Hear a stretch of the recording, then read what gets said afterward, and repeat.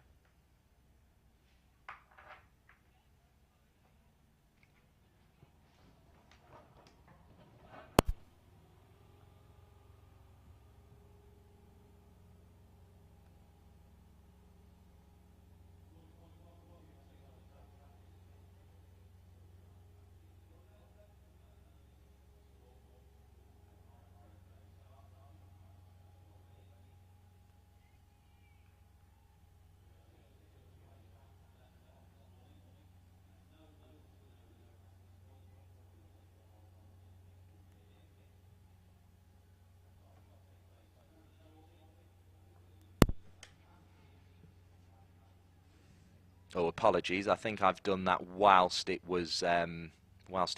But are you getting any better level off me now, and we can adjust the level via the F8? Is that better?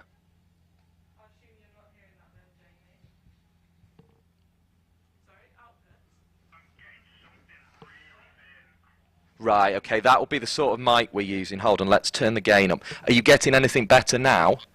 And is it distorting? Any better now, Jamie? I'm not hearing anything at the moment. What about now? Are you hearing anything? I'm hearing quite a lot through the F8, but... Yeah, I'm hearing a bit more. I've turned up the monitor on the camera. Right, okay. Are you... That's as loud as I can go on gain on the F8. Is that working for you or not working for you? Yeah, I'm hearing you fine at the moment now. Right. Are you getting a good level from us?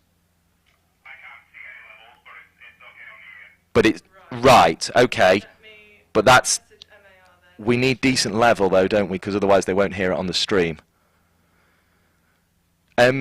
Andrew, could you just do me a favour? Just see those earphones plugged into my iPad. Can you just check what you're actually hearing on the stream? Because if you're hearing me on a slight delay talking here and it doesn't sound distorted, yeah, and just put the time bar all the way. Is that good? Can we test Polly whilst we've got them, please?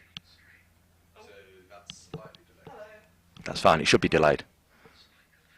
Liv, before you go, please. Can we?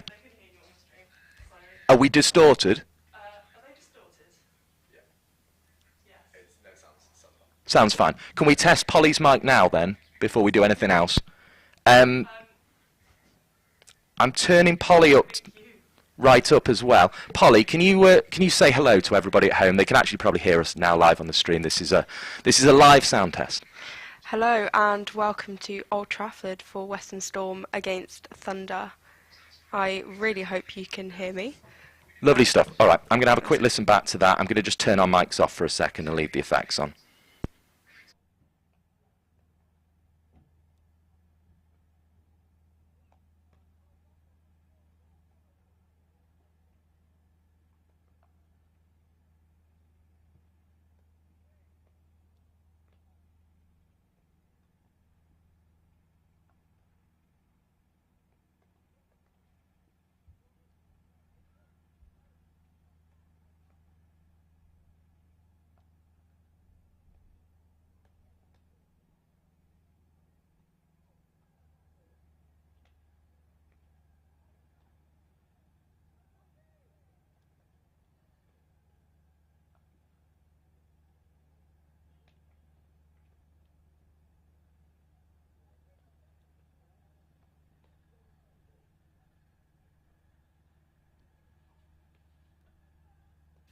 Hello, I'm just going to check mine and Polly's mics once more, so this is just another very quick sound check.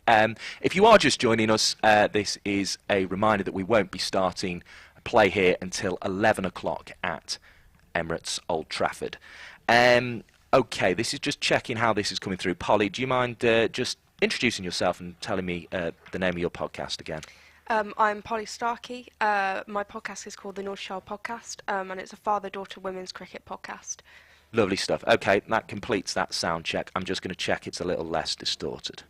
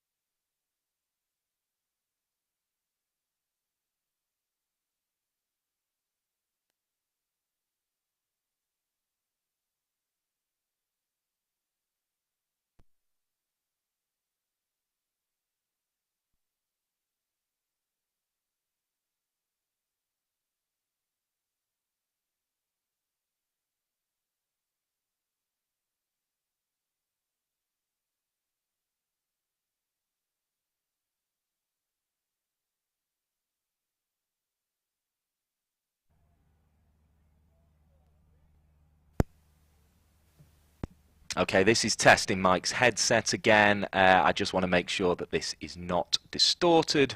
A reminder, if you have tuned in expecting Thunder versus Western Storm from Old Trafford, it is delayed until an 11 o'clock start. We'll have news of the toss shortly.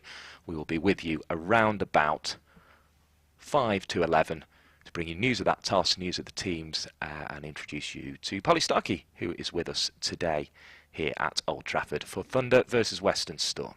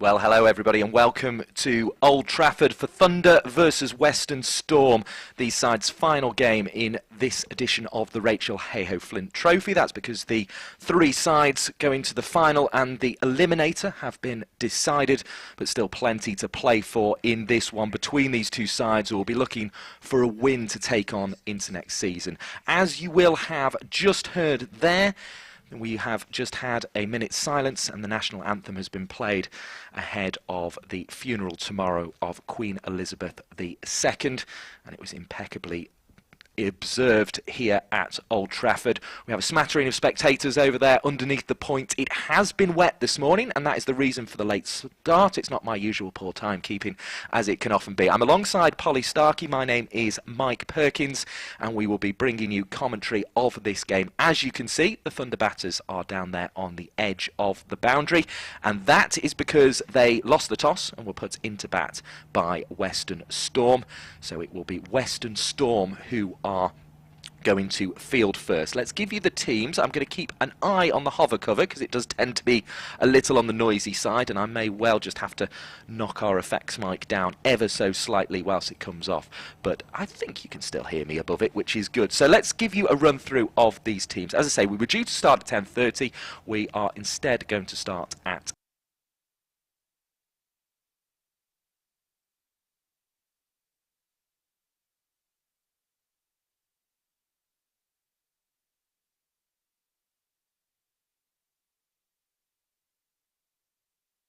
game which is happening today against India, and we will so we will expect to see her there, and we will bring you that throughout the day. They have also left out Sachi Pai. In for them is Danielle Collins and Sophia Turner. So Thunder line up like this. They have Seren Smale, Deandra Dottin, Laura Marshall, Ellie Threlkeld, Daisy Mullen, Liberty Heap, Laura Jackson, Sophia Turner, Phoebe Graham and Hannah Jones. So a reminder, the changes there, Danielle Collins and Sophia Turner coming into the Thunder lineup. As for Western Storm, they make just the one change. Katie George is left out. Neve Holland comes in. Sorry, two changes, I apologise. Emily Geach also comes in for Claire Nicholas. So both sides are making two changes. Holland and Geach into the Western Storm lineup, which looks like this. Alex Griffiths, Emma Corney, the captain Sophie Luff, Fran Wilson, Nat Wraith, Danny Gibson, Neve Holland, Sophia Smale, Lauren Filer, Chloe Skelton and Emily Geach. So two changes there as well. You may have noticed in the top left-hand corner as well the Her Game 2 logo. And I'm delighted to say we have two of their ambassadors here today. We have Polly Starkey, who is the ambassador actually for Central Sparks, but she's also got connections to Lancashire, to the Preston area. So she is here to commentate with us as she would be normally. But we also have Paige Corns is coming along as well, who I had a very good chat with at the Roses game, actually on the opening day of that in the county championship. So she will be along too, and we'll be popping in to tell us all about what that logo is about. But I know it's a logo that's very dear to your heart as well, Polly Starkey, so I'm sure we will touch on that. But the thing to probably start with today as the umpires make their way out to the middle and as the opening pair for Thunder prepare to head out to the middle is what you make of this decision by Western Storm to field first. Yeah, I'm in very much agreement with it. I think it's a good idea given the weather, and also I think the team they're facing. You know, Thunder aren't particularly known for their high totals, so I think Western Storm will want to get out there, restrict them as much as they can, and then put a batting performance on. Yes, I think that will be the order of the day. It's going to be Smale and Dottin to open. I was left by Andrew, the rather excellent, he's not our analyst, but he is certainly Thunder's analyst. Some rather excellent little scribbles on the reason that Seren Smale has been promoted. She's averaged 33 in the 50 over competition at the under 18 level, at the academy level, 70 in the T20s, hit 350s and 100. So she is going to partner the recently retired West Indian Deandra Dottin to open the innings. I mean, quite a moment really for Seren Smale to get that that promotion in place of Emma Lamb, and I guess she'll be looking to follow in Emma Lamb's footsteps. Yeah, definitely, and she's only 17 years old, so to take up kind of the position that Emma Lamb had, and the recognition she's got with England, it's big shoes to fill. But I mean, batting alongside someone like Deandra Dottin, you're in very safe hands. And we mentioned Emily Geach coming into the side. She's going to open the bowling from the Jimmy Anderson end, bowling to Deandra Dottin, who is blocking that one away into the offside. Just a very watchful start from the West Indian, who, I have to say, credit to Deandra Dottin in a lot of ways. She obviously played those 4 games in the 100, got 2 half-centuries. It appeared to be a return to form. She also then went out to the what constitutes the Caribbean Premier League women's competition at the moment. It's very similar to the sort of IPL T20 Challenge. It's perhaps not a full tournament, but a shortened tournament. She actually didn't play for Barbados, but made some good runs against them for the Trinbago Knight Riders. Made 46 and 59 in games against Barbados. As Geach bowls to Dottin, who's forcing off the back foot, although didn't really go back with her feet on that shot. It's another dot ball, a second successive one from Emily Geach. She will be quite content with that. Brilliant to have 205 of you already tuning in early, and well done for finding it with this delayed start as well. You might have been a little, I'm sure there'll be a few who were to and froing about exactly when to come to us. We mentioned the one-day international as well. We will check whether Emma Lamb is in the side for that, because of course that will be of great importance to Thunder supporters, as the most fierce shot so far of her early innings from Deandra Dottin is stopped in the covers well, and it needed to be stopped well because it was hit very fiercely, as we said, but still doesn't produce Dottin's first run, as that one is flashed away into the offside. But I think credit to Deandra Dottin, because she could have quite easily stayed out there in the Caribbean, had a few weeks off in Barbados. Back home, even if she was playing in Trinidad, she's not far from there. As that dot ball goes through outside the off stump, there is no run for the numberless Emily Geach. Perhaps they didn't pack Geach's number, but well, perhaps she hasn't been allocated one just yet. But we'll know which one she is, because I think everyone else I can see out there does have a number on the back of their shirts. Certainly see Griffiths crouching at slip as Dottin is forward again in orderly fashion. It's the 5th dot of the over, which means the score is remaining on 0 for 0, 0 for 0. But yeah, I think massive credit to Dottin for coming here to play in what is certainly not necessarily the warmest of September days. It shows she's serious about this commitment, this decision that she's made to retire from international cricket. Would be certainly one reading of that, as Dottin defends this one back down the pitch. There is no run. It's the end of the first over. It was a very, very tidy one indeed from Emily Geach. Well bowled her. So first over is negotiated by Deandra Dottin. No runs, no wickets. What do you make of that line of thought that I just laid out there, Polly Starkey? Do you think that reflects well on Deandra Dottin? And do you think, I suppose above all, that it shows that she's serious about this decision to obviously retire? That's a serious decision, but that she wants to come and really make a name for herself in franchise and domestic cricket. Yeah, definitely, and I think the fact that she's come so far north into the cold England. We're not that far north. And she could have been in the Caribbean. But yeah, I think her commitment to Manchester Originals and then also Thunder it's been great to see, and she seems to have really settled kind of in the northwest very well. And it's just great to have someone of that calibre playing in Charlotte Edwards Cup and Rachael Heyhoe Flint, and it just elevates the level of the tournament. And you saw Emily Geach on debut bowling against one of the best players in the world, and that's just an invaluable experience for her. It's a very good point, that actually. That is what this tournament was. Well, I suppose it wasn't sold to do that. It was sold to develop English players, but I suppose that would be Thunder and Lancashire, who's sort of the parent county, as Filer comes in to start the second over of the game. Saw Filer get 3 wickets at Loughborough earlier in the season and bowl very tidily indeed that day. That one just passes through outside the off stump into the gloves of our wicketkeeper Nat Wraith, of course, today. One of the tidiest on the circuit, although there are lots of very tidy keepers. So Abby Freeborn take some great catches at Worcester yesterday. If I do sound a little tired, Worcester happens to be a long way from Manchester as Filer bowls, and that's where I was yesterday, as this one again doesn't bring a run. So 8 balls without a run so far for Thunder on what is a morning that has been cloudy and wet, but the skies seem to be lifting, and let's keep our fingers crossed that pattern continues. But I suppose this would be Thunder and Lancashire's argument of why having overseas around. In fact, they made that argument at the EGM, I think. I heard it was Dave Thorley, the director of cricket here. There's a appeal for caught behind and a wide ball has been signalled, and they all go down because they were quite convinced that there was a nick on that.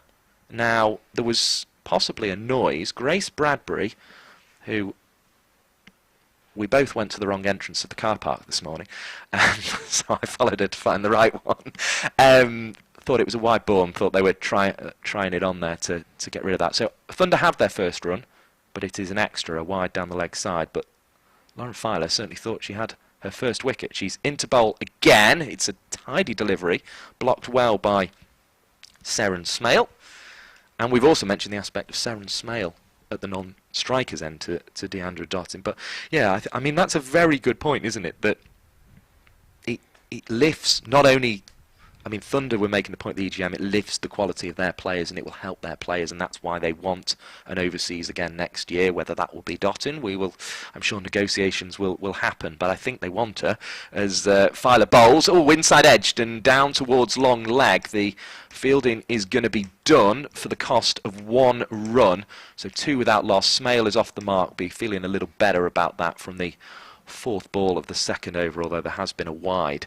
But yes, I mean, but it also, you're quite right to point out, lifts the quality of the opposition as well, Polly Starkey.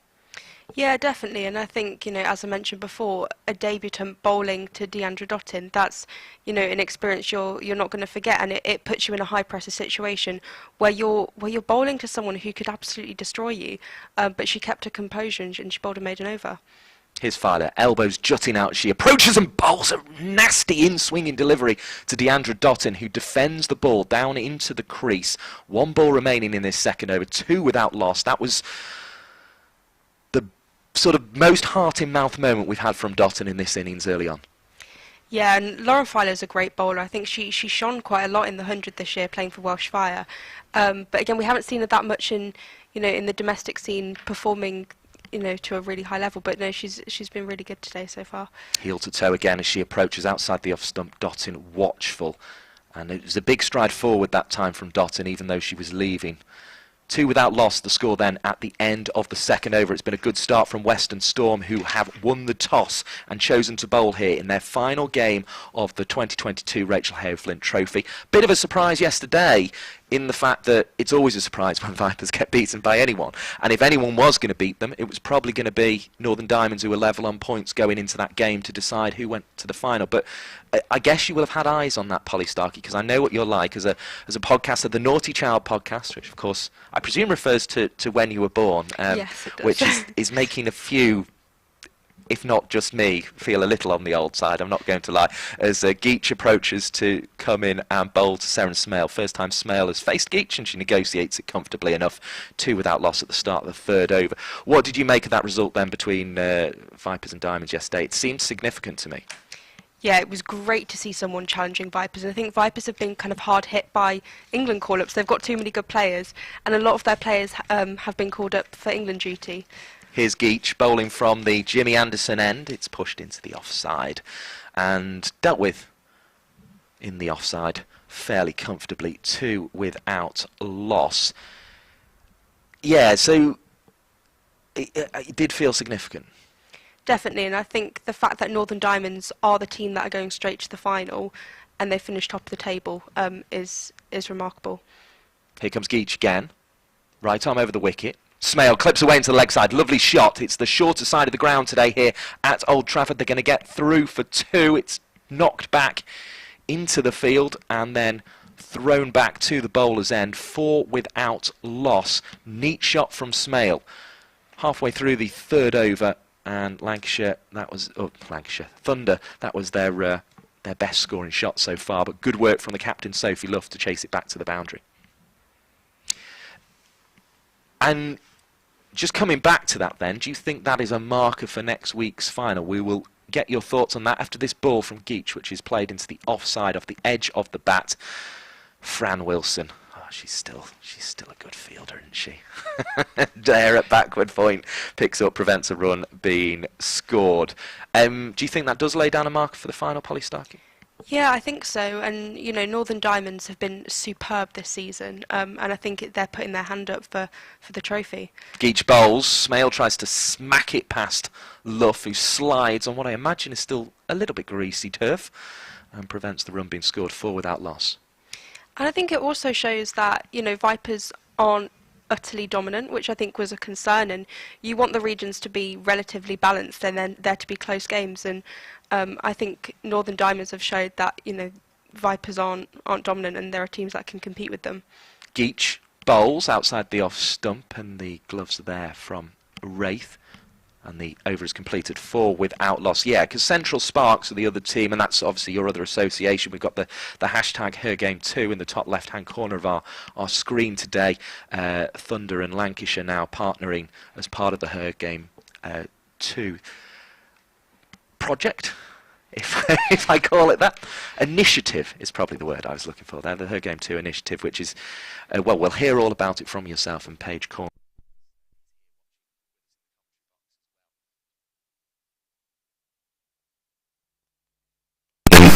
Is one I've definitely heard amongst women's cricket fans, as Filer is on her way, right arm over the wicket, that one sneaks down the leg side, and there's no attempt to appeal and prevent the wide on that occasion, even if I think Western Storm, it was a genuine appeal in that second over, but the wide is signalled 5 without loss in the early stages of this game. 50 overs aside, remember, between Thunder in batting in the dark kits and Western Storm with the black trousers and the green shirts. Here comes Filer.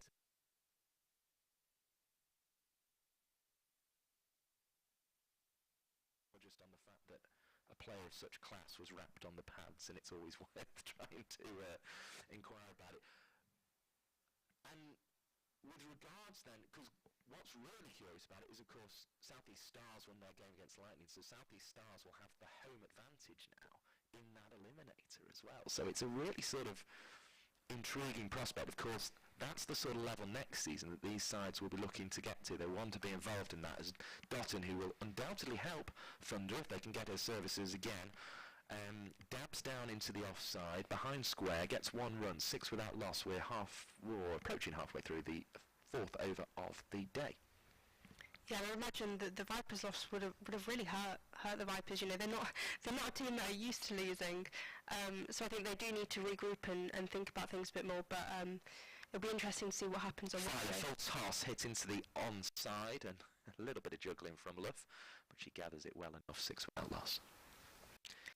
Yeah, as I say, it'll be interesting to see what happens on Wednesday. I think South East Stars are fortunate to have Bryony Smith back, who obviously was incredible yesterday, getting a century.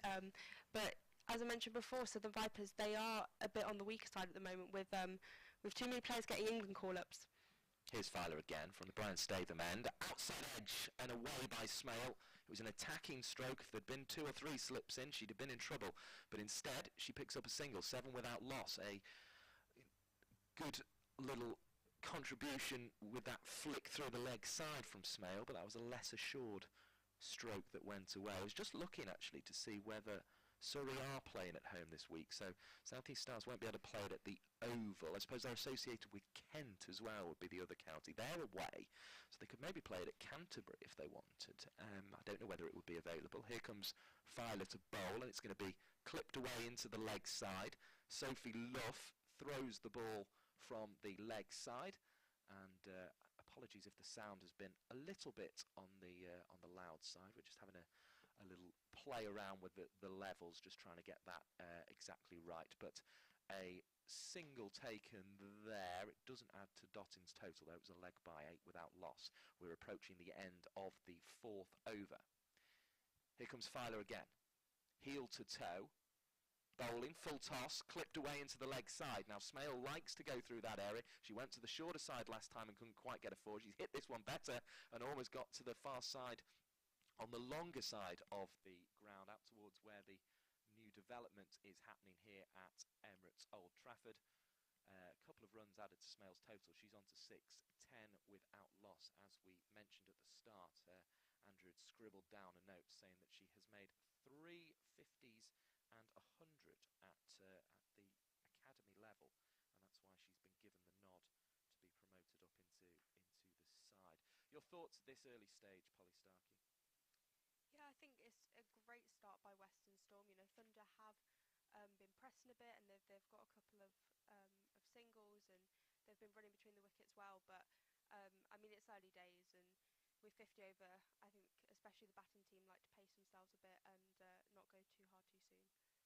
Here comes Geach, right arm over the wicket, and it's played away into the leg side. Tidy figures so far from Geach. She's bowled a maiden with her first over, and that's only the third run she's conceded. Takes the score onto 11 without loss as the clouds lift here at Old Trafford.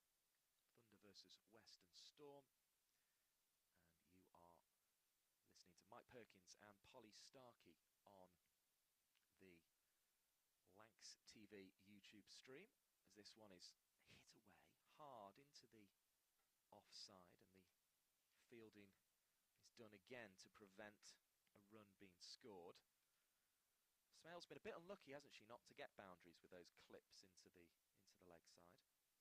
Yeah, I think so. They're quite big boundaries here, and yeah, she's done well, but you know, it would be nice if she could get a boundary soon. Geach threw outside the off stump into the gloves of Rafe. No run again. We're halfway through the fifth over. We can sort of almost start to see a rainbow on the far side, away to the floodlights behind the point. Very nice indeed.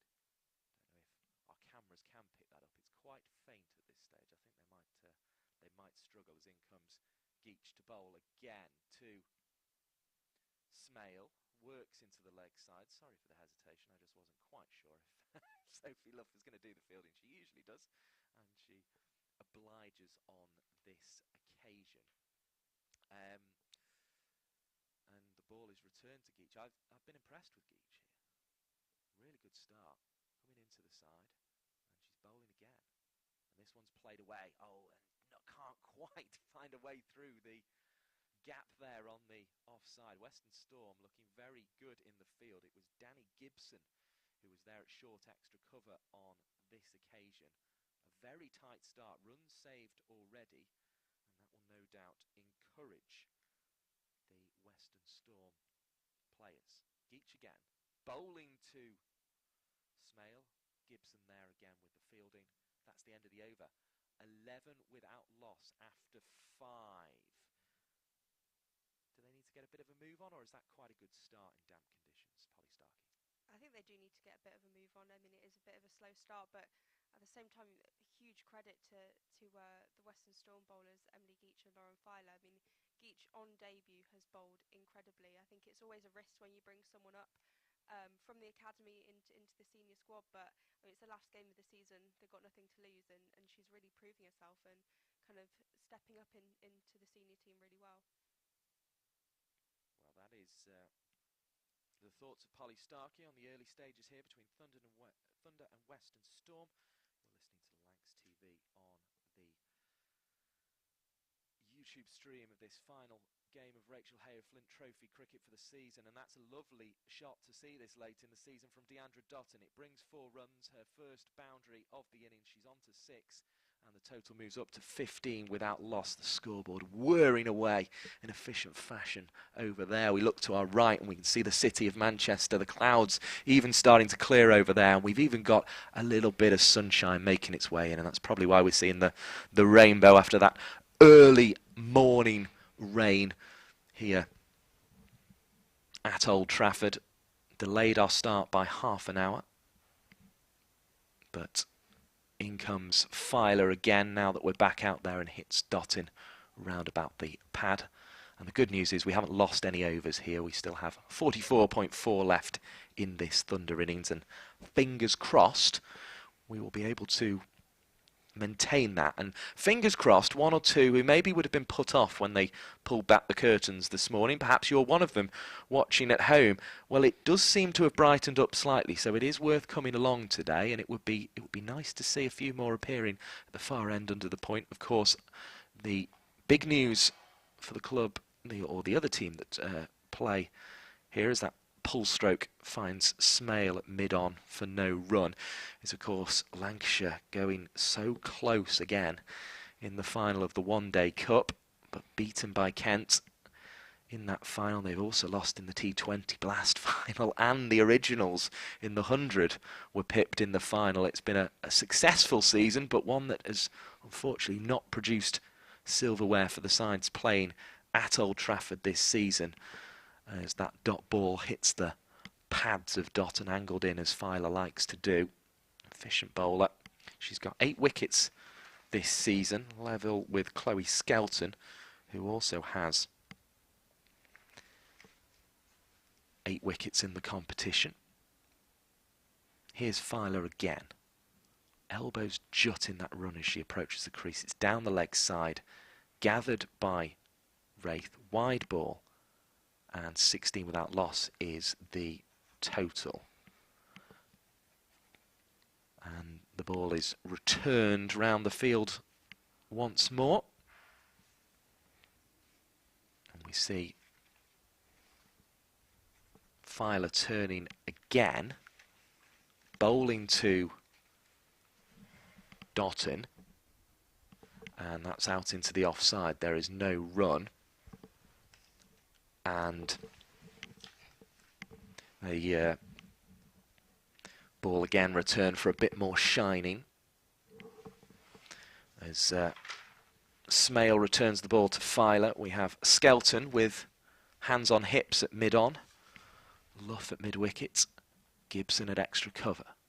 It's a short ball, another wide down the leg side. This is always the danger. There's a lot of in-swing bowlers in women's cricket at all levels, but particularly at international level. Anya Shrubsole is the one who's made it famous. Megan Shute as well for Australia, as the score here moves to 17 without loss. But it's always a danger for this type of bowling. You've got to be so accurate because it can just drift off down the leg side. Here comes Filer again, seeing if she can affect a wicket here. Deandra Dottin hit that very well, but straight at Gibson, and there is no run on offer. 17 without loss at the end of the over. It's always a fine line, isn't it, Polly Starkey, trying to negotiate that?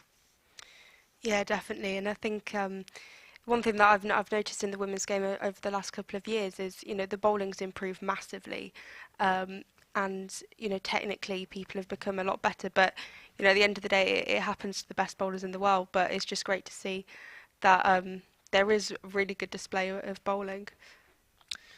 Yeah, and of course we're starting to see as well internationals filter back into these regional teams. We can see Fran Wilson there standing with hands on hips, making her way in now as Geach comes in. This is a very tidy start from Geach. She couldn't have asked for a better morning to be bowling on, as that one is returned from mid-on by Smale to the wicket-keeper, but she's making the most of it, and this is a really, really impressive start from Geach.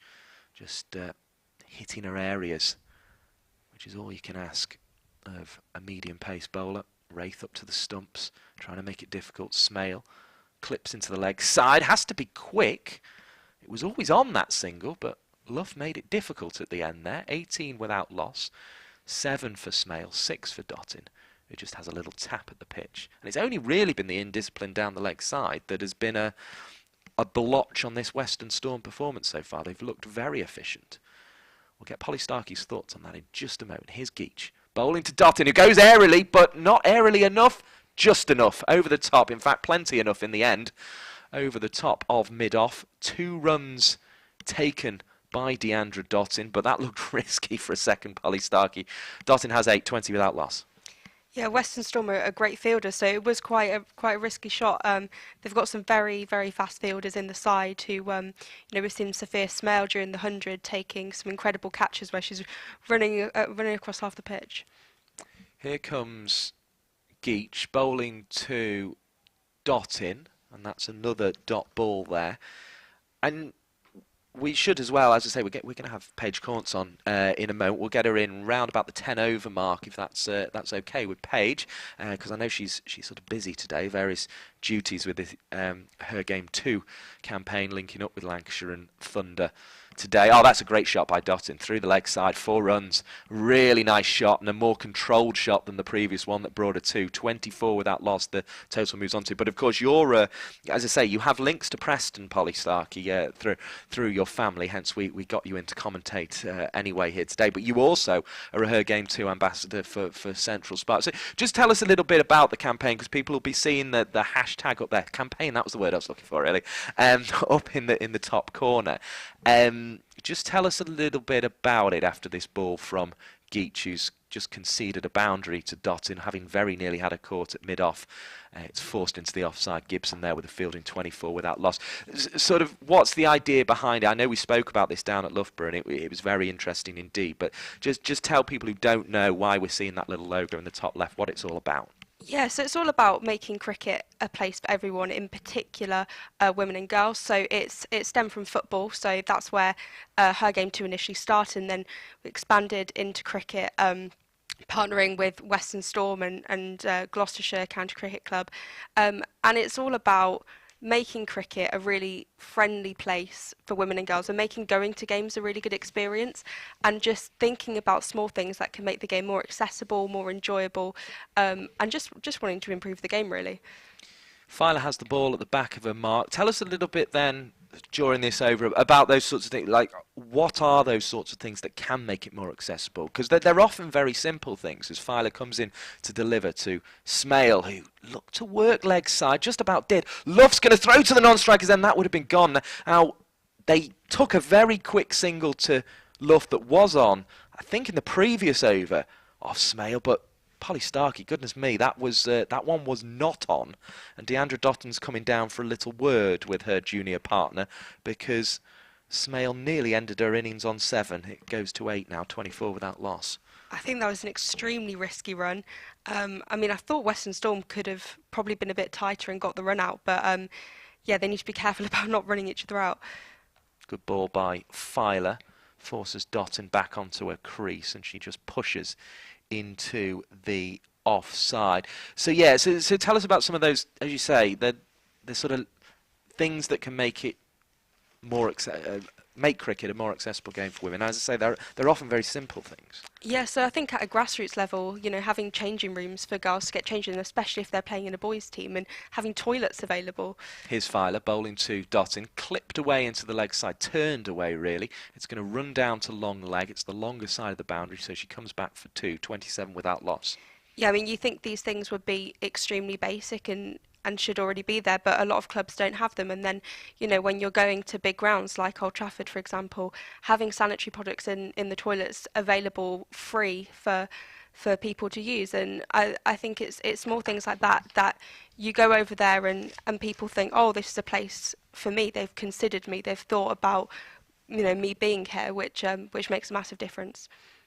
And of course, lots of people will be involved with clubs and will be thinking, they'll be looking at the growth of women's cricket and women's sport generally with the Euros, of course. This one short, nicely flashed away by Deandra Dottin, down to third. There's a single on offer, 28 without loss. And they will be thinking about what they can do as a club. And as you say, there is, I suppose it's perhaps not a simple thing in some ways, in that you might have to find something that can specifically become a changing room, or even build something, but it is something that makes a huge difference, doesn't it? And I know you play club cricket yourself, and I'm sure you sort of noticed that yourself. Here comes Filer. We'll get more thoughts from Polly Starkey in just a moment, as that one is defended into the leg side.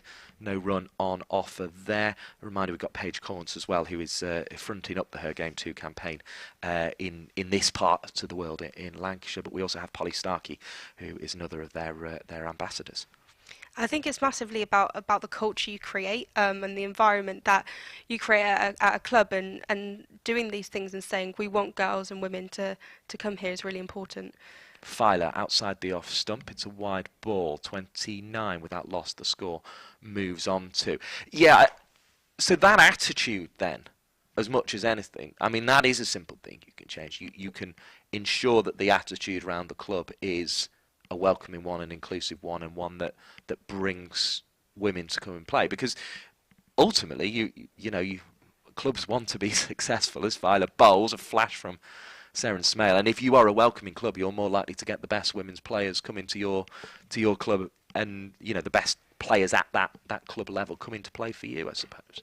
Exactly, and people are going to stick around. If they turn up to a club and have a really positive experience, they're going to stay in the game. They're going to stay playing for your club, and that's key actually, because finding kind of, it sounds a bit cheesy, but your family within a cricket club, I think, is so important for the development, especially when you're a lot younger and you're coming through age group ranks. It's really important that you have that friendly family environment and people supporting you. You think about the current England team, someone like Kate Cross has had a really good club experience at Hayward, and it is a really nice culture, and actually then that person stays linked to their club, and although they're this big international player, they have the connections to grassroots cricket, which I think is also really important. Here's Geach bowling to Dottin at Old Trafford in the Rachael Heyhoe Flint Trophy, the final game for Thunder and Storm today. 29 without loss is the score at the beginning of the 9th over of the game. You mentioned England women. Emma Lamb, 10 not out. Tammy Beaumont, 6 not out. They are batting against India in the opening game of that ODI series at Hove. India won the toss there and decided to field, much like Western Storm did here. Yeah, I mean, I think the Kate Cross and the Hayward Cricket Club, isn't it, that she's associated with, is a very good example. And I think the fact that her brother is, I think he was described to me at the end of season do they have here at Old Trafford by somebody who was, I think he was going to play for Hayward next season, as Bobby, her brother, is sort of Mr. Hayward Cricket Club. So I suppose that's helped Kate. But I mean, Kate, I think I saw taking a 5 for earlier this season for Hayward first. So it shows, that these players can play and be very, very useful for your club side, both in your obviously your women's section, but also your men's section, as that one's played away to Sophie Luff and returned to Nat Ray. I know Sophie Eccleston, who is also, I will double check the team. Yes, she is playing. Of course, she's playing for England today.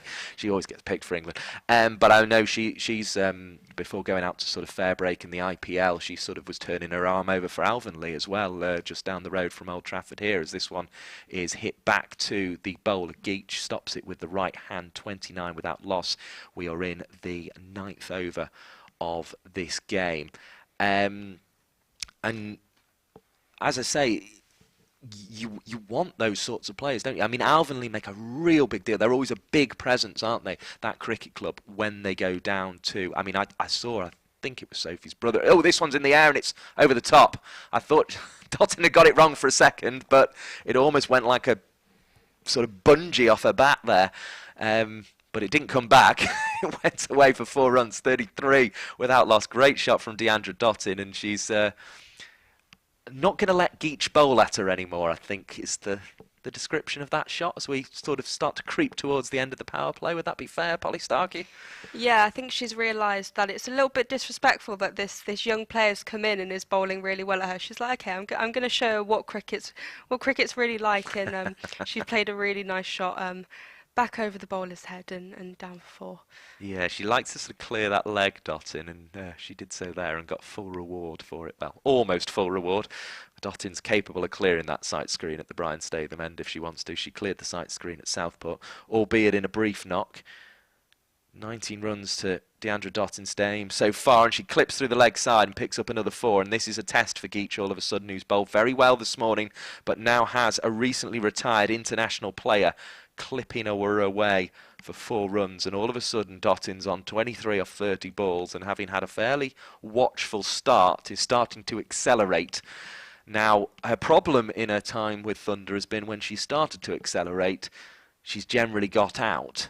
However, we know if she doesn't, she keeps going and going and going, and it could be a very interesting 50 overs for us. I hope if you are keeping an eye on that England game, we will keep you up to date with the score, which is 20 without loss in the 7th over. But do keep our pictures on if you have multiple devices. Put the England game maybe on the TV, have us on your laptop or your tablet, as Dottin was looking for 2. Well, I say Dottin was looking for 2. Smale was looking for 2 to keep the strike. Dottin was quite happy to retain the strike for the next over. I feel she is in now. 24 to her name. 38 without loss, the score at the end of the 9th over of the innings. That was the 5th one from Geach. I feel it may actually be our last, and obviously with the power play changing here as well, I think they will be looking to have more fielders outside the a 25-yard circle, isn't it, in women's cricket? I was calling it 30-yard yesterday, and I made sure I gave myself the slap on the wrist because I'd completely forgot to switch into 25-yard mode. But they will be allowed more fielders out after this 6 balls from Filer. I wonder if Dotton will go after Filer as well. I wonder whether she feels she's lined her up in these first 5 overs or whether she'll wait for an opportunity later in the innings. Well, I think we had our answer with that flash outside the off stump. It's gone to the shorter side of the boundary. It may go all the way. They're going to get back for 2, which is showing you it's a big old field here at Old Trafford. We often say that as the ball is returned. 40 without loss. Dottin is on 26 with those couple. Even on a shorter side at Old Trafford, it still allows 2s, which isn't always the case. I know there's been a bit of a debate going on in certain regions of Twitter about boundaries. In fact, Danny Gibson, who is playing today, sort of, I won't say she added petrol to that debate, but she certainly added a spark or two by saying she wasn't very happy with the boundaries in the 100 as this one is, and felt it was taking 2s and 3s out the game as a singles there down to long leg. 41 without loss. We'll bring Paige Caunce in at the end of the over if she's happy with that. And we'll get her to switch headsets with Polly Starkey at that point. But it is nice to see a sort of, as I say, it's shorter on that side, and notably shorter than it is on what's the leg side for Sarah Smell. But it's nice to see a decent boundary here today, isn't it?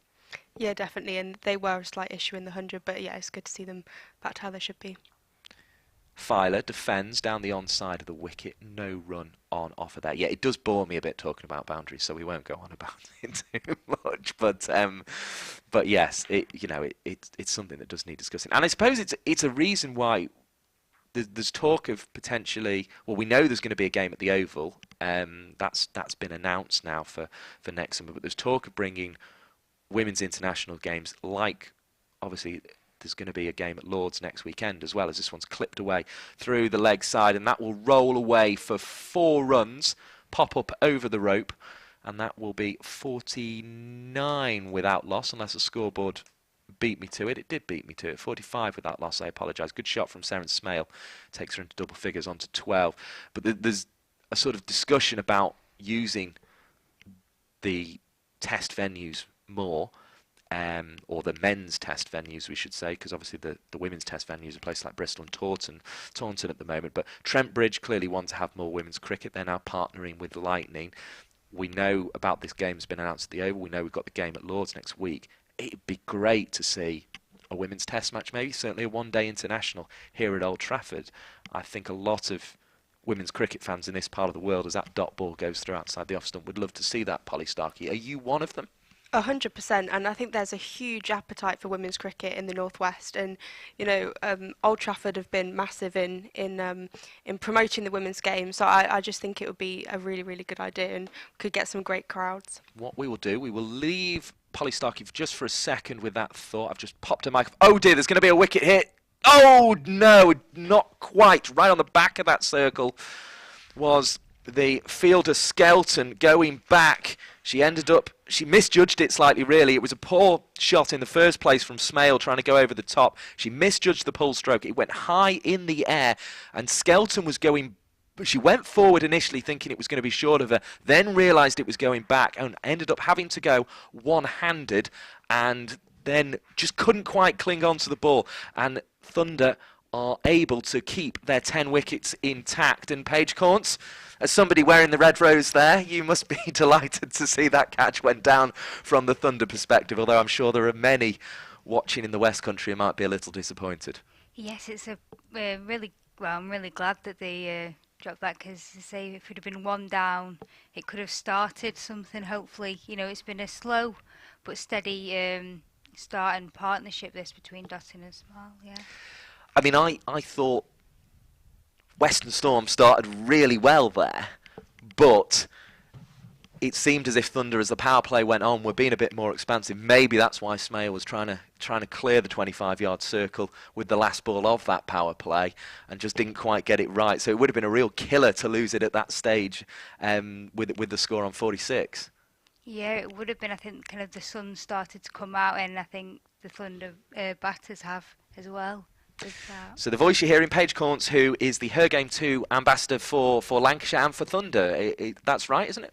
Yeah, well, I'm also a lead team member, but originally I kind of joined onto the campaign as the ambassador for kind of, I guess you could say, the northwest of the country, but mainly as my teams are all of the kind of Lancashire men's teams as well as the Northern Thunder. Yeah. Yeah, and it was great that the partnership was announced this week. That not only are you you were already in that role, but now Lancashire and Thunder want to partner with the Her Game 2 campaign. That's why we've got the logo in the top left of the screen today. Yeah, well, that's what we're kind of hoping to do with clubs and counties across the country. I'll just cut in here as Smale comes to bowl to her opposite number Smale. We're going to have to get this one right. Sophia Smale bowling to Seren Smale. Not related, even though they were born at 5 days apart. Polly Starkey's giving me the nod. 5 days apart, but one was born in Wrexham, one was born in Newport, so they're not related. We'll have to call them Seren and Sophia, I think. So it's Sophia with the ball, who is now a 100 winner, of course, conceding a single off her first ball there, 47 without loss. A few darker clouds away to our left-hand side above the party stand, but hopefully they will steer clear. But yeah, so it's great you've actually got that official support now that Lancashire and Thunder want to get on board. As Smale bowls, it's clipped into the leg side by Dotton. There's going to be at least one. There will only be one. 48 without loss. Thunder approaching their first 50 of this inning. So, I mean, that must have been a big moment for you, I think, to get that sign on from them. Oh, definitely. Here's Smale bowling again. An attempt to clip it, Sophia I should say, bowling to Seren, and this could get confusing, folks, and it's a dot ball into the leg side. So, I mean, what does it mean to you as somebody who this is clearly close to your heart? Yeah, I mean, it's a campaign that, is so important to me personally. Sophia on her way to bowl to Seren again. The Smales doing battle here at Old Trafford. Another single added. Seren Smale wanted a second but couldn't get it. 49 without loss.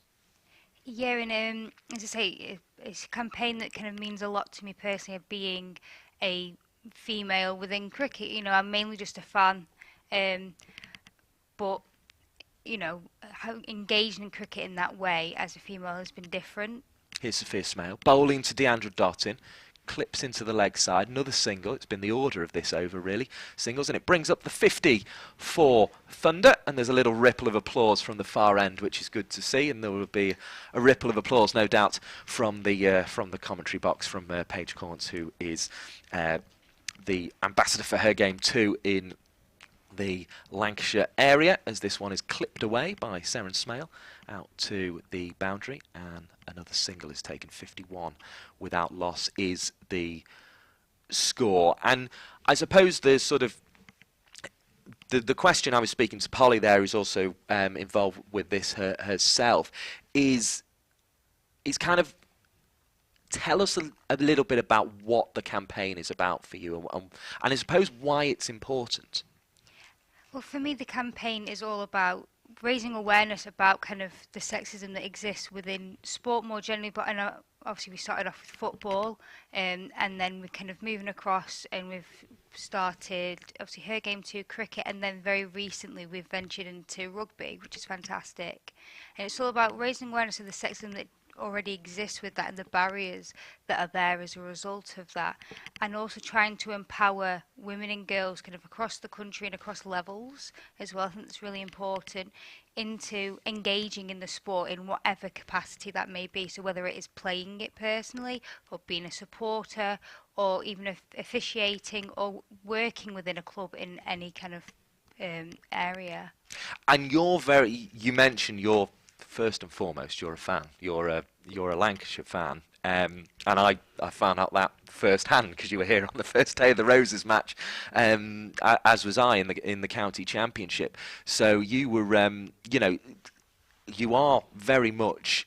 You obviously love watching Thunder, but you also absolutely love and adore watching Lancashire as well. As there's a change of bowling here from the Brian Statham end. It's Holland coming in to bowl, short of a length, and hit into the offside. Danny Gibson there with the fielding again, and no run. But you support the same teams that I suppose everyone else here supports and comes to Old Trafford to see. Yeah, well, obviously, kind of years ago before, well, when we had like the KSL and all the teams that were based kind of here were Lancashire, and it was Lightning and Thunder then. So I've always supported kind of the Lancashire teams, and then obviously once we've kind of moved towards the kind of Rachael Heyhoe Flint and the Charlotte Edwards Trophy, and it's kind of moved to more regional teams, I've moved to supporting the Thunder. Here comes Holland, and it's hit airily, but away for 4 runs here by Seren Smale. It was not her most controlled shot. She's had success in the academy team this season, and she's providing useful runs for Thunder here in the absence of Emma Lamb. Moves on to 20, 55 without loss, but that was uppish, and Western Storm thought they were in with a chance. And when he hit the ball aerially anywhere near Fran Wilson, as I'm sure you will know from her England performances page, it's a risky business. Here comes Holland again, and bowls onto the stumps, and it's just fiddled away by Smale into the offside. A dot ball. We're halfway through the 12th over, and on a club level as well, it's Blackpool is the club where the second 11 were playing, I think, week before last. That's sort of your involvement at that level as well. That's very much your family's club, if you like, isn't it? We'll get some thoughts on that just after this Holland delivery. There's a fielder gone back as well onto the boundary at cover, chopped away to Danny Gibson, who does the fielding on the offside. But that's your sort of your club involvement as well, is through Blackpool, is that right? It is, yeah. So I've kind of grown up with a dad who is a coach and player who's coached and played at that club, and then I have when I was kind of under 11's kind of age. Here's Holland bowling just short of a length, played away into the offside dot in tempting the throw from Gibson. There was a smile exchange between the two of them there. I couldn't see it from here, but it very much felt that way. So you got involved as a junior, were you saying there? Yeah, so I kind of tagged along with my dad when he was coaching as a child. Yeah. Here's Holland bowling, just short of a length, hit nicely and hard actually by Seren Smale. There's a chase round the boundary. It's completed just in the nick of time over on the far side by Lauren Filer, who's bowled a spell already this morning and is doing a little bit of work in the field there to prevent a run being, or more than a run being scored, 57 without loss. And are you still playing at the moment, or have you drifted into spectating, as many of us do? Did you still get out on the field at all? No, I very much kind of moved, and I'm just a very vocal fan now. That seems to take up all of my energy. There maybe are many in the very future. vocal fans, Yes. as we know, and we like them. But I am very fortunate that my local club is a prominent outground. Here's Sophia Smale bowling to Deandra Dottin, played into the offside. Geach is there with the fielding. What did you make then of the second 11 game there the other week? Did you manage to catch any of it? I guess you'd have probably had work because you were at the Roses the week before. As Dottin plays it away into the offside, there is a single on offer, 59 without loss. Was it a good week there at Blackpool? Were people happy with it at the club? I was unfortunately wasn't able to make the second 11 game, but I have been to most of the first team games that were there this year. Here comes Sophia Smale bowling to Seren Smale just outside the off stump, 58 without loss. But unfortunately we haven't had a women's game there, which has kind of been a shame because we've had some really good cricket at that ground. It would be nice to see the Thunder there. Sophia Smale bowls into the pads of Seren Smale, no run on offer. Yeah, because they did get a KSL game, didn't they, I think, back in the day. In fact, I think it was used on more than one occasion. But it would be nice to see this tournament go there, although obviously it's lovely to see it at Old Trafford as well, as this one's driven down the onside of the pitch. No run on offer again, 58 without loss. Yeah, it's we used to have a game every kind of season, and since it's kind of moved to this kind of format where we haven't, but it has been great being at Old Trafford. Smale bowling to Smale, Sophia to Seren, and there's no run once again. We're at the end of the 13th over. That is 58 without loss, the score here. Thunder going along relatively nicely now, and they'll be happy with those wickets in hand. And coming back to, as I say, the Her Game 2 campaign there, people will see the hashtag up in the top corner. We'll have a little look on Twitter. I can see everyone else is tweeting away. I haven't had a chance to have a look yet to see if anyone's sort of chatting about this, but it's very good to have you with us if you're joining us for that reason today. We have Paige Corns, who is sort of fronting the campaign in this part of the world, in Lancashire. What are those simple things then that we were talking with Polly there, that was sort of the point she made, that can be done, I suppose, at whichever level of the game you want to choose, really, that help people get involved. We'll talk about that in this over, which is going to be delivered by Holland. Short of length, well, not that short of length, but Dottin made it look short of length, and she went back and cut, but couldn't find a run. For you, what are the things that you think make a difference to you as a woman supporting cricket? I think it's mainly just attitude. And that's nothing that has to be physical. You know, it's just the way people talk and act around the sport. Here's Holland threw outside the off stump, no run. And just kind of trying to treat, I guess, women and girls and everybody else, you know, in the exact same way that you would treat the men's team and male spectators and everybody else around. So I think for me that is the hugely important part, is that the women's game is no less than the men's. Here's Holland bowling, right arm over the wicket. Oh, that's a lovely little late cut by Deandra Dottin. For all the sort of power that she has, that was a very delicate stroke and just shows she has class and touch in those hands that can divert the ball away into gaps when she has to as well. She's moving along very nicely. 32, 60 without loss are the Thunder. And in terms of, I suppose it's treating the women's cricket the same, but also being, I guess, respectful for the challenges that women might face that men perhaps wouldn't in attending a game. As it's through outside the off stump there, Dottin attempting a cut, that kept very low. A dot ball is the result. Because I know Her Game 2 started out in football, as the point you quite rightly made earlier on, and is now moving over into cricket. And I know sort of having period products, for example, is something that they have been trying to get clubs to make sure that they have in their women's toilets, as this one is played away into the leg side by Deandra Dottin, and there is a single on off at 61 without loss. So I suppose it's having that attitude and treating women's cricket the same as men's cricket, which is a big positive, but also being respectful of where the differences lie, I guess, as well. Yeah, it's hugely important, you know, and as you say, that is, you know, kind of talking about kind of periods and that kind of area does present many Here's differences. Holland bowling in, it's hit away into the offside. There's a single on off at 62 without loss. Between the two kind of gendered sports, and there are also many other factors you have to take into it which are different, but I think what is important is that it does not make it any less. I think that's the huge part. Like, yes, there are certain things within the women's game that are different and that make it a different viewing experience or playing experience, but it doesn't mean that it's worse. I think is kind of the main point that certainly I want to make, because you hear a lot. An example is kind of how fast bowlers are. Everyone talks about how much slower they are in the women's game typically. Here's Sophia Smale bowling to Seren Smale. Good defensive stroke by the Thunder batter Seren there. 62 without loss. But that doesn't necessarily mean that it's worse. Slower balls are always used in cricket. Here's Sophia Smale bowling to Seren Smale. Takes Seren Smale on the pad. She gets through to the non-striker's end for what I believe will be a leg bye. It's confirmed by the umpire. 63 without loss. And it also presents new opportunities, I think, that you don't necessarily get as much, say, in the men's game.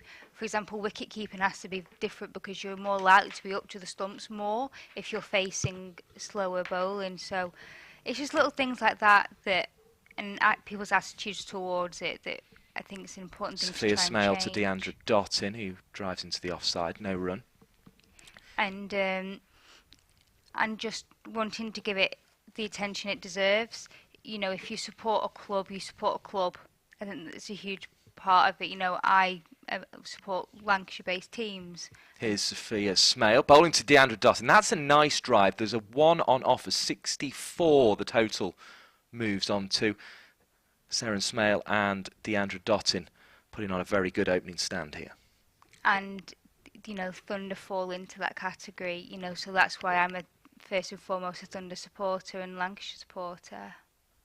Sarah and Smale hitting a ball from Sophia Smale into the offside, and there is no run there. It was a sort of cut that went down into the square. Yeah, I think you sort of make a point that I think about a lot when I'm watching women's cricket, is that it's the same game but different, but played in slightly different ways, slightly different strokes, slightly different types of bowler perhaps at times, but it's just as competitive. There's just as many good stories as that one's played out into the offside. It's 64 without loss at the end of the 15th over of this game, and ultimately it's just as entertaining. And it would be great to see. Obviously the weather probably hasn't helped this morning. I don't think the trains have helped necessarily this morning. I think they can be problematic on a Sunday, but it would be great to see this ground filling up more regularly. Do you think, we were talking with Polly there about maybe bringing an England women's game here, that if that should be a target now for Old Trafford?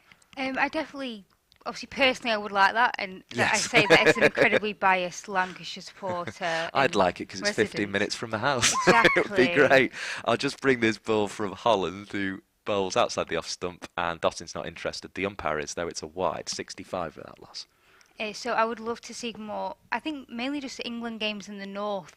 That is something I've noticed over the past few years, is that the north seems to be kind of neglected. Yes, I didn't want to say that, but that's how it certainly feels. I as could a tell it was northerner. there.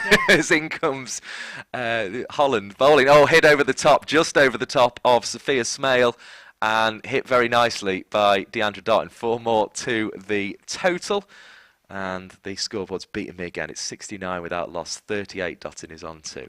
So why do you feel that way then? Explain more. Because it's not just you I've heard say that. That's why I knew what you were getting at.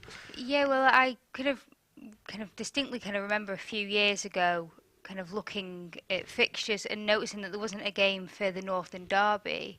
Here's Holland, who bowls. Shorter length, hit hard by Deandra Dottin, and it went quickly up to Griffiths at mid-on, and almost hit Griffiths quite hard, actually, 69 without loss. And just, sorry, we'll come back to that point in a moment, but coming back to your point about differences between men's and women's cricket, you do also see great power in the sense of players like Deandra Dottin, who can clear a sight screen, as we've already seen in a Thunder shirt, and that one's played away into the offside, and she can certainly hit mid-on quite hard as well, as she's proved in this over. 70 without loss. So you were sort of looking as a spectator then, I guess, thinking, where can I go? And the nearest you could find essentially was Derby. Yeah, that was kind of what I found, and it was kind of disappointing, and it was kind of, right, maybe next year. And then I think this is the first time this year when the game at Durham was the first one. Here's Holland, hits that one hard, down the ground. There's going to be a chase on. Will this get all the way to the rope? It will indeed. And all of a sudden, these two Thunder batters are enjoying each other's company in the middle and are starting to accelerate. Really good start for Thunder. It is 74 without loss. We're approaching the end of the 16th over. And I'll be honest, the Durham game, and I wasn't there. I was at Derby in the week, and it was brilliant at Derby, actually, I have to say. But the Durham game actually got a bit of stick, didn't it, from certain quarters, which I think was, when you're looking to spread the game, I suppose there's a balance, isn't there, between putting it on in a venue where you know it's happened before and it's been successful, but also, as you say, trying to spread it to fans like ourselves living in other parts of the country. That's a dot ball there, 74 without loss. I do think it's important to maybe kind of take the risks that come with kind of having a game at a different venue, just because it is important that fans and players Here's Holland bowling short of length. Ah, hit away again by Smale on the pull shot this time. It's going to go to a straight mid-wicket boundary. Will it get there? She's actually almost hit that one too well, in the sense that she's hit it she was on it early and hit it in front of square, and it was the longer part of the rope there. If she'd gone a bit squarer, that had probably been 4. Instead, she picks up 3. Good running between Dottin and Smale. 77 without loss. They're starting to motor along here. Paige, I'll let you continue with that point. No, but I do think the outfield here is starting to quicken up quite a bit, with the sun. There's some clouds are coming over now, but with the sun kind of being on it, I think it's starting to get a bit more friendly for the Thunder batters. Well, I think that's probably what Western Storm were thinking at the toss, but I think they were also thinking we might get a couple of wickets early on with the damp that's been around, but it looks a decent pitch. It looks quite a good pitch for women's cricket, this one, although it's always easy to say that when there's been a good partnership. We'll wait to see how other batters fare on it, I suppose. But yeah, I think that's a good point about the outfield, is that it is, as that one's hit by Seren Smale off Sophia Smale, who won the 100 with the Oval Invincibles and got Smriti Mandana out in the final of that competition. Bowls again. It will be another dot ball worked away into the leg side this time, where the captain of Western Storm, Sophie Luff, is found. 77 without loss. But yeah, I think that's a good point about the outfield, as it does seem to be, they drain so quick these days, and it seems to be quickening up, and it's got the sun on it as well. Hit nicely to Sophie Luff, and there is another dot ball. 77 without loss. So, as I say, you wouldn't necessarily mind if it was, as Seren Smale plays this into the leg side, picks up 178 without loss. You wouldn't necessarily mind if you'd like it to be at Old Trafford, obviously, but I suppose, dare we say it, Headingley, Trent Bridge, places like that would be, I guess, places that would make it easier for you as a fan to go and attend and support women, or England's women, as that's defended by Deandra Dottin down the offside of the pitch on a more regular basis. Oh, absolutely. Even if it was Headingley, it's much more accessible to people kind of in this part of the country than, your more southern grounds. Here's Sophia Smale bowling to Deandra Dottin. Nice drive, but long off his back, so there will be just the 1 run on that occasion. 79 without loss. Sophia Smale takes her cap. We've had 17 overs of this innings so far, just the 2 runs off that over, so a more tidy affair from a Western Storm point of view. But speaking of England women as well, we should keep people updated on the score in that one, because we've promised to do so. England women are 38 for 2, and it's Lamb and Beaumont who are out, which is disappointing from a Thunder perspective, because of course you will have enjoyed watching Emma Lamb, particularly, well, we saw more of her last season, didn't we, as she was sort of staking her name to that England place, and she's made the most of it. You must have enjoyed seeing the way Emma Lamb has, developed and then gone on and played for England women at that international level, Paige Corns. Oh, absolutely, and she's looked like she's fit in perfectly. I think that's actually been a feature, certainly this year it's felt, of the debutantes that have come into the England side. Think about Izzy Wong and Lauren Bell, they've just looked right. Sometimes you can kind of come into the international arena and, it can be a big jump from your usual kind of domestic structures, whereas they've kind of come in and it's almost like they've already been there for a few years, and it's been just wonderful to see. And also just a breath of fresh air that they bring as well. I think with women's cricket sometimes, because of the way structures are around the world, you can kind of become reliant on kind of more or less kind of 12, 13 players. Yes. Yeah. Whereas we're now seeing that, kind of the people whose spots were usually kind of untouchable, are having to fight for their places, which is fantastic. Yeah, and it's interesting just seeing the way it's opened up with, all of a sudden, if they didn't have that depth, when you lose Siver and Knight as they have at the moment, it's Dunkley and Capsey at the crease, 43 for 2. England having been put in against India's women at Hove. They'd be in real trouble. Here's Chloe Skelton into the attack. She took 5 for 54 earlier in the season against South East Stars at Cheltenham, and starts with a dot ball here at Old Trafford. It's a couple of years back, I think England could have been in real trouble losing those two players. But actually, as this one's flashed away by Dottin, it's going to be fielded up at long off, a wide-ish long off in the end, and returned to the wicket-keeper's end, 80 without loss. But they would have, I think, a few years ago been in real trouble if they'd lost those players. But now you've got the likes of Lamb, you've got Capsey, you've got Dunkley all coming into the side. Here comes Skelton throwing it up. Worked on a cut, but there wasn't really room for it into the offside, and there is no run on offer there. Yeah, and I think it's also really important that we start to see kind of more domestic games at kind of grounds like this that kind of provide different opportunities for them. And here is Skelton. Thank you for pausing, because I nearly missed that one. It's No, played away back to the bowler. No run on offer. So kind of playing at kind of grounds such as this, that you start to kind of have to learn new skills. Skelton throwing it up again. She's got two in close on the offside here. That one found Wilson, who was one of them. Again, no run. 80 without loss, approaching the end of the 18th. So when they enter the international stage, they can rely on those skills that they've learned.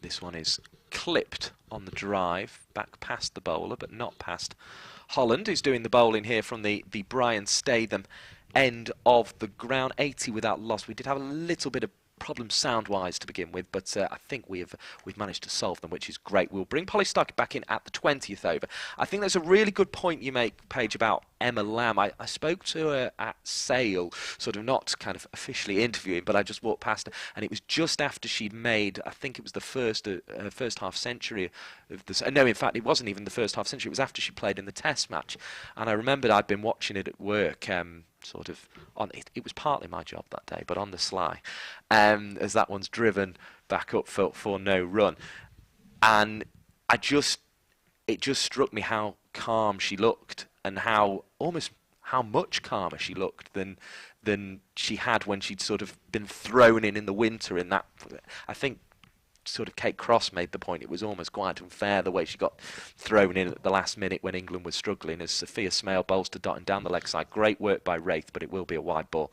81 without loss. And I said to her, I said, you just looked right at home, and there was sort of a little confident smile from her there, and I think all of a sudden she just worked out how to play the way she does for Thunder in that international level, and it's clearly noticeable to you as a fan, as that one's defended. No run again. Oh, absolutely. And every time that she has come back to Thunder this season. Here's Sophia Smale. There's a big attempt of a sweep, but again, Sophia Smale's turned it down the leg side and will be punished with an extra 82 without loss. And as I say, every time that she's come back, I can't even remember now, but it's always a huge contribution to the side, whether it's 50 or kind of closing in on the 100, but not quite getting there.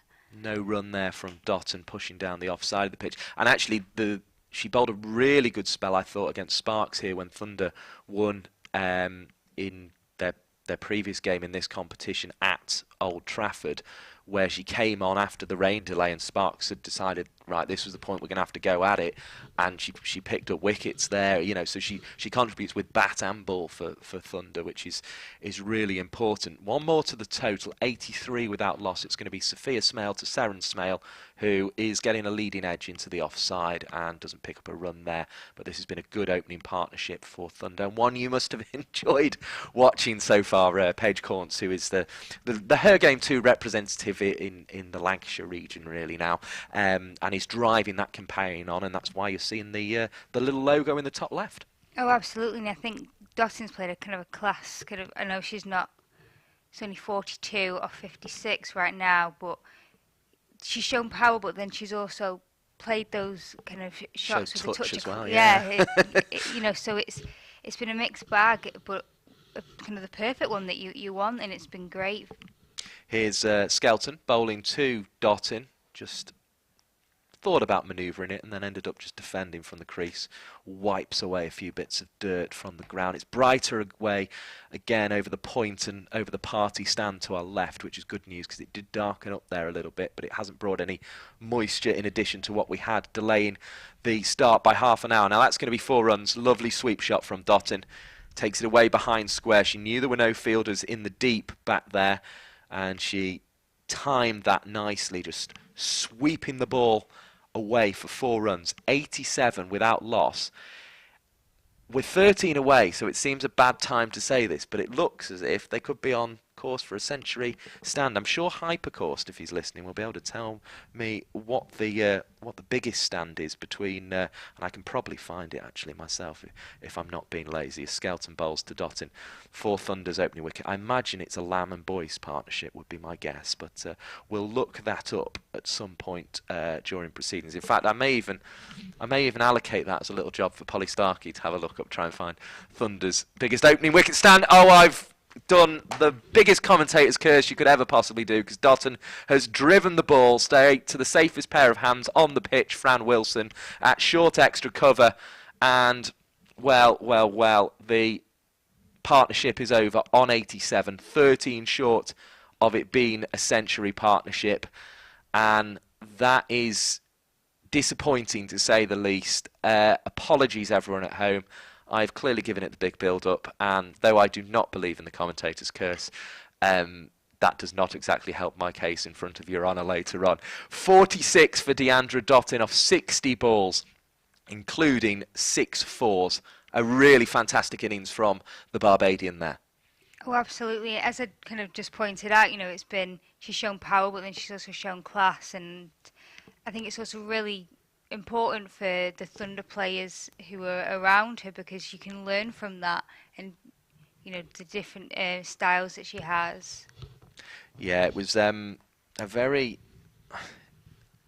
good innings, probably the best I think I've seen her play in the Thunder shirt. Obviously she's played good innings for the originals, she got 2 half centuries in the 100, but actually in a Thunder shirt I don't think I've seen her play better than that, and that will be her highest score. I'm almost certain. I will double check again the stats on that, but I think that 46 is the most she has contributed in a Thunder shirt, and good to see.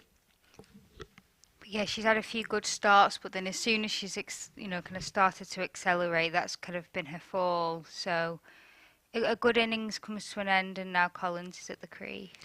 Big innings this for Collins, who has struggled for runs at this level so far in her career at Thunder.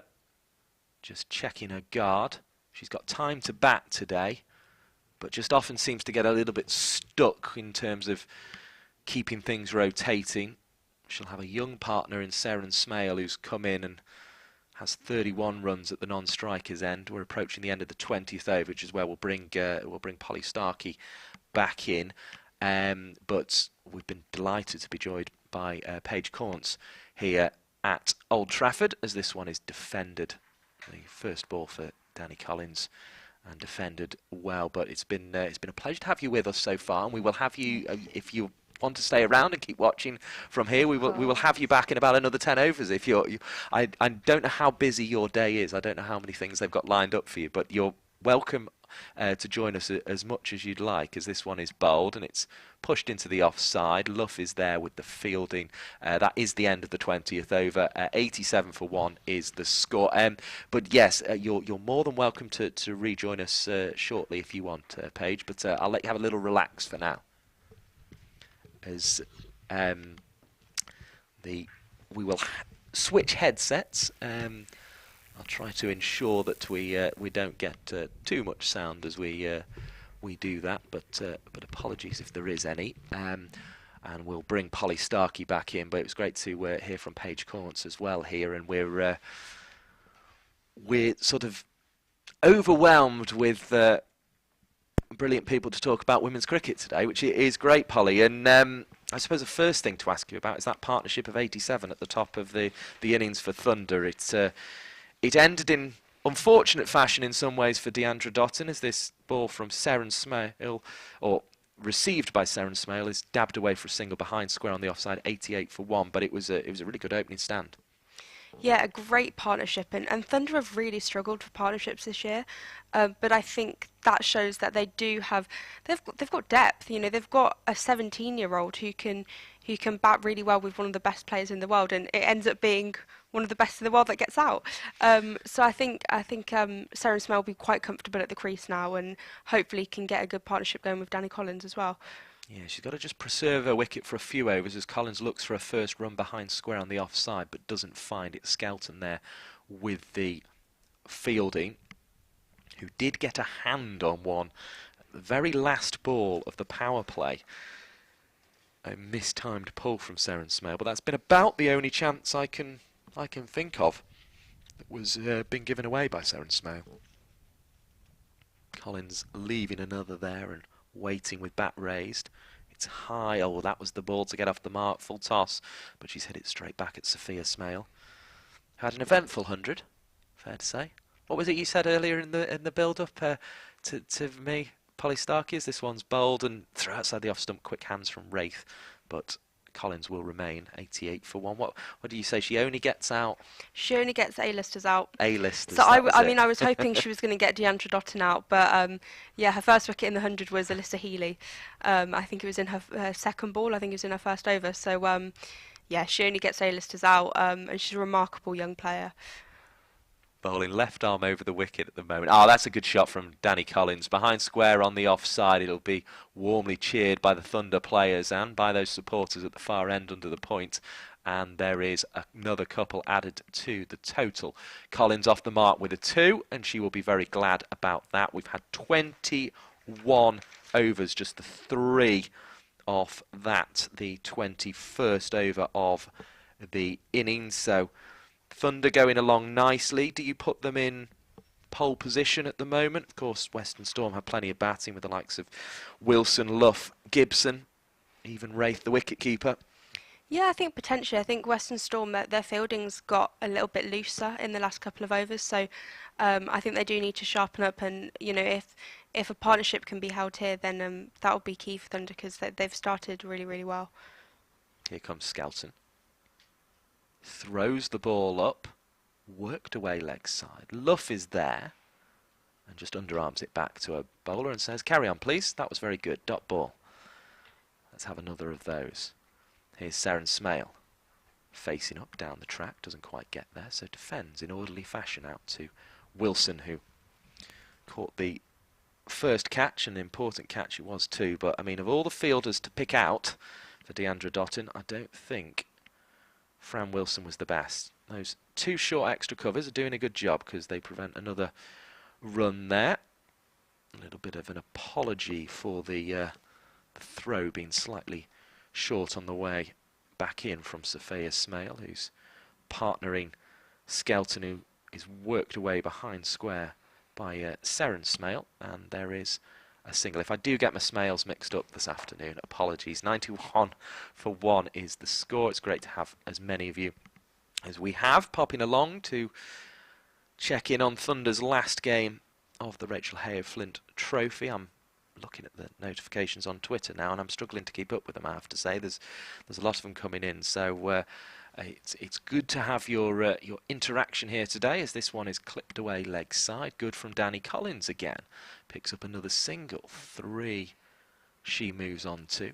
92 for 1.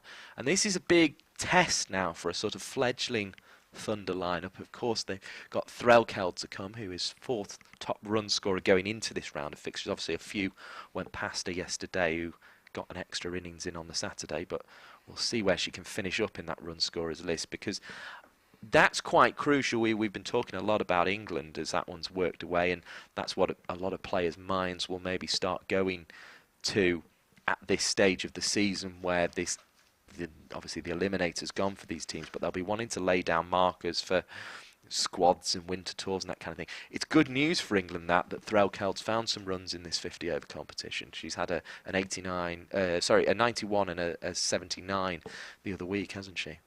Yeah, we all know how remarkable her wicket keeping is, and she's one of the best keepers in the country. But it was her batting that was the issue. But now her batting has taken new levels, so it's really good to see. Good defensive stroke from Danny Collins off Sophia Smale, as we say, took her opportunity after a late call up to the 100. She's going to bowl again from the Jimmy Anderson end. Cut nicely by Collins, but doesn't find the gap. The throw was a little on the spicy side there and was mishandled by Wraith. Here comes Sophia Smale again, defended by Collins, off the back foot, whipped in again. Quick from Luff, who sort of seems to set a standard for her fielders by keeping the buzz going. Again onto the cut, and this time it's through from Danny Collins. Good shot from Danny Collins. She may even get 4 for it. Luff is in pursuit once again. Can she cut it off this time? No. The ball pops into the rope. Probably a slightly damp rope, it has to be said, on a day like this. And 96 for 1. The score moves on to. Danny Collins has started in fairly fluent fashion, actually, as fluent as I have seen her, really, in a Thunder shirt. She has on occasion seemed to get bogged down, but today she's looking okay. But we know what happened last time I gave anyone some praise, so I'll shut up as she defends this one down the onside of the wicket. But it's encouraging, and you can't ignore the fact that it's encouraging, because it most certainly is. Smale again. Bowling to Collins, who has to be watchful and ensure that the bat was there before the pad. It was 96 for 1. Thunder just sort of rebuilding a little bit here after the loss of Deandra Dottin, but they've had a very good start to proceedings. Although we were saying in the first, 5 overs when it was 11 for none, that Western Storm had a good start, but then the next 5 definitely belonged to Thunder. And from there, they took the score on 87 for the first wicket. Yeah, it was a really a good progression from Thunder. I think, yeah, the first 5 overs were very slow, but then you had Deandra Dottin. But also, I think we've got to give a lot of credit to Seren Smale, actually, because, you know, she really kept up with Deandra Dottin and played really well alongside her. Smale back into a crease, working into the leg side, and Sophia Smale can't affect the fielding there, so there will be a single for Seren Smale. 97 for 1. That is as confusing as it sounds, I'm afraid. I don't think there's any way of making it any more simple this afternoon, but I'm sure you'll enjoy the challenge, the tongue twister it sets me. As Skelton goes around the wicket, Wilson comes across, thrown up, defended. Down the onside of straight, Holland comes in, picks up and returns. 97 for 1. Here comes Skelton again. Right arm off spin. Slightly overflighted that one, and it was hit nicely by Collins, but straight up to a fielder at mid-off. It is, I mean, you know, I don't want to jinx it like I did to poor Deandra there, but this is a positive start, it seems, from Collins, who again gets a flighted delivery and keeps it on the floor to Fran Wilson at extra cover. She looks fluent at the moment. Yeah, she looks a lot more comfortable than she usually does. I mean, her previous scores, I think her highest one was 18, so she's seeming more comfortable than that. Another family heading into the seats in the distance as this dot ball is delivered by Skelton.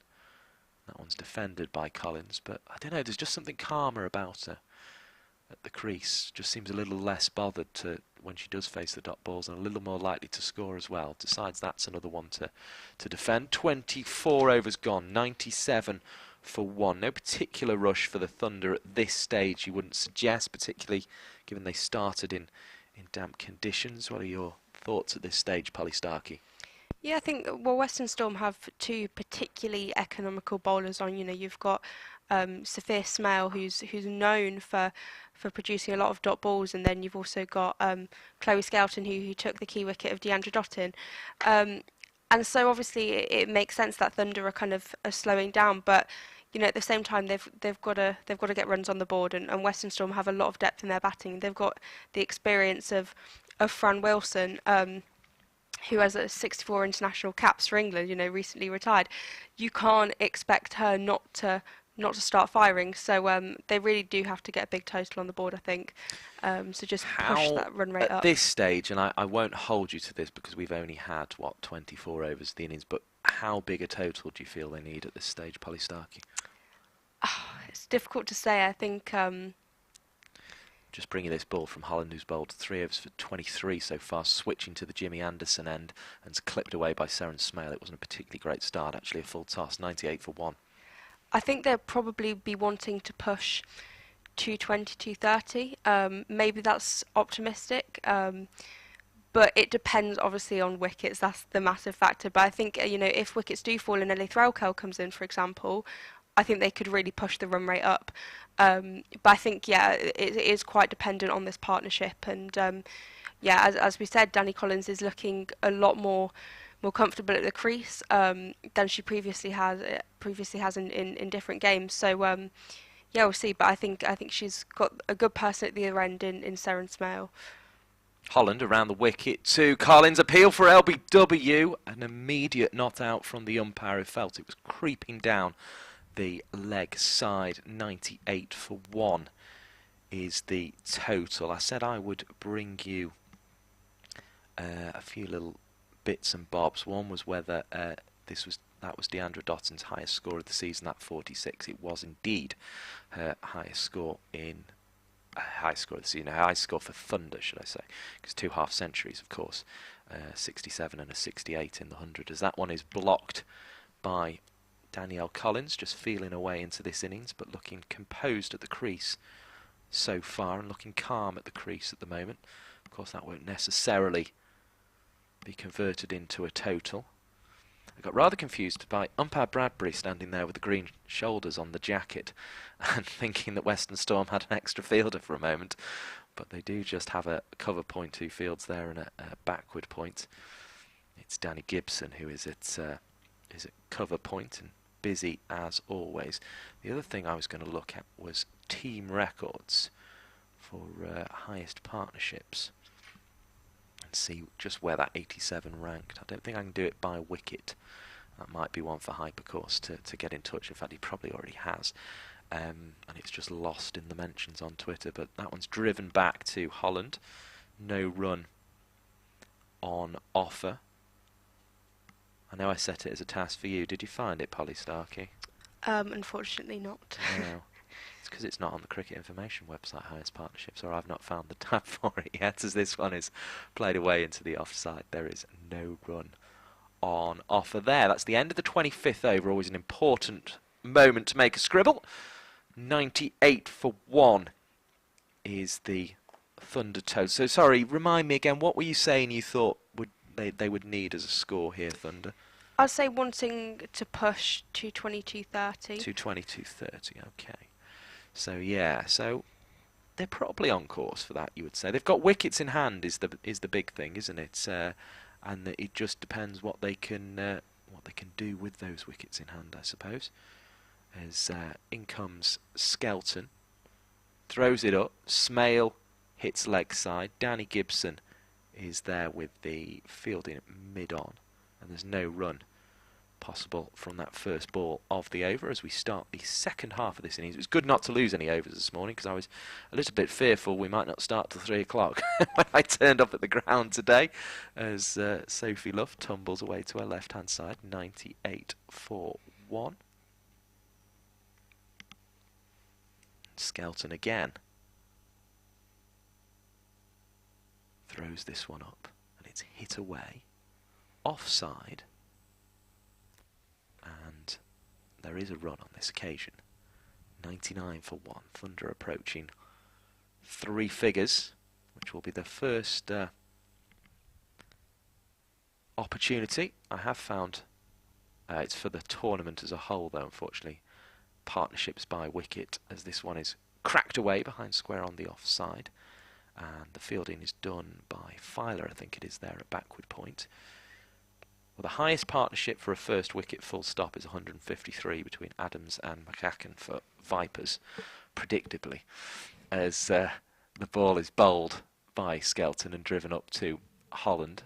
Another dot ball as the cloud seems to darken slightly above Old Trafford, which is relatively ominous, but there's more clear sky away over the party stand, which is good, as we watch from the Brian Statham end, where Skelton is bowling from and has the ball driven back to her by Collins, who we were saying was looking more fluent, but all of a sudden is 7 off 27 and needing to get a little bit of a move on. It's 26 overs gone, 99 for 1, the Thunder score, and they just don't want to let things get too slow as they consolidate after the loss of Deandra Dotton here.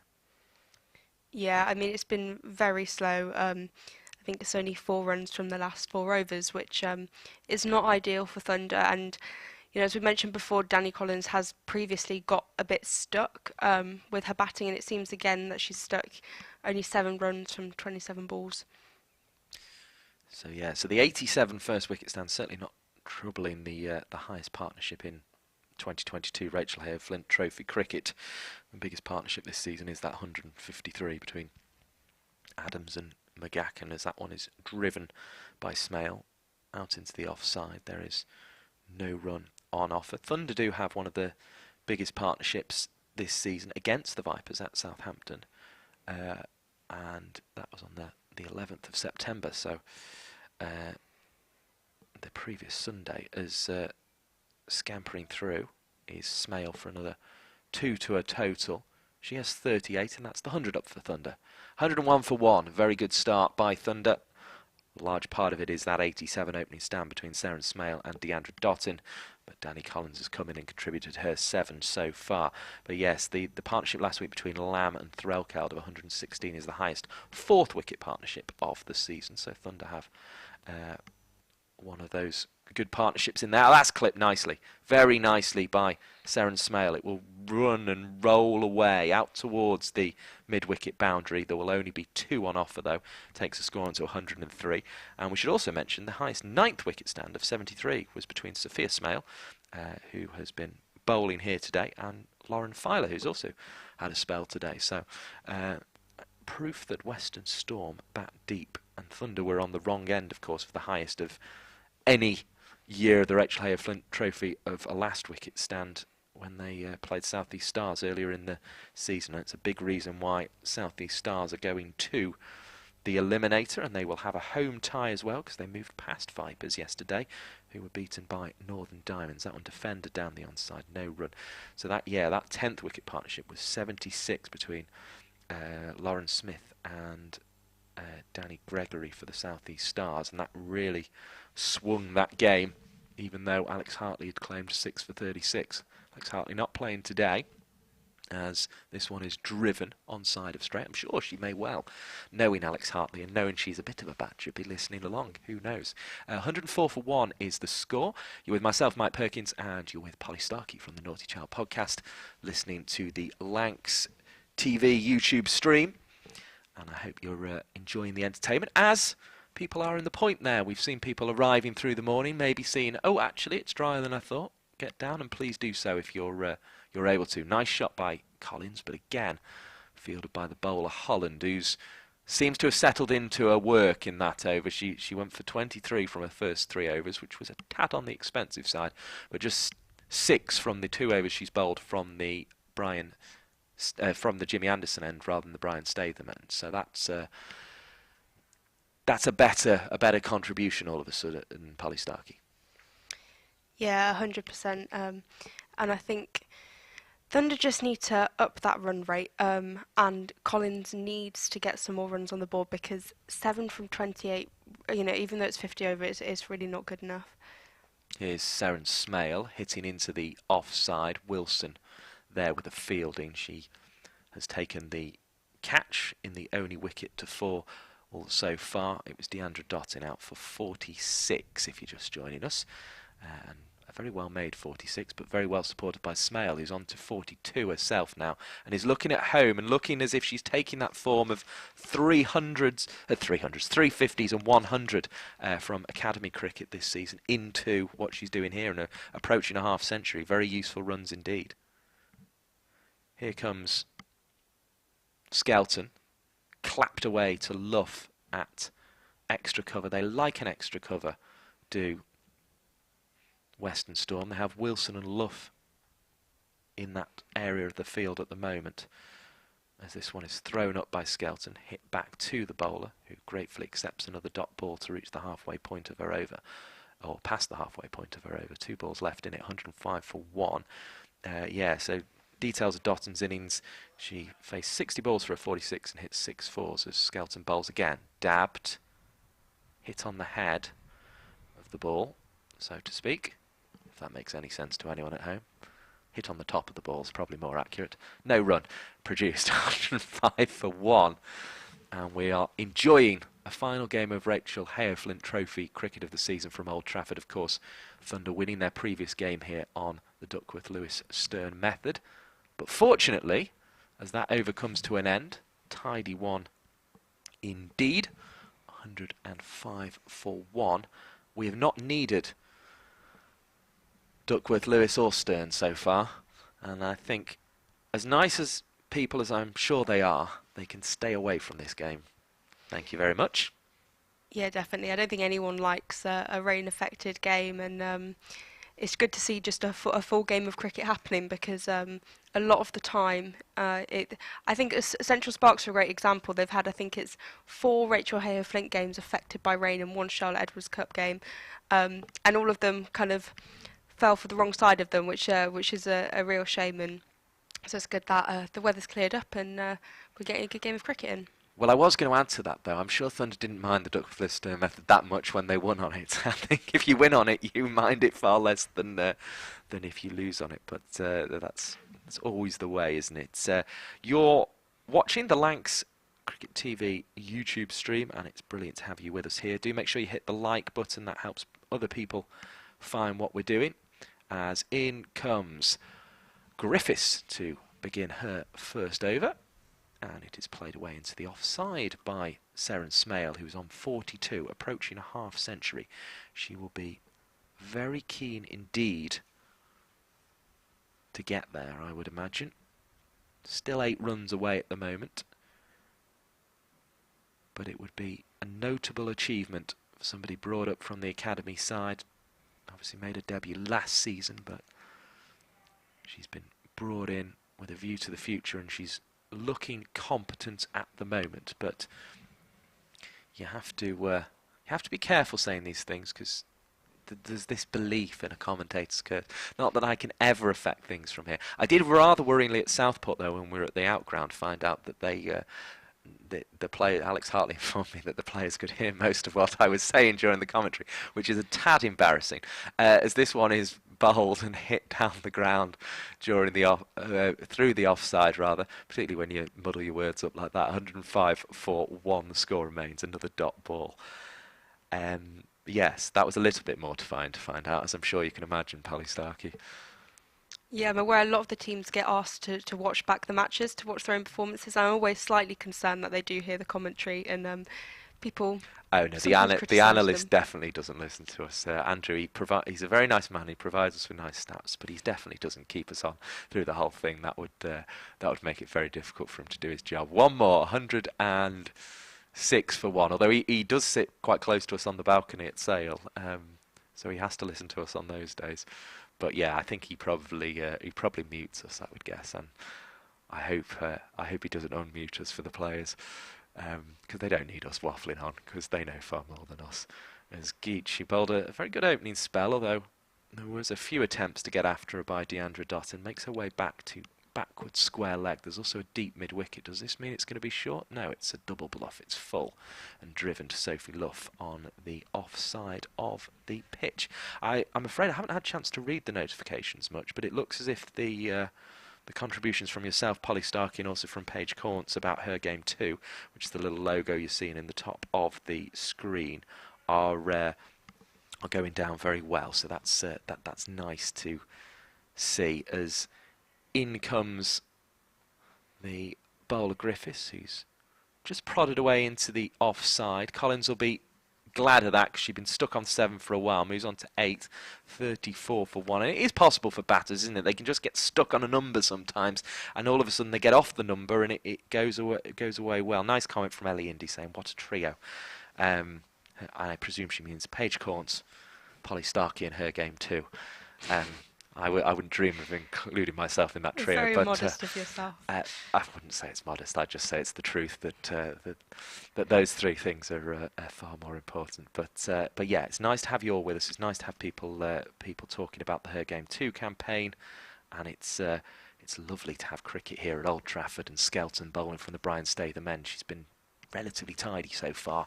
Has Skelton 6 overs, 10 runs for 1 wicket. Not bad, is it? No, not bad at all. I mean, yeah, we spoke about kind of academy players coming up, but she's one that's absolutely excelled at this level. That was her 9th wicket of the competition so far. She took 5.54 earlier in it at Cheltenham, as this one's dabbed away behind square on the offside. There is another single taken, and it brings Seren Smale on strike. The remarkable thing, looking at her figures over on the scoreboard over there between the point and the party stand, is the fact that she actually hasn't bowled a maiden, even though she's only conceded, that was only the 11th run she conceded. That's whacked away. She's going to have conceded more than 11 now. She's going to concede 4. There was a despairing dive by Griffiths, who's bowling at the Jimmy Anderson end, so was probably not glad of the run to her left-hand side as she was recovering from her over and couldn't quite get there with a desperate dive. Dives are always desperate when they don't result in the ball being stopped, but that was a particularly desperate one, and it didn't stop the ball. It sends Smale on to 47. Thunder needed the boundary there, but they got it. Now Skelton gets the ball back from Luff. Tucks a little rag down the back of her trousers that she's using to dry the ball with when it goes across the outfield. It'll stay pretty dry on that square because I doubt much moisture's managed to get underneath it. Now you're pointing concernedly, Polly Starkey, as someone who's had to retreat under the point in the rain before. Are you worried that it is raining at the moment? That one's just pushed down the offside. I think I can see a bit of rain. There's a little bit coming onto our window, and I think I can see a bit of rain outside. The biggest clue, I think, is the spectators making their way back under that cover that the point provides at the far end. Hit hard and past the fielder at backward square leg, quite close, Filer, and Smale will pick up another 2. She won't want to go off if she can possibly help it. 49. It looks to me, there is definitely rain. The umpires are going to have a chat, but it looks like the sort of rain we can play through, do you think? Yeah, it looks quite light. So, you know, although there's quite a lot of it, it's small droplets of water, I think is the best way to describe it. So I think it might be all right for another over or 2, and hopefully it'll pass. Yeah, that seemed to be the gesture made by umpire Bradbury to their colleague there. They gestured over towards the clearer skies in the distance to the left-hand side of our position here at the Brian Statham end as we look out towards the point and the party stand, if you're familiar with Old Trafford, and the fact that it is lighter over there, the clouds are lifting, and hopefully we've just got a bad, horrible cloud above us at the moment that will move on swiftly. The flag, which is at half-mast, of course, during this this period of mourning in the UK, as that was played out into the offside for no run, is at half-mast, but is fluttering in the direction we need it to, in terms of taking that pesky little cloud away towards those high-rise buildings in Manchester in the distance. Here comes Griffiths again, right arm over the wicket to the left-handed Collins, who flashed hard. Wraith didn't gather cleanly, but did quite well to get gloves in the vicinity of that one, because it was one of those at Yorker length. That's difficult for the wicketkeeper, but did very, very well indeed. As it's great to see more than 300 of you now watching the stream, and I hope you've been royally entertained by myself, Mike Perkins and Polly Starkey. We've been talking about the Her Game 2 campaign, which Polly and Paige Corns are both representatives of. That's what the hashtag is in the top corner, as you see a single out towards Danny Gregory on the cover boundary. 15 for 1. We're halfway through the 31st over. 230 was the initial estimate at a total from Polly Starkey. There are wickets in hand, though. Wickets in hand always accelerate totals, it seems. But can Thunder use them? That'll be the concern for Western Storm. If you're one of their fans, join us. That's hit nicely by Seren Smale. Hard down the ground. Now, will this bring up a very well-made half-century? It will indeed. 4 runs for Seren Smale, and she's going to have a chance to raise her bat to the supporters underneath the point and then back towards the changing room. What a moment that is for Seren Smale. It came from 85 balls. It included 4 fours. It involved being in a partnership of 87 with Deandra Dottin to begin with, and then she had to consolidate with Collins, but looks to be trying to go again now, Polly Starkey, although perhaps her teammates will feel she's only done half a job so far, bringing up half a century as this one is played away into the offside. It'll be well worth watching. I hope you're enjoying it at home, watching the pictures brought to you by the good people at Badger and Coombs on the Lancs TV YouTube stream. 2 more to Smale's total, and it was on the floor, which is always encouraging to see from a batter who goes past 50 to play a nice compact stroke like that. She's on to 55. Watch you make it the half century, Polly Starkey. Yeah, it's her first list day half century, I believe, and it's a yeah, she's just played a really composed innings, I think, and it was good that she started with Deandra Dottin, but now she's really holding her own. She's looking watchful there, and just playing it in to the leg side towards Sophie Luff, actually. And there's been something Sophie Luff like about this Smale innings. She's played a few sort of quite expansive strokes. She was dropped, of course, at the last ball of the power play, trying to go over the top. Just got a pull stroke a bit wrong. Skelton had come forward when she maybe should have stood still, and then couldn't get one hand back to grab it.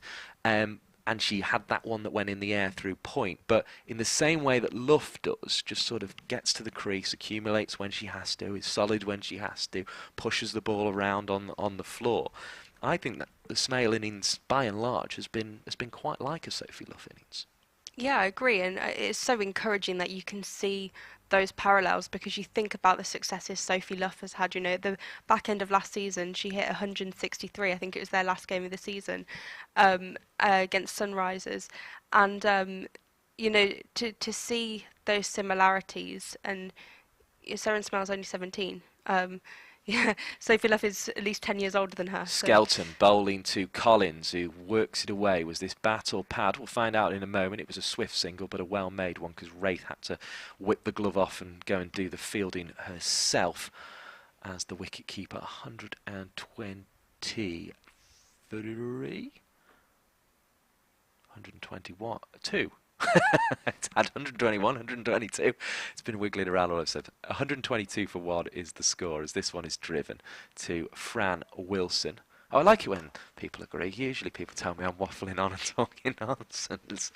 But I don't know, something has felt Sophie Luff-like, and there's not a bad person to copy, because coming into the Rachael Heyhoe Flint Trophy, she had more runs than anyone else in this competition across its 3 editions, and she is up there in the run scoring list again, maintaining that position as that one was worked away behind square on the offside. Smale moves to 56, 123 for 1. We've moved past the 30 over mark. We will, at 35 overs, we'll get Paige Corns back in again. We've got a nod, which is always good to see, and we'll get her thoughts as well on Sarah Smale's half century. But I think Polly Starkey has summarised it well there for us as Chloe Skelton bowls down the leg side.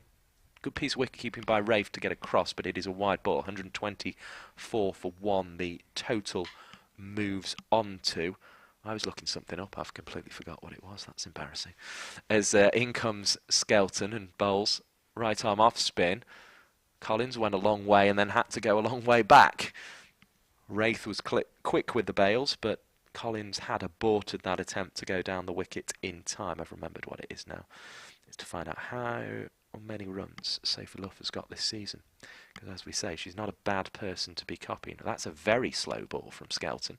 It's pulled away behind square on the leg side, and it's 125 for 1 at the end of the 32nd over of the innings. And Polly Starkey is diligently scribbling down all the overs. She's not got a mess like I have with loads of gaps in it. So I'll be consulting you for the count back in the second half. Yeah, Sophie Luff, this edition is the 5th highest run scorer. She's 20 ahead of Ellie Threlkeld, which is a nice little subplot in this game. And that's, of course, going into this game. I think she was 3rd highest before Emily Windsor and Grace Scrivens both made scores yesterday. And they're both playing at the moment, of course, Luff and Threlkeld, so they have chances to advance their scores towards the 300 mark, which Grace Scrivens felt 3 runs short of yesterday when I was watching her at Worcester, but she rather ran out of partners, it has to be said, as in comes Griffiths to Collins, who defends 33 for 1. That's why I will get mixed up every now and again, because Worcester is a long way from Manchester when you have to drive there and back in a day. So if I am a little sleepy today, my apologies, everybody. But we're approaching 1:45. It's a Sunday afternoon, and it's a delight to be with you here. And it's bowling into the pads of Collins here as Griffiths, and there will be a single on offer. Wilson can't prevent it in the leg side, 126 for 1. So yeah, the 256 runs for Sophie Luff. That's 756 in total across 3 editions of the Rachael Heyhoe Flint Trophy, so not bad at all.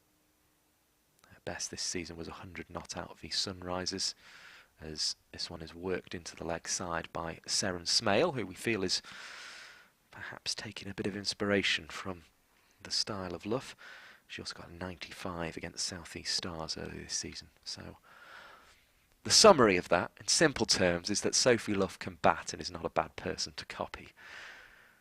And she'll be looking to go past the 300 mark today. She needs 44 for it, so we'll keep an eye on that margin, as this one is bowled by Griffiths to Seren Smale. The other duty I've slightly neglected is I said we would keep an eye on the score in the match down at home between England women and India women. Emma Lamb and Sophie Eccleston and Kate Cross are all playing in that one. And just double check Cross is definitely there. The score anyway is 88 for 3 at the halfway point. So that maybe puts into perspective Thunder's score here as well. They're sort of not doing too bad at all, as Seren Smale hits the ball away into the leg side. 127 for 1 it moves to here at Old Trafford in the Rachael Heyhoe Flint Trophy. And yes, I am correct. Kate Cross, Sophie Eccleston and Emma Lamb are the Thunder representatives in that England side today. So we'll keep an eye on that. It's great to have them playing in that game, and it's also great to have this game here watching potential markers for the future. And Collins is into double figures, will move on to 14 with a 2 here, unless the umpire cruelly taps his knee and denies her those 2 runs because it was all pad. And it still adds 2 useful runs to the total, 129 for 1 after 33 overs. Polly Starkey, I think they're going to get your 230 at this rate. They're looking good to me. Yeah, definitely. They've lifted that run rate in the last couple of overs, and I think they are building a stronger partnership. I think Seren Smale's definitely leading that with her 57 not out from 92 balls. But then also Danny Collins. I mean, she's playing the role that she needs to here, and is rotating the strike. And she's 12 from 46. It's okay. Just realised I lost something, but there we go. I won't bore you at home with that. I will go and pick that up later on. I hope it's not lost forever, because it wasn't mine. I'll find it. In comes Skelton, bowling, throws it up, hit back to her. What a catch that is! One-handed from Skelton, her 10th wicket of the season. She'd already had Deandra Dottin caught, and now, crucially, she removes the other opener. Seren Smale is out for 57, very important runs. But Thunder at 129 for 2. What a catch that was, Polly Starkey. One-handed by Skelton on the return, and it came at her quick. Yeah, definitely. I think it is always impressive when someone gets caught and bowled. I mean, Skelton's bowling has been impeccable throughout the whole game. Her economy has been great, and obviously she removed Deandra Dottin. So, no, very deserved of her to get another wicket and to catch off her own bowling. Well, what a catch that was from Skelton. Seren Smale out, caught and bowled for 57 off 93 balls. It included 5 fours. And it was a very, very important innings. And I suppose long-term for Thunder, that is the thing they will take away from that, isn't it? That they have another player who can come in and open the batting and can be as effective as the likes of Dottin and Lamb at the top of the order. And of course they've lost Boyce now as well. Exactly, and it's so good when there's a young player who is going to be around for a while, and someone who can step up and perform when they need to. And you know, it's a high pressure situation, taking the place of Emma Lamb, and it being expected, I suppose, to get runs on the board for your team. But she's done a fantastic job, and obviously it's a shame she's got out now and couldn't get that any higher. But I think she set up the game really nicely for Laura Marshall to come in. She certainly has. Laura Marshall making her way to the crease. The non-striker Collins is there on 12. Marshall again, one who perhaps hasn't had the sort of success she would like at this level, has perhaps got a little bit stuck at times in the way that we have seen from Danny Collins as well. So this is a crucial period in the game. Can Western Storm get the squeeze on these two? Certainly Skelton has had the squeeze on today, 20 for 2. And we saw a pitch that we were thinking was wearing yesterday at Worcester, and so it proved very difficult for Sunrisers to chase there. And perhaps Skelton's spell, it's either an indication of she has bowled very well, which she certainly has, 20 for 2 so far in her 9th over, but it's also maybe an indication that a pitch that looked very good for the seamers might offer a bit more to the spinners. We will see. Perhaps it's just been the brilliance of Skelton's bowling. That one's chopped away with the cut stroke, 130 for 2 as we approach the end of the 34th over and Skelton's 9th. Perhaps it's a little from column A, a little from column B. It usually is. Here's Skelton to bowl now. Looks for a sweep, strays down the leg side. She'll be disappointed with that. 22 for 2 her figures so far, Polly Starkey. What's your reading? Is the pitch assisting the spinner, or is it all the skill of Skelton, who comes in again, has 10 wickets in the Rachael Heyhoe Flint Trophy now, 8 coming into this game, 2 here today at Old Trafford. She is enjoying her work, 131 for 2. I think, as you said, it is a bit of both, but I think the fact that, you know, Sophia Smale's got similar results, I think it definitely is a bit in the pitch. Reverse sweep, and an ambitious reverse sweep, and it's been well played by Collins. She's lost her partner, Smale. She decided it's her turn to try and innovate and lift the score in that way, and Marshall, credit to her, she's got back for 3. Great running by the Cumbrian, and it's good to see a Cumbrian out there today, because obviously Thunder don't just represent Lancashire, which we've been talking about in the early stages of this game. They also represent the counties of Cumbria and Cheshire, and good running by the Cumbrian to help Collins get back for a 3rd run. Collins on 15, 134 for 2. We've had 34 overs. We will hear a little bit more from Paige Corns at the end of the next over of this Thunder reply, because I also want to, I know she was watching the One Day Cup yesterday, and I know was a little disappointed, as I'm sure many Lancs TV viewers are, so we will get a quick view on that, I think, from Paige Corns, because as I say, I know that is a matter very close to her heart. As in comes Griffiths to bowl outside the off stump into the hands of Wraith. Now our umpire at the far end, umpire Ashraf, was looking to the skies there, Polly Starkey. I hope that's not more of that drizzle that we had a few overs back. Yeah, I think I can see a little bit of drizzle about, but hopefully it's similar to last time and it just passes very quickly.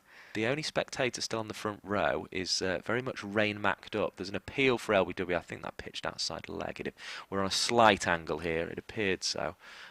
Collins is just checking that everything lines up the way she hoped it was lining up, and she survives to face another day. 15 from 50 balls, so she's got to go big from here, and was trying to clap that one over the leg side. It's risky in a sense in that we have a fielder back at deep mid-wicket and another one at backward square leg, so any top edge would be a problem, but if she nails it, she'll get 4 or 6, you would imagine.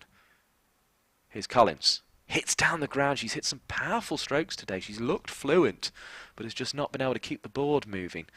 Just the 1-4 so far. The reverse sweep worked well in the previous over. Sign that she's trying to lift things, but we're into or approaching the last 15 overs here. They'll want to get Threlkeld out there, you would imagine, to start striking. So I think they need to they need to lift this a little bit, and they want to give Threlkeld. She does need a few overs at the start just to get going as well.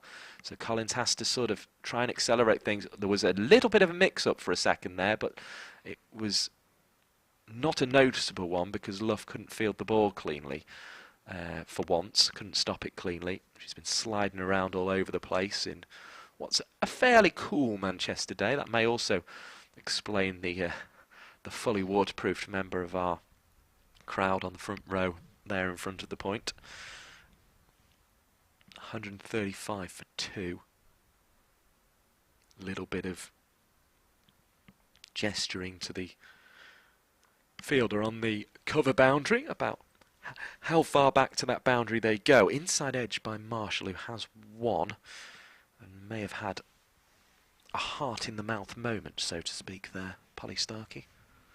Yeah, I think she just edged it onto her pads, but yeah, she survives. She does indeed, and from a Thunder perspective, it's exactly what they needed. But again, it was a sort of fairly aggressive shot, which indicated Marshall too, despite only being 4 balls into her innings, is looking to go here. Griffiths bowling to Marshall, slower ball, clever slower. Marshall almost had to bend over double to stop it. Did stop it. 35 for 2. Right, we will switch our summarisers chair, so to speak, and allow Paige Corns to pop back in and pop the headsets back on. Gave me a little bit of a look of terror when I mentioned the One Day Cup final, because of course it didn't go Lancashire's way in the end. They got close. They got very close indeed in that one, didn't they, Paige? But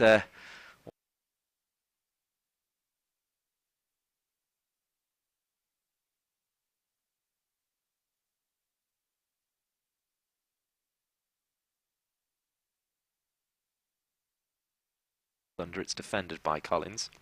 But yeah, I think a disappointing day for us, but a joyous day for all Kent fans, and congratulations to them who were the better team on the day. That's very magnanimous of you. I'm sure it's said through gritted teeth, but yeah, it's been a tough year for sides playing men's competitions here this season, as a singles added by Collins. Marshall comes to the strikers end, 136 for 2, because they've, as we mentioned earlier, 3 teams based at Old Trafford have made finals and not been able to just take that trophy home. But I mean, it's all going in the right direction, isn't it? Because they're up there in the Championship as well. They came very close in the Championship last season. I was at Liverpool on the final day where they beat Hampshire, and it looked as if they might lift that trophy as well. They've been very close, and that is what Thunder are now trying to achieve as well. I very much got that impression actually from what Ellie Threlkeld said at the EGM, they were sort of almost looking. She was listening to what Glenn Chappell and Dane Villas, the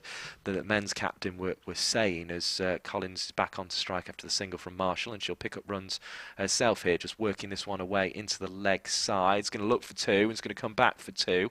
Will have to be swift, and is swift. 139 for 2 the total moves on to. But I almost got the impression she was sat there listening. She gave the summary of Thunder's season, but it felt to me like she was sort of thinking, right, that's where we want to be. We want to be competing in finals, and we want to be having this driving this sort of success. There was nearly another chance for a caught and bowl for Skelton, but it was a risk worth taking for Collins, because she hits a 4, moves into the 20s, 143 for 2. Collins looking to accelerate this innings. She's on 23 off 56 now, having played the supporting role to this point.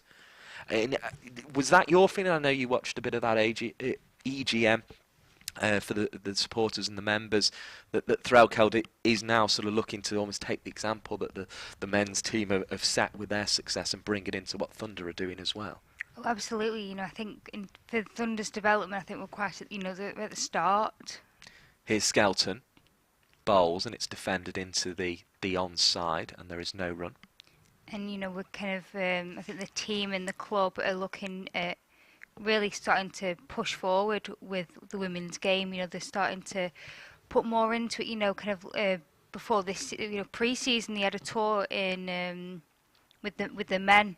Yes, UAE, wasn't it? Yeah, which was fantastic, and just hearing from the players that that Thunder, thought it was amazing that they got that opportunity. So I really think it's the start of something really great here at at Old Trafford for all teams, really, because obviously the men's team are doing well and they're kind of reaping the rewards of development.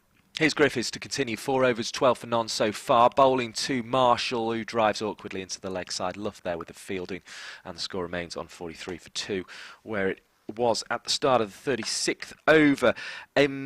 Yeah, and I think if you take that approach, it's only so long before it will produce success. But you're right to make the point. You've got to be patient, haven't you? The men's cricket has been around for hundreds of years, and women's cricket in this regional format has only been around. This is the 3rd season we've had it, as this one's driven by Laura Marshall up the onside of the wicket. Through she goes for a single, 144 for 2. Of course, as you've mentioned earlier, we had the KSL and things like that before, but it's it's kind of, you want to set those ambitious goals, but I suppose be patient about how you achieve them. Oh, absolutely. We can't just have you can't implement something and then reap the rewards immediately. Things take time. Bowling to Collins is Griffiths, and Griffiths will do the fielding off her own bowling, and there'll be no run possible on that occasion. All of a sudden, Collins getting back up to around about a strike rate of 50, so she'll be a little more relaxed, having found the boundary in the previous over for only the 2nd time in the innings. She's done a job for her team so far, but will just be looking to accelerate now, you would imagine. Has a cover sweeper. There's a backward point, a short third, extra cover and mid-off on protecting the short side. She goes straight down the ground, best place to go, and that'll be 4 runs for Danny Collins. 148 for 2, the Thunder total moves on to, and it's been driven by Seren Smale, Paige Caunce, her game 2 representative in this part of the world, and of course that's why you're seeing the logo in the top corner there. What did you make of the Seren Smale innings? I thought it was fantastic. I haven't really seen a huge deal of them thus far this season, so for them to come in and kind of take on such an important role opening the bat, and especially on a day like today when it started off quite gloomy, it was a very tough challenge. Griffiths bowling, worked off the legs by Collins. A single on offer, 150 for 2. The total moves on to 4 Thunder. In fact, it's 1 short of that. My apologies there. The board beat me once again. They're very quick today. They're very quick on the buttons. 149 for 2. But another valuable single for Collins, who's just picked up a 3rd boundary as well. She's on 28. Marshall in support now on 3. In comes Griffiths, hit down the ground again, this time by Marshall, and it gets through, and the Cumbrian finds her first boundary as well. 7 runs from 9 balls now for Marshall. She's come in and contributed well, and this has the makings of a partnership here, Paige, and if Thunder keep playing like this with a bit of positivity, they're on for a decent total. Oh, absolutely, yeah, and especially if you think we've still got Threlkeld to come in, who's had a fantastic season, so it is, I think, a very good kind of foundation of a partnership that could really help Thunder accelerate and get a really decent total on the board from to try and defend, because as we're kind of seeing the outfield kind of quickening up, obviously there's a little bit of rain around, we've had a few very quick spurts of rain which could affect it, but scoreboard pressure may come into play indeed, and particularly Thunder are lacking a very good spinner in Alex Hartley, of course, who has had 6 for 36, the best figures in this competition so far. But they've got Hannah Jones, who will bowl well, and no matter how good you make a track at this time of year, it does always tend to take a little bit of spin, particularly after a dry summer like we've had. So that bodes well. And Libby Heap, of course, bowls a bit of spin as well, who's in the side today. Now, there's a big discussion going on here from Western Storm. They're going to bring Filer back into the attack. 26 runs from her 5 overs so far. Seemed to mainly struggle with it. It was clearly swinging because she was almost struggling to keep it from drifting down the leg side. That seemed to be the main way in which she was conceding runs today. But a big discussion ongoing here. Great to have more than 300 of you watching the stream here. Great to see the Her Game 2 logo as well up in the left corner. As this one's pulled away, it's got a chance of a boundary. And will it get through? The thump on the floor from Geach out there indicates that it did get through. She felt she was going to get there on the slide on the turf, which, as we've saying, is drying all the time and getting quicker all the time. 157 for 2, and Collins is finding the boundaries all of a sudden with relative ease. Geach just not able to get across on that occasion. Viola takes the ball at the back of the run again. A few more make their way into the stands, or maybe back into the stands, having retreated during the rain, as this one is played away. It's dry again now, and we look as if we're going to get a full 100 overs today here, Paige, which is exactly what we're after. I certainly hope so, the last game of the season, let's get as much as we can in the day. Indeed, indeed. Half an hour late starting, but it didn't result in a loss of any overs, so we're pleased with that as we see Filer coming in again. Hit hard by Collins, but into the ground as much as anything. And Sophia Smale will dry the ball off. The big contributions in this game, two big partnerships. Firstly, between Dottin, who made 46, and Seren Smale, a partnership of 87. And then the second partnership between Collins and Smale before Smale was out for 57, as that one's driven by Collins, who's still there down the offside. Doesn't manage to find a way to get through the infield of 42. Has set this game up very nicely. 129 runs for the first 2 wickets. And Collins there on 32 has picked up the mantle now, having lost Smale. And she's getting support from Marshall. Short of a length. Oh, it's gone up. It's going to be caught by Wraith. She doesn't drop those. One of the best pairs of gloves on the women's regional circuit, Nat Wraith. And she takes the catch off the bowling of Lauren Filer.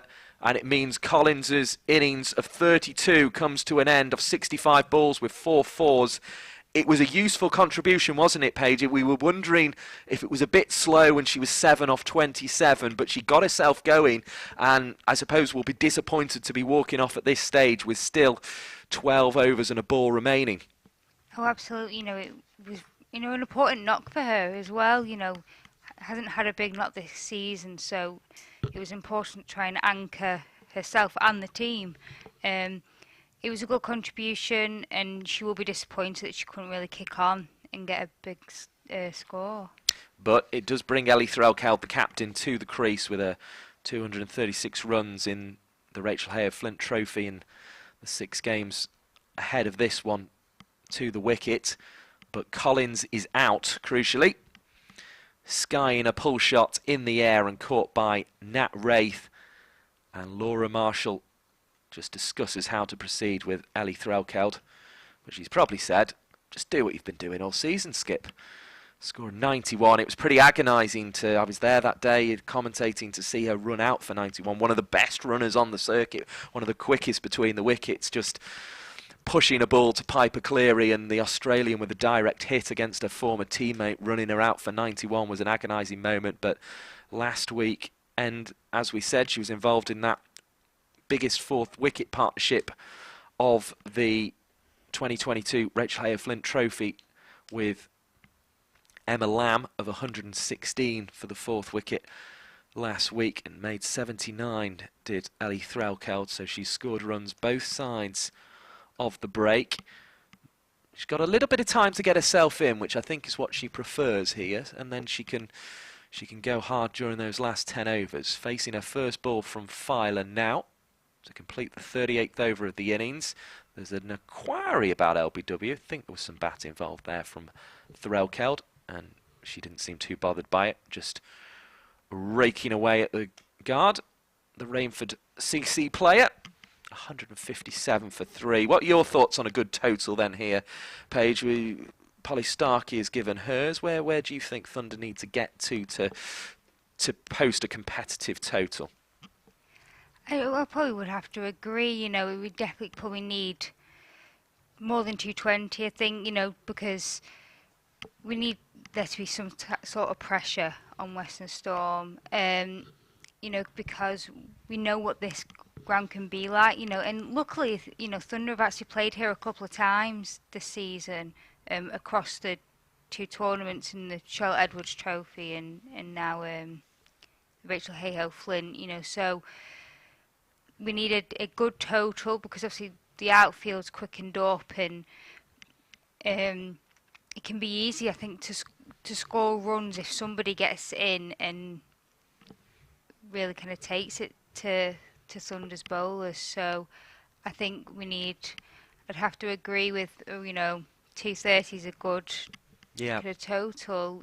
That's high enough to apply pressure. Here's Geach back into the attack from the Jimmy Anderson end. It's driven down the offside of the pitch, and there will be no run there. 157 for 3. I mean, I think they would be in the game with 200. I think you always give yourself a chance, don't you, if you get a couple of hundred. But yeah, I think you're right.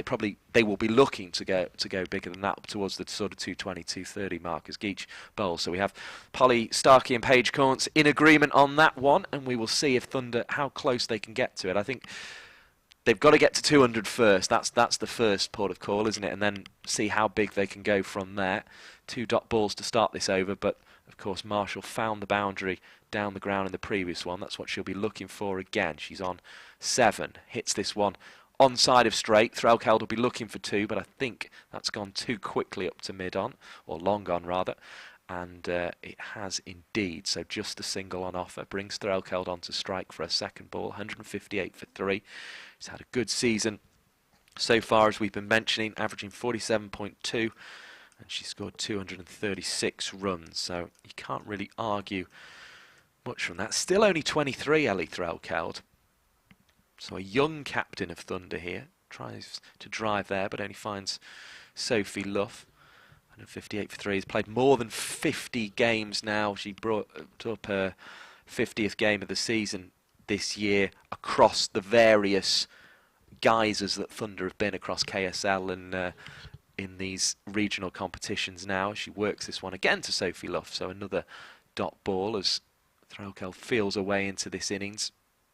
Of course, it might not come off for her today, but it won't affect this being a successful season. And do you think she is now behind Amy Jones as the keeper that England should be looking at? Because the question mark over her always was the runs, and this time she has now had a competition with some runs in. Drives that down straight. 39 overs gone, 158 for 3. Paige, is your view that she's the person who should be sort of in possession of that reserve spot for the England wicket-keeping duties? Oh, absolutely. I think some bias does come into that, I have to admit. But you're allowed a bit. From what I have seen, certainly this season, she's been phenomenal with the gloves, and it's also been nice to kind of see that kind of around.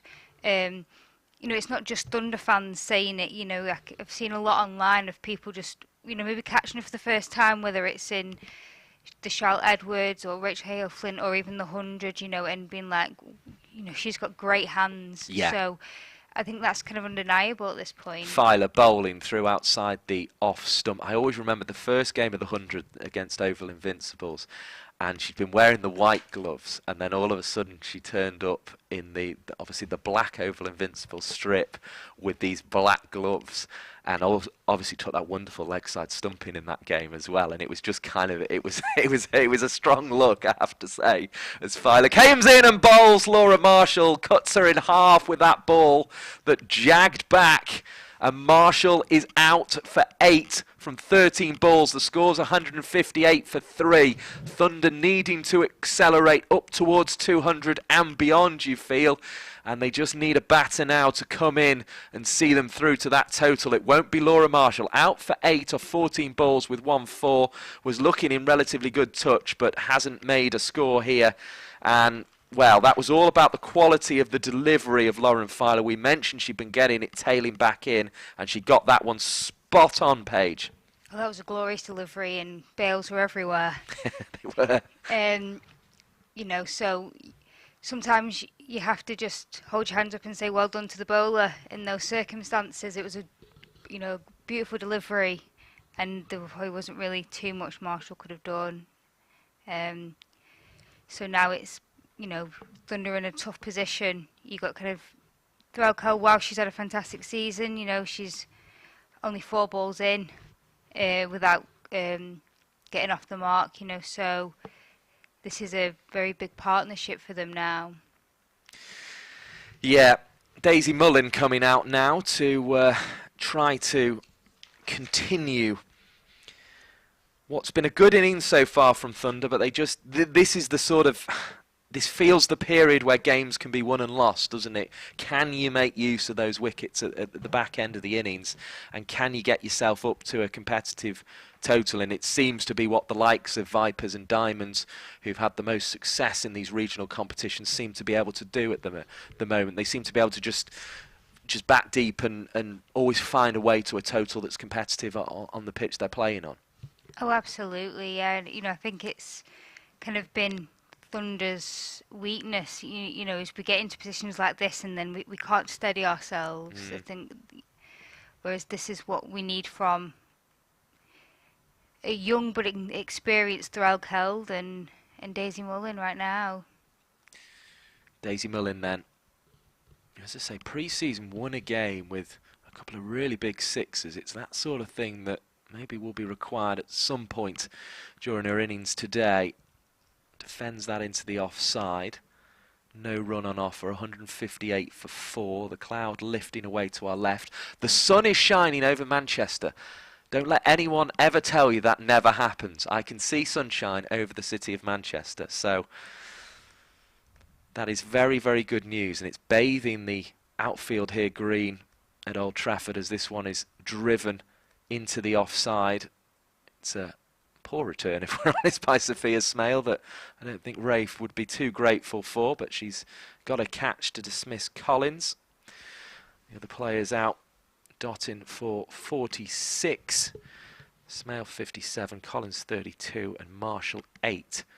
Thunder 158 for 4, and that's where the score will remain as it takes Mullin on the pad, who has a task here to get a team to a total of 200 plus, and we feel par is 220, 230 if we're honest, although we were saying that when the likes of Dottin, Smale and Collins were making the bigger contributions in this innings.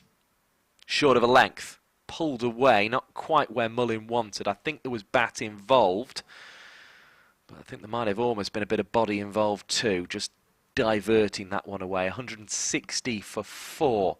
We've had 40 overs. Has the response on Twitter been a good one to the discussions we were having about her game too earlier on, Paige? I know obviously we've got the logo in the top corner of the screen as well with the hashtag there, so people can sort of make their contributions and give their thoughts there.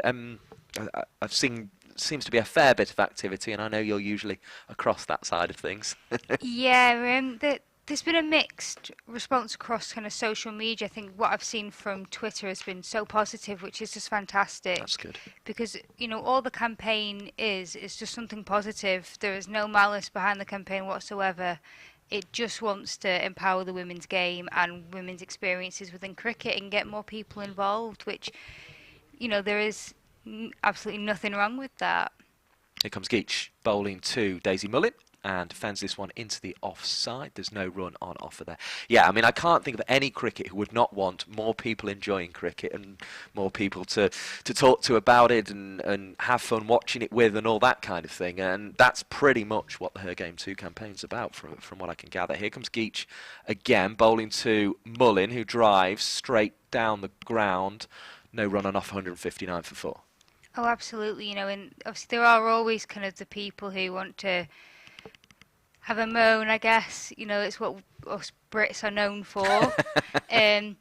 But it has been so overwhelmingly just lovely to see so many people in support. Geach to Mullin, who hits this one again to mid-off and again doesn't find a run. It's a pretty good cricket shot, if we're honest, but it just didn't have the power to find its way through the infielders. Umpire Ashraf has a little discussion there with the Western Storm fielder. I think it's Danny Gibson up there, although she's got her front to her, so it's quite hard to see from this distance. In comes Geach and bowling, flicked leg side by Daisy Mullin. It was a less spectacular shot, but a more productive shot, and the fact it's brought her a single. 160 for 4. We're approaching the end of the 41st over. Thunder both needing to get a move on and also get a partnership here. Will the captain Threlkeld be part of it? Has a little chat to Nat Wraith with the gloves, and that's a full toss. We'll wait to see if it did dip between the no ball marker here, and that is the view of the umpire that wasn't a no ball. Threlkeld a bit disappointed to miss out there, but off the mark with a single. Myself, Mike Perkins, alongside Paige Corns here of the Her Game 2 campaign, who have partnered with Lancashire and Thunder, as this one hits the pad of Daisy Mullin, gets a single. Through she goes to it, and has another swish of the bat just to ensure the... she rehearses the stroke again, 162 for 4.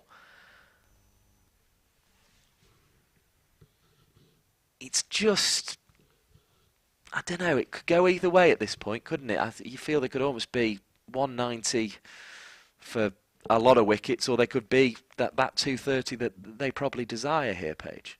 Oh, absolutely. I think 1 over could really just throw the game in either team's favour. One big total, 1 over with a big total for Thunder could really just spur them on, whereas an over with 1 or 2 wickets could really give it to Storm. What will we get? Filer bowling to Mullin, works into the leg side. It was the area that was productive for her last time. She slips at the non-striker's end and does very well, I think, to shout to Ellie Threlkeld that that was what had happened, to ensure that Threlkeld didn't set off for the second, because that's what they were looking for. Tad unfortunate for Mullin there. 163 for 4. I think there's also a pressure on Thunder here to keep the running up and keep, rotating strike. That's kind of so important in kind of periods of play like this. Well, we know Threlkeld's quick, and it appears Mullin is, even though she did just slip over on that previous delivery. She's scampered through for a run so far. Threlkeld not quite connecting with the cut shot. It was maybe just a fraction full, but I think Threlkeld will also be disappointed to have missed out on that in the form that she's in. Averaging 47.2 in the 2022 Rachael Heyhoe Flint Trophy. Struggled in last year's competition. I know was very frustrated given she had one of the pro contracts. That's a wide which will help the Thunder cause. 164 for 4. Watching from the Brian Statham end here, high up in the media centre at Old Trafford. Looking down the little gap there between the hotel and the old pavilion at the far end out towards Salford, as it's another wide down the leg side from Filer. She's trying to go straight here, but it's just struggling to control that line, and it's the swing that brought the wicket of Marshall. So it must be a very kind of yin and yang situation for an in-swing bowler, that you want it to go to get your wickets, but also it can make your life difficult. What will Filer produce here? A better ball to Threlkeld that cramped her for room. Threlkeld was setting off for the single. Mullin didn't fancy it. A little bit of indecision with the Thunder batters. That was a tad concerning there, Paige. Yeah, I mean, obviously a good decision in the end not to go through with it, but glad that Threlkeld got back to her mark. Here is Filer again. Bowling, right arm over the wicket, hit nicely by Threlkeld, but straight to Danny Gibson, who's at mid-on now. And she returns the ball to the white gloves of Wraith. They've been called into action on one occasion that's been noted down in the scorecard. That was when she caught Danny Collins for 32 off the bowling of Lauren Filer, who also picked up the wicket of Marshall. It's a good second spell, this one, from Filer. This is again diverted away by Threlkeld, but can't find a way to increase the scoring. She is 1 of 9 deliveries now, 165 for 4. Thunder just needing to find a way of accelerating here. The sunshine now bathing the pitch we're playing on. Filer turns in it and will deliver the ball. Right arm over the wicket, Threlkeld into the offside. There is no run on offer. So she's 1 off 10. Mullin 3 off 10. 8 overs to go. They've got to go here surely, haven't they, Paige? Oh, absolutely. Yeah, it's kind of Storm are doing really well at keeping the run rate down, and the Thunder batters just cannot get it past the fielders. They just keep hitting it to them, so they're really going to have to push here to get a defendable total on the board. They are indeed, but huge credit's got to go to Storm. Even when Dottin and Smale were putting on the partnership of 87, and then that was followed up by the 42, I think it was, between Smale and Collins. They were always sharp in the field, and that's why they've been able to keep this total in check. As Mullin goes leg side, looking to accelerate the total, but only picking up a single to the sweeper out at square leg. And 166 for 4 is the total.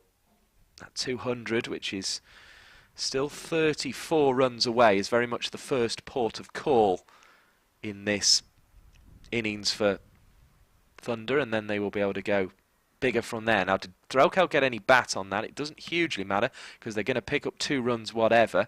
It was angled down the leg side by Geach, who has Wraith up to the stumps. There's no signal from the umpire, so there must have just been a little tickle on it from Threlkeld, who moves on to 3.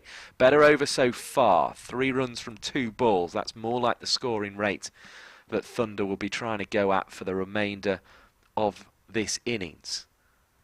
Geach bowls, hit well by Threlkeld, down the ground. Now the fielder at long on is going to come across and prevent there being a 2 taken. It's a good bit of work out there in the distance, in front of the fielders at the point, oh, the spectators rather at the point. Let's hope they don't all come on and field. That would be difficult. 169 for 4. Geach again, right arm over the wicket, bowling to Mullin, who was a little bit ambitious with that stroke and just had to abort it in the end.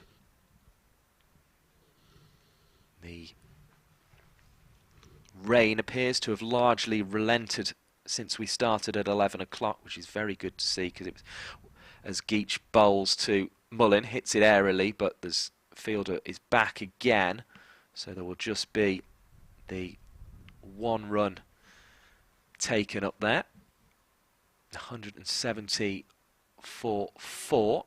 Sophia Smale doing the good work out there in the distance, off the bowling of Geach, and just keeping the scoring down for the Western Storm, as Threlkeld sweeps again, looking for the single, but can't manage to get enough contact on the ball for scoring to be done off the final ball. But it felt a better over to me, that one. 170 for 4, the total moves on to Paige Courts. Oh, absolutely. I think the Thunder will take anything they can get right now. So, a decent over, and hopefully they can kind of continue and not get bogged down like they were in previous overs. Yeah, 5, I think I made it off that over, as Filer prepares to continue her work for what has been a very disciplined and organised Western Storm team. We can see Sophia Smale going through her warm-up routines at extra cover. This one's flicked away out to long leg. There'll be a single on offer out to Skelton, who picked up the first 2 wickets to fall today, of Deandra Dottin for 46, and of Seren Smale. Really good caught and bowled, that, wasn't it? I mean, powerfully hit back by Smale. It seemed okay, she was dropped early on by Skelton one-handed, but it seemed the only way she was going to get out, having passed 50 as Filer bowls, and this one's driven to Sophie Luff at mid-wicket, was a piece of brilliance like that we got from Skelton. I mean, a fantastic catch, that one. Oh, absolutely, and I think it was one of those kind of times when the power of the shot kind of came off for the fielder, because it's one of those reaction catches that it woke her up. Sticks you, whereas if it had been a bit slower, reactions might not have come into it as much. Looks for the scoop here, Threlkeld, doesn't make contact. Good keeping by Wraith. The umpire felt that the ball had gone over the top of the stumps rather than down the leg side there. Perhaps a generous call. 1 or 2, I think, harsh umpires in a 2020 might have wide balled that, but umpire Banbury decided to be kind on that occasion. And it would have been unfair on the bowler because Threlkeld had definitely moved her position. And it would have probably hit her had she not, as this one is hit away by Threlkeld for 4 runs. A much needed boundary. Threlkeld's first of the innings. It moves Thunder within 25 of that 200 mark, which is their first port of call here, you feel. Really neat stroke by Ellie Threlkeld. Poor bit of bowling, if we're honest, by Filer, but Threlkeld took advantage. Oh, absolutely, and I think it's important that Thunder have these small markers that they keep trying to achieve. Don't kind of go into the last kind of 6-7 overs wanting to get to 215, for example. It's important to set those smaller ones that you can just keep achieving and keep building on. How quickly can they chip off the 25 runs? Well, this will help, because Threlkeld, who's in fine form and has been looking for that cut off Filer, finds that cut and finds the boundary. 4 more to the total. Lovely shot by Ellie Threlkeld. It was controlled. It was right in the gap between the 2 fielders behind square on the offside. 179 for 4. Threlkeld has 12 of 17 balls with 2 fours. This is more like it from the Thunder captain, who has had a good season, averaging more than 47 coming into this innings. And with that stroke, moves within 2 runs of 250 runs for the season in this competition.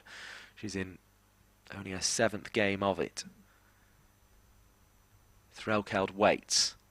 Filer bowls, it checks back, and Threlkeld just can't make contact with that in-swinger to finish. However, she'll be feeling better. 12 off 18 balls, 179 for 4.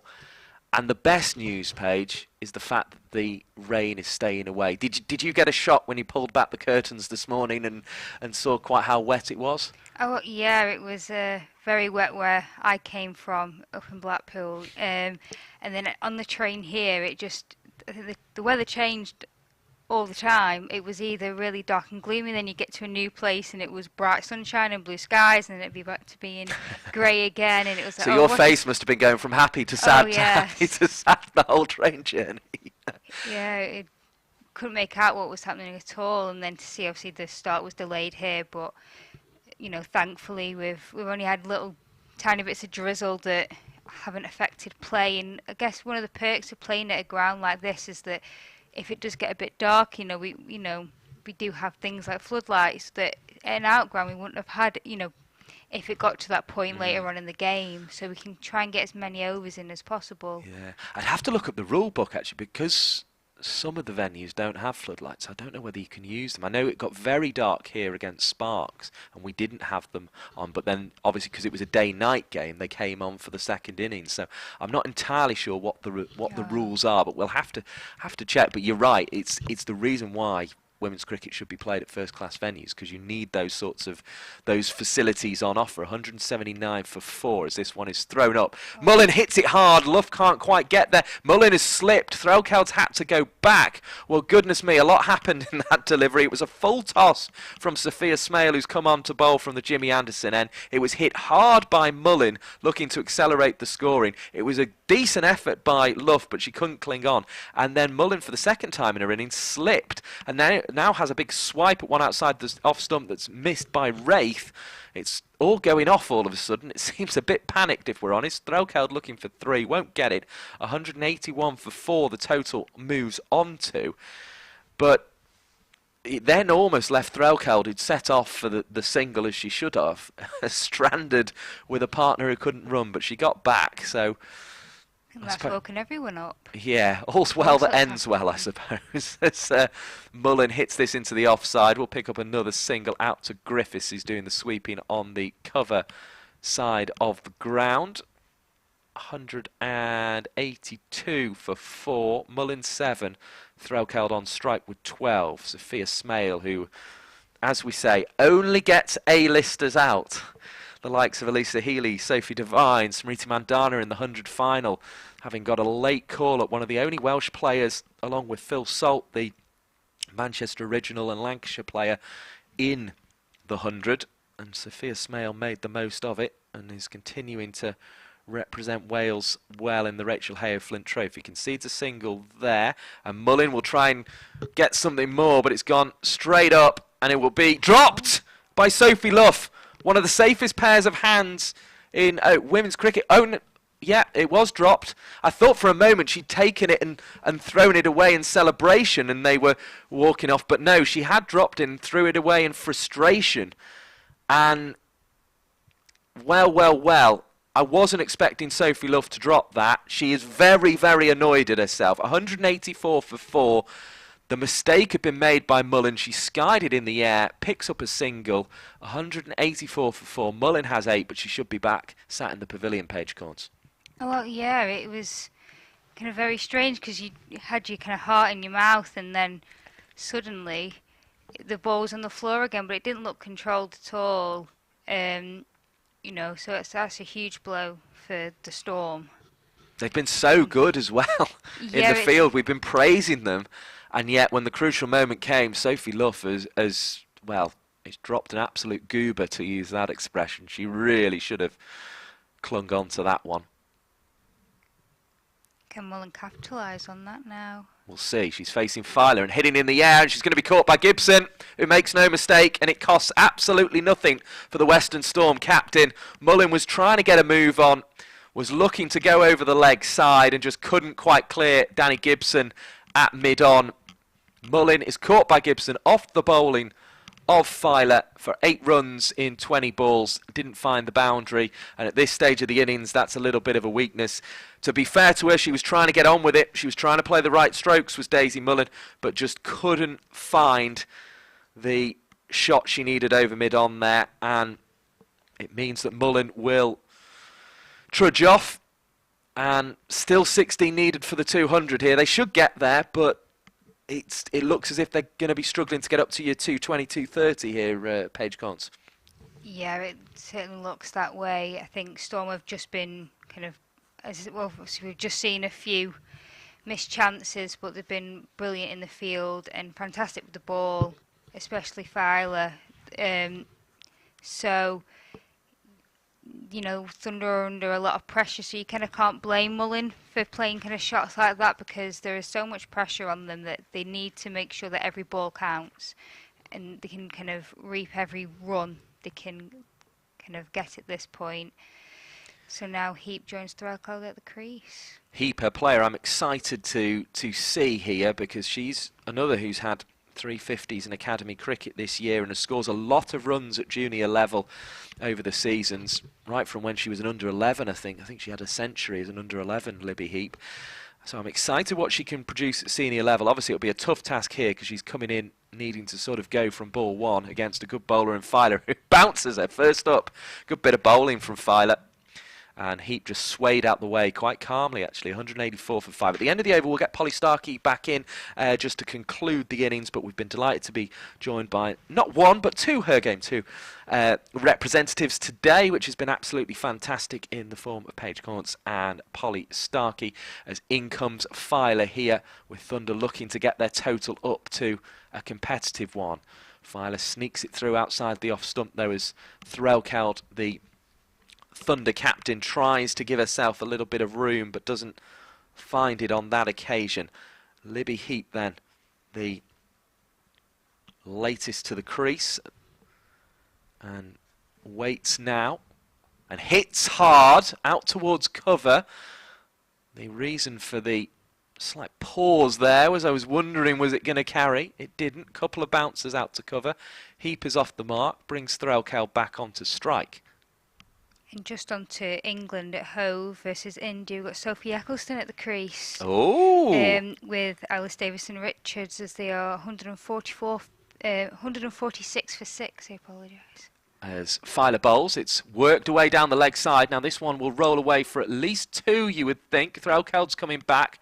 Wraith is not quite at the stumps due to the distance, I guess, of the boundary out there, and that allowed Threlkeld to get through. She's on to 15. Yeah, you can definitely come again if you're going to update scores elsewhere. I always like someone who does that because I often forget things, and I haven't done that in a while. Obviously, you can keep track of that. You might have the pictures on mute and be listening along to our commentary here at Old Trafford via the Lancs TV YouTube stream. as that one is fired into the pads of Threlkeld. It will be a dot ball, and it will conclude the over. So what we will do is we will switch round the headset again, and we'll get Polly Starkey back into the commentary position. 187 for 5. We've had 46 overs of this innings. Polly Starkey just popping the headset back on, and we'll just give her a moment to adjust that as the punch of gloves between Threlkeld and Heap. And we will be able to just continue these last 4 overs, Polly. I don't think they're going to get 230 now. 40 runs they'd need in 4 overs, 10 and over. I suppose it's the rate you want to be going at, but it's usually around about 8s at this stage of the innings in women's cricket that we tend to see. Yeah, no, I don't think they're going to do it. I think, yeah, as I said before, it was a slightly optimistic prediction, but at the same time, if Dottin and Smale had stayed there, then they could have easily got that. Or even, to be honest, if Collins had kept going the way she has. Now, Heaps seems to have found a boundary here. What a shot that is. Great stuff from Libby Heap, working into the leg side, 191 for 5. And Sophia Smale being put a little bit on the back foot here, having got all the A-listers out. The young Libby Heap up from the academy with 350s to her name this season has just found the fence. She's on 5, and she's played 5 games of Rachael Heyhoe Flint Trophy previous to this one, so this is her 6th appearance in a Thunder shirt. Played in the inaugural competition, and then just once in the other 2 editions. She's down the track. This is hit away. It's her first appearance in this edition, and she's finding boundaries. They're definitely going to get 8 off this over because Libby Heap's got it from 2 balls. Well. Yeah, a slight turn of events. I think Sophia Smale will be quite upset with that. I think, especially after the drop from Sophie Luff, where she could have got the wicket of Daisy Mullen. I think she'll be a bit frustrated, and then obviously being hit for 2 boundaries. But she's a very resilient player, and she's played so well all through today. So I don't think there's too much concern from that standpoint.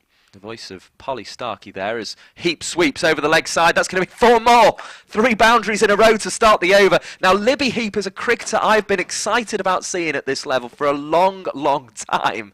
And I think this is why I've been excited. I just keep seeing the profile of the scores she gets in junior cricket. Right, as I say, I think they've gone right through from under 11 level, and it just gives you the indication, much like Emma Lamb would have been a similar person who was scoring runs for a club as a junior for fun, and for a county age groups as well. And you just feel they've got to be able to do it at adult level, and Libby Heap has come out here in a difficult situation and proved, albeit in a small cameo, that she can certainly do it. She takes Thunder to 199 for 5 with that 4. Yeah, she looks like she's playing a T20. She's absolutely smashing it. And as you say, it's all well and good when they do it at age group level, but coming into a senior side and being able to replicate that is really important. And that's exactly what she's doing here, and exactly what Thunder need at this moment. I imagine if, say, well, Kate Cross won't have it on because she'll be waiting to bat, but perhaps Emma Lamb has it on in the changing room for England, there might be a little go on girl for Libby Heap there. 3 4s and a single, and taking the pressure off her captain, Ellie Threlkeld, who's been in fine form and is on course for a little red inker here, although I'm sure she'd rather take maybe 2 6s and out at this stage rather than a red inker, or even 3 4s and out. But Libby Heap coming in, and I think we've seen something quite exciting there, and I'm very glad that we've had you with us to witness it on Lancs TV, as that one is hit away into the offside. Almost 400 of you now watching, so brilliant to have you with us on this Sunday. And even though neither of these teams can make the eliminator or the final now, as Smale bowls to Threlkeld, who will ensure this won't be a dot like the last one. Good bit of fielding by Geach there at short third, keeps it to just 1, 201 for 5. Thunder also bringing up their 200 in that, the 47th over. But there's always something in these games. There was something down at Worcester yesterday. We saw Scrivens bat well. We saw Davina Perrin both score runs and take wickets, albeit in slightly bizarre fashion with a mixed bag first over. 3 wickets in that first over from Perrin yesterday. And there's stuff here today as well. We've seen the emergence of Geach. 8 overs, 1 maiden, 27 for no reward so far. She's coming on to now bowl from the Brian Statham end, having bowled from the Jimmy Anderson end so far. We have also seen Libby Heap come out and smash the ball and show that she is a real talent. She's 14 off 7 balls, a strike rate of 200. In comes Geach, bowling to Threlkeld, hitting down the onside of the wicket. She's moved past 250 runs for the season in this innings, up to 17. So now has 253 runs for the 2022 Rachael Heyhoe Flint Trophy this season. And gratefully picked up another one there. What will Heap produce? Geach bowls to her. Heap's going to swing it away into the leg side, but there's a fielder back this time, although they nervously field it there, Lauren Filer, and that's allowed Heap to come back for 2. Great running from the young, and for a moment I thought she got it enough behind square to get a boundary. Didn't get that to the long side of the ground, but did get 2 runs, and Libby Heap is putting the pressure on Western Storm with a 16 and a strike rate of 200. She's only been here for 8 balls, but she looks as if she's been there forever. Yeah, she just looks extremely comfortable at the crease, and one of those players again that just looks like they belong. And she's doing exactly what she needs to. I mean, it's probably great having the captain out there with you to really guide you, but it looks like she almost doesn't need Ellie Threlkeld's guidance. She's just playing her own game, and she's doing absolutely fantastically. Geach with ball in right hand, under a bit of pressure. Dottin tried this earlier. It's now the young Libby Heap trying it. Hits Heap on the pad. She thought about trying to get through for the single. It's helter-skelter cricket at the moment, it feels. It's just sort of run every ball. Brought another note from Polly Starkey next to me as well, who's admiring this innings of Libby Heap. Polly Starkey from the Naughty Child podcast, all about women's cricket, as this one is bowled, and Heap swings it away into the leg side. And I think representing the children of the noughties is Libby Heap here today, getting another couple to her total. And Western Storm look a little bit unsure what to do here.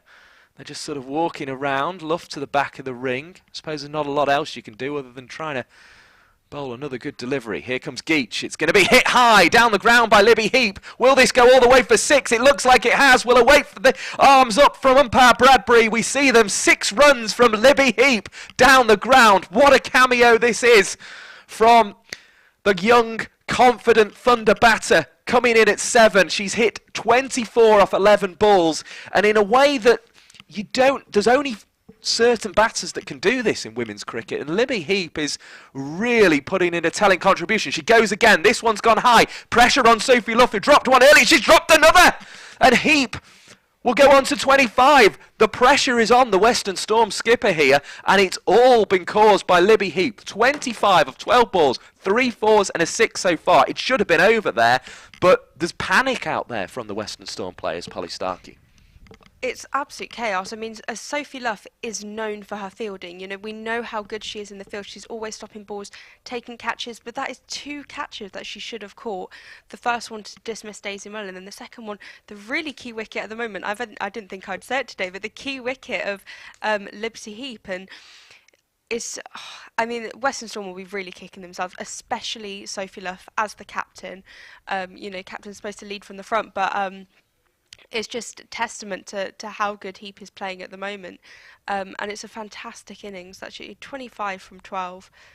If you're in the E4, E5 area underneath the point there, you're seeing something fairly special from Libby Heap here. Just playing without fear. Up against Sophia Smale now. Drives it down the ground. Can't quite get it past Threlkeld. They attempt the run out of the non-strikers end. Threlkeld is back.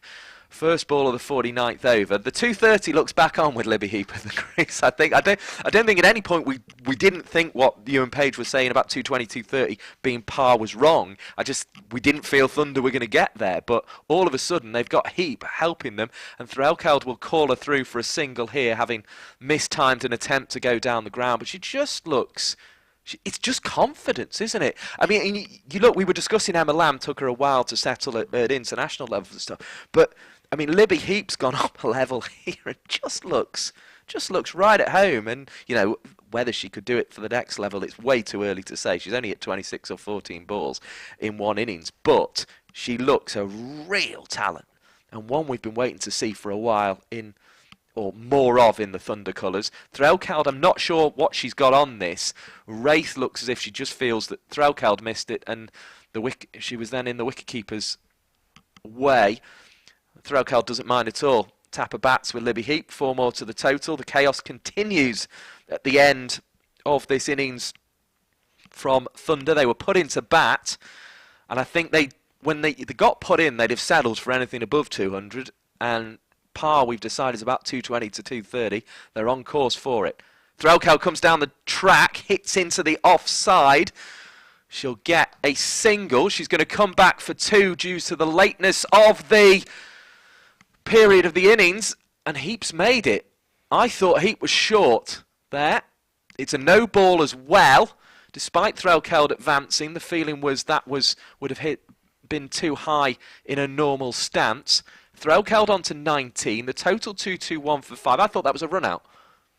Yeah, me too. We are a long way away though, and umpire Ashraf is better placed than us, I think it's fair to say, and was able to adjudicate on that, and he's back to adjudicate potentially again, although the ball just bounces over the stump, so no decision required. Threlkeld getting a single with that shot into the leg side. 2-2 for 5. Sophia Smale with pressure on her because she's going to have to bowl another ball to Libby Heap, potentially 2. She bowls to Heap, who's going to go over the leg side. She's gone high. 6 more for Libby Heap. What a shot that is.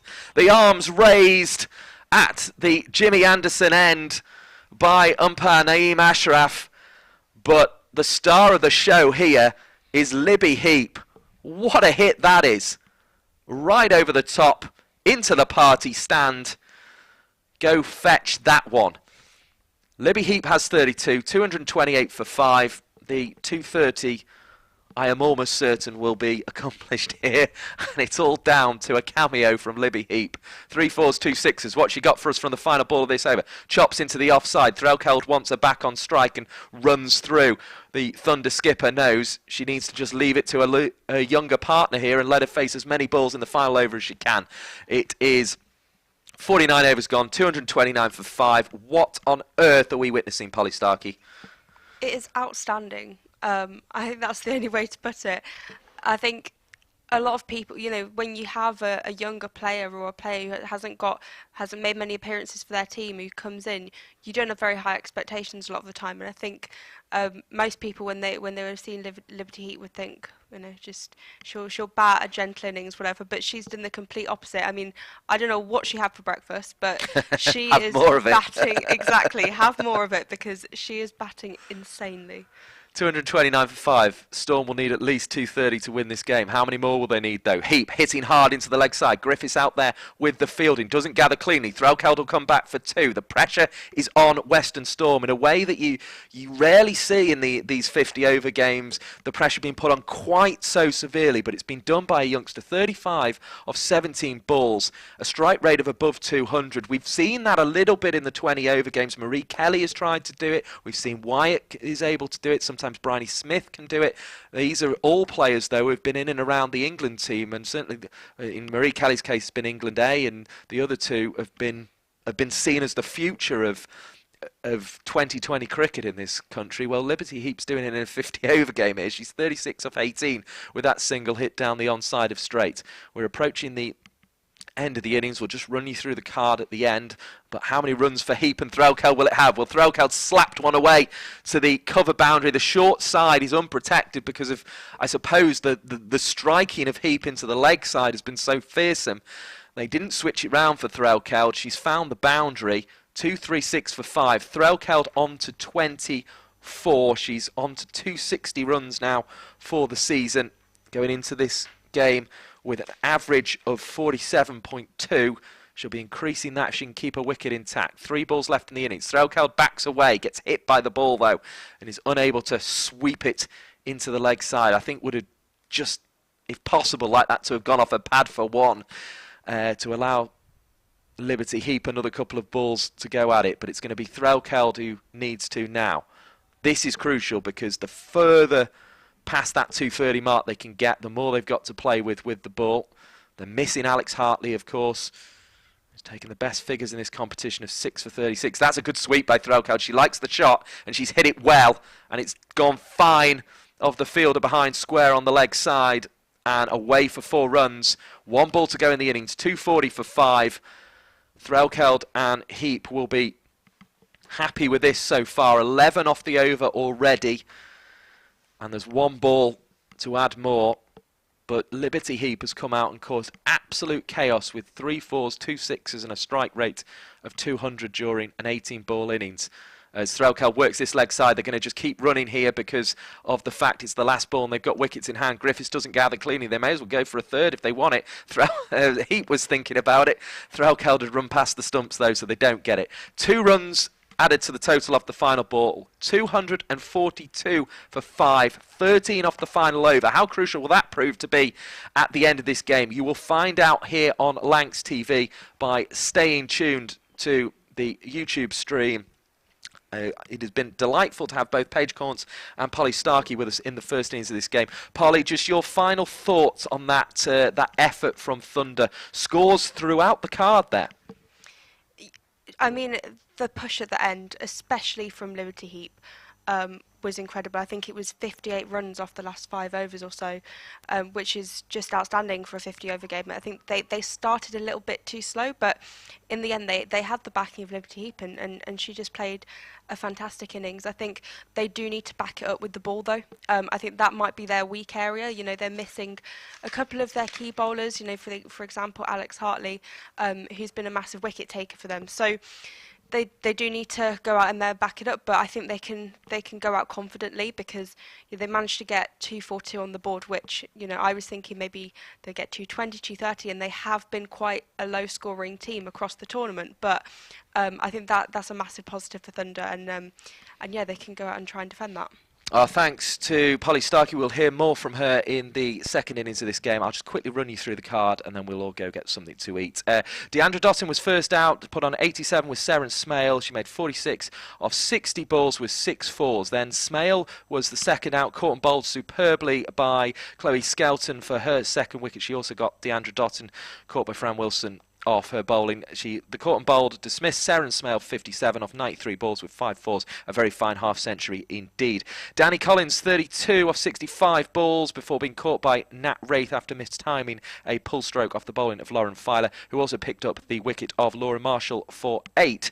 Threlkeld was then at the crease with Mullin, but Mullin was dismissed for 8, caught by Danny Gibson off the bowling of Filer trying to go over mid-on. That brought Libby Heap to the crease, who played a fantastic 18-ball knock, hitting 36 runs, including 3 fours and 2 sixes. Threlkeld was not out on 30 of 31 balls with 4 boundaries at the other end, and took the innings through to a total of 242 for 5. That means Western Storm will require 243. Their bowlers each bowled a good opening spell. 10 overs, 1 maiden, 52 for no wicket. She finished with Lauren Filer 46 for 3. Picking up her 11th wicket of the competition in a 10-over spell that didn't include a maiden. We had Sophia Smale, 10 overs, no maidens, 48 for no reward today. A tough day for one of the stars of the 100. Neve Holland, 5 overs, no maidens, 29 for no wicket. Skelton, as we mentioned, picked up 2 wickets for 33 runs in 10 overs, but didn't bowl a maiden. A very tidy spell indeed, though. And Alex Griffiths also bowled 5 overs, 22 without a wicket. A little bit of panic at the end of the innings there by Western Storm, caused by the 36 not out from Liberty Heap. We also saw a half century for Seren Smale, rather. Sophia Smale will try her luck with the bat in the second innings. 243 will be the score required by Western Storm for victory in this final Rachael Heyhoe Flint Trophy group game.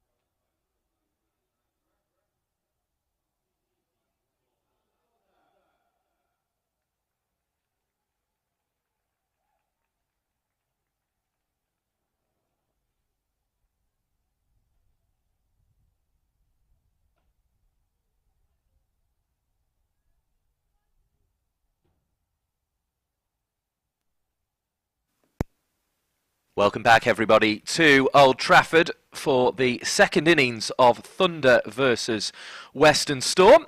And oh dear me, it's raining. Well, I was about to say that Western Storm are coming out to chase 243. Unfortunately, we're being hit by probably the heaviest shower we've had since we started this game half an hour late at the 11 o'clock. But this looks rather more fearsome. The umpires are staying out there, which is a good sign. I presume they're going to want the cover putting over the pitch, because this does look very heavy rain to me. Polly Starkey, you're alongside me from the Naughty Child podcast, all about women's cricket. This looks a little bit more serious than anything we've seen before. Yeah, that rain came very, very suddenly and absolutely out of nowhere. But it's far heavier than we saw before, and I think the covers are coming on. One of the umpires Well, I hope they ran are. off, so... Yeah, umpire Banbury has gone off. I hope the ground staff, obviously they could be forgiven for sort of having a little break and still be finishing off their lunch, because they have plenty to attend to during the interval. But we need to get some covers on this pitch pretty damn quickly, because this is quite heavy, and actually this is, I would say, playing into Thunder's hands because of the fact, and I think umpire Naeem Ashraf is getting a bit frustrated that this pitch hasn't been covered yet, because of the simple fact that this pitch is getting wet now, and okay, it will only be getting a little bit wet, but that will help the seamers of Thunder, of which they're fairly loaded with today. They have Phoebe Graham, Sophia Turner, Laura Jackson, of course, all wanting to bowl seam up here. Deandra Dottin, no less, as well. And they're getting a little bit of an advantage potentially here, and quite where the covers have been during this, I'm not sure. It certainly seems the umpire wants them, unless he has sent them back. Here we go. I think I can hear the hover cover starting up, because obviously we always have to compete with it voice-wise a little bit here, Polly. But umpire Banbury's running back out, clearly having found the people who were needed, and the stumps are coming out.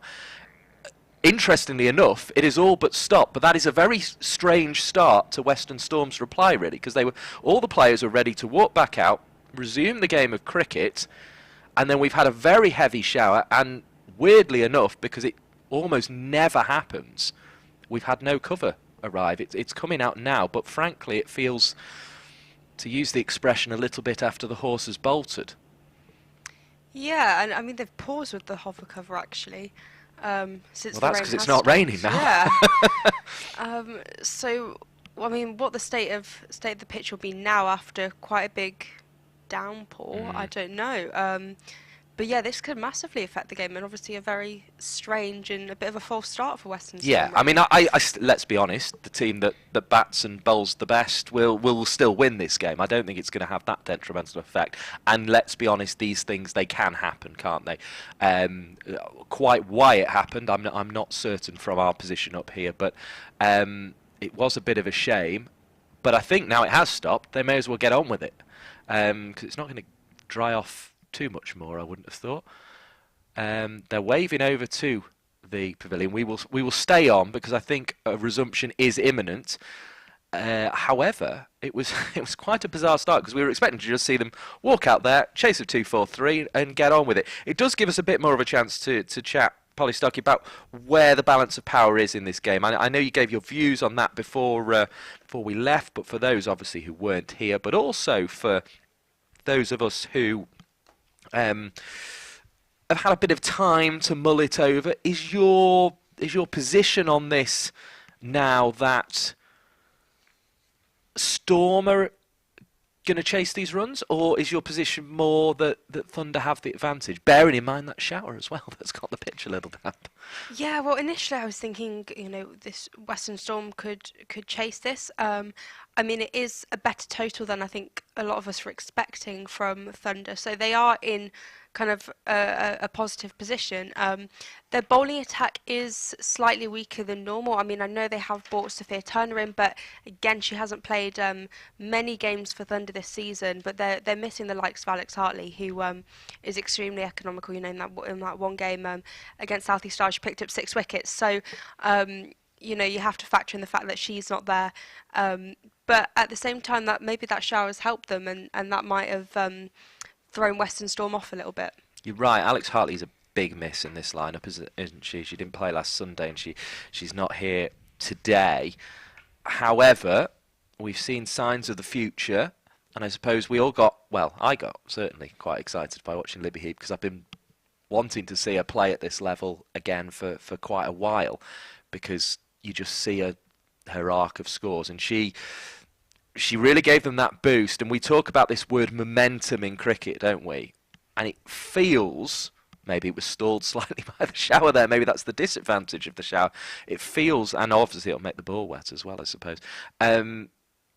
It feels though the momentum was with Thunder at the end of that previous 50 overs we had. Yeah, definitely, and Liberty Heap has got to take the credit for that. She played an absolutely incredible innings.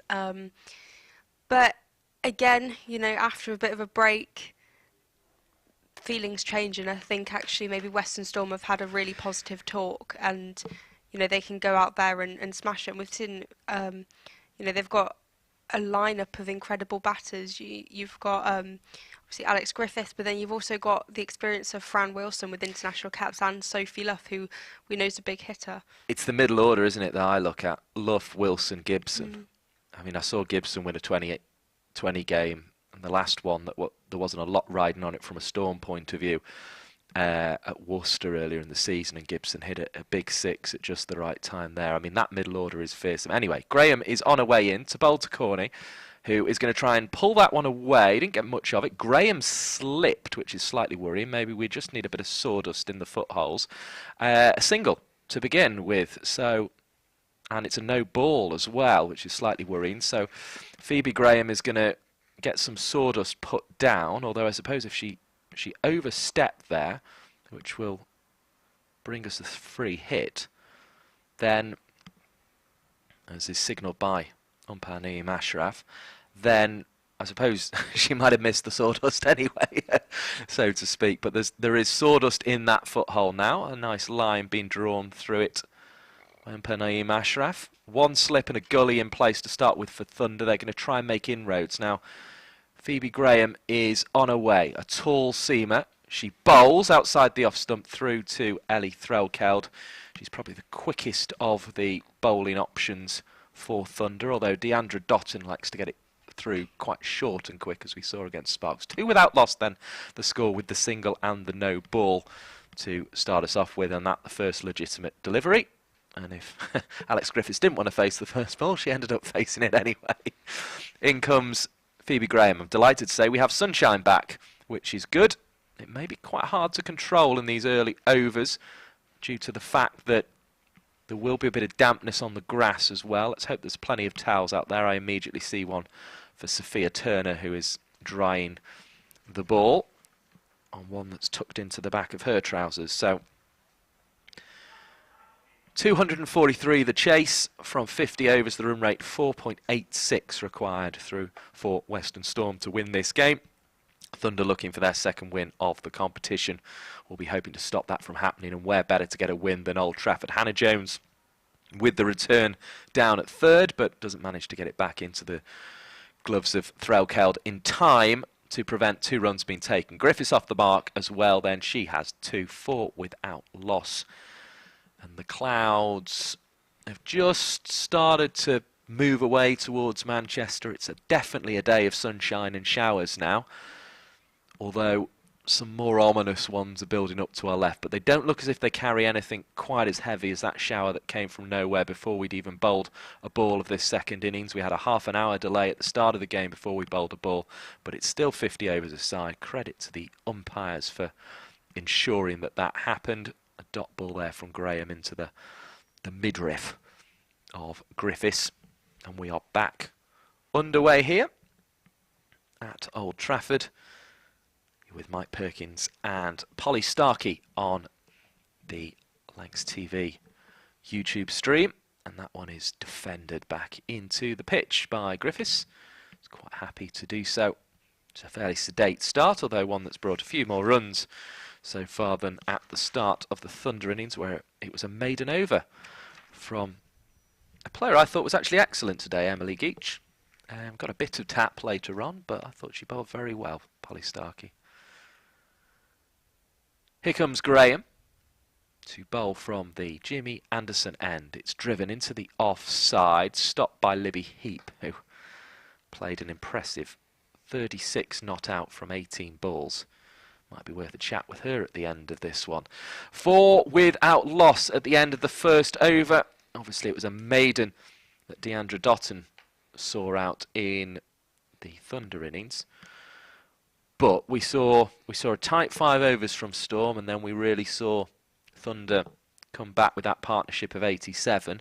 Do you think we're going to see something similar here, a slow start from Storm, but then to push on? Laura Jackson taking the ball from the Brian Statham end. Polly Starkey. I think Western Storm will look to get off the mark very quickly. I mean, that's exactly what they've done in that first over. I mean, Thunder were, at the same point they hadn't got off the mark and didn't manage to get 4 runs till the end of the third over. So yes. I think Western Storm are definitely showing some intent here. And I think they'll just look to get as many runs as possible as soon as possible. I mean, they have got plenty of time, so it might be that in the middle overs it relaxes a bit more, and if wickets fall, then that might be the case. But no, I think they'll try to stay consistent throughout. Emma Corney marking her guard, and you can actually see it on the pitch even from all the way up here, which maybe is an indication that there's a little dampness left over from that rain as the ball goes down the leg side. Phoebe Graham comes up from, well, I think she's a fine leg actually rather than a long leg there at the moment. It was a wide ball, 6 without loss, because a single was taken as well. So Thunder have to be disciplined because both bowlers here have started with an extra, which isn't good, and there's been a score off the extra, if that makes sense. So that's cost them 4 runs already. Here comes Laura Jackson, bowling from the Brian Statham end, just back of a length, worked into the leg side, offside, and there's no run on offer. As we, again, they're feeling their way into the innings. I mean, it does tend to be the side chasing because they know the run rate they need to get. They do tend to go a little bit quicker in the second innings in terms of trying to stay up or at least around the rate. But equally, 2 batters on any day, particularly under cloudy skies, have to make sure they earn their right to be there, particularly when they're openers. 6 without loss with that dot into the pads. Laura Jackson taking the ball from Libby Heap, who's up at mid-off now. We have Sophia Turner at extra cover. Daisy Mullen making her way in from cover point, and the excellent Deandra Dotton at backward point, but she won't get anywhere near that because it's gone fine of Dotton and away for 4 runs. Collins has to go and chase from slip, and that is the first 4 of the Western Storm innings. It was a rather sort of calm one really from Griffiths. She knew exactly where the gap was and just turned the face of the bat into the ball, cut it away, 4 runs. Really neat shot, good hands, 10 without loss. Storm starting well this pursuit of 2-4-3. Yeah, really good start for Storm. I mean, Thunder didn't get their first boundary until the 5th over, so with Deandra Dotton. So it's great intent from Western Storm here. Here comes Laura Jackson. Bowls, clipped leg side, quickly across the turf comes the fielder on the far side, Seren Smale. Didn't quite gather cleanly just on a sort of covered surface that she was coming across, but kept it to 1. 11 without loss is the score. Little bit of blue sky as I glance up to my left from the Brian Statham end. The bulk of it, though, is away to our right, and the flag's indicating that's the direction of travel, left to right. So perhaps we need to just keep an eye on the weather, but let's hope it doesn't interfere into what has been a very good game of cricket, and it's good to have more than 300 of you back with us, enjoying this one, and I'm sure you are enjoying the Women's One Day International as well. It's a busy Sunday of sport, plenty of football on as well as cricket today, and lots of other sports going on throughout the country and the world indeed, and this is part of them. But that's a poor ball from Jackson. It's short outside the off stump for the 2nd time in the over, and it's going to bring Cornier for this time after Griffiths got one earlier in the over. Both batters will be feeling very good, having played their respective cut strokes, and I would actually say, if you were to compare the two, which is always a an unwise thing to do in many respects. But I say, if you were to compare those two strokes, the Corney one was almost even better because it was the same sort of shot, but she got hers down. So even if there'd been fielders there, you just felt she'd have diverted it down and into a gap and away, and there'd have been no risk of being out. 13 without loss is the score at the end of the second over. Polly Starkey. Yeah, you mentioned about England versus India, the ODI. England's innings has been concluded for 227 for 7 with Alice Davison-Richard top scoring with 50, and I believe that's her maiden ODI half-century. In comes Phoebe Graham bowling, and that one is clipped away. What a nice shot that is from Griffiths. It might only get her one, but it probably deserved more. It was just neatly played. Clipped away, 14 without loss. We're into the third over. Well, you can both come again then, because you're both updating scores now. I'm very happy with that, because it's one less thing for me to do, frankly. Very, very good indeed. As we have Polly Starkey and Paige Corns, for those who weren't here in the first innings, both part of the Her Game 2 project, and that is now something that Thunder and Lancashire are partnering with, as that one's worked into the leg side. No run on offer there. Daisy Mullin with the fielding, and that's why you're seeing the little logo and the hashtag up in the top left hand corner. So do send your messages, and I'm sure Paige and Polly will be picking those up and having a look at those this evening. So yeah, it's great to see that partnership is something that is now the Old Trafford sides are part of, as that one's played into the offside. Libby Heap is there with the field, and she must be absolutely buzzing now, because of course she's hit those runs with the bat. 36 off 18, I think I'm right in saying. I mean, it was a heck of an innings. 3 4s and 2 6s, and it just... an innings that was threatening to maybe just slide away and be a kind of 2-10. Bumped it right up to 2-4-3, and that's what Storm must chase, and it's given Phoebe Graham something to bowl at, but she's been turned leg side by Corney. Across comes Jackson. They're going to look for 2. They've gone to the non-strike zone. This could be a run out. Doesn't quite get there in time to the hands of Phoebe Graham. It was almost perfectly judged in the end, that 2. 16 without loss, the score moves on to. Yeah, it's really fast between the wickets, and those extra runs make all the difference. But yeah, I think Laura Jackson's been fielding very well on the boundary. The other remarkable thing about the 36 off 18 balls is it was only there for 19 minutes, but it just felt so game-changing from Libby Heap. Will it prove that way, or will Western Storm have enough with the bat to have got through that difficult period of the game and chase this 2-4-3 down? They are chasing a reduced target now, actually, we're seeing on the scoreboard, of 239 on the Duckworth-Lewis Stern method. So the fact that we had that little break, it's the first time I've spotted it, second innings reduced to 48 overs now. So 48 overs. I must confess I missed the announcement on that, which was probably made as the players were coming back out, but it's up there on the excellent scoreboard now that they're chasing 239 for victory via the Duckworth-Lewis Stern method. We were hoping those 3 wouldn't get involved today, but they have. 19 without loss then. 239 is the revised target which is required here, so that's another 220 off 270 balls. The pass score at the moment is 9, so they're well ahead of that, which is good. Yeah, it's a shame that it's been affected by DLS, but what can you do? The weather's the weather. You don't have much control over it. And at least we've got a way of getting, and that seems a fairly fair chase, doesn't it? Having lost 2 overs, that seems about right. It doesn't feel like it changes the game much at all, really. If Thunder bowl well, they'll win.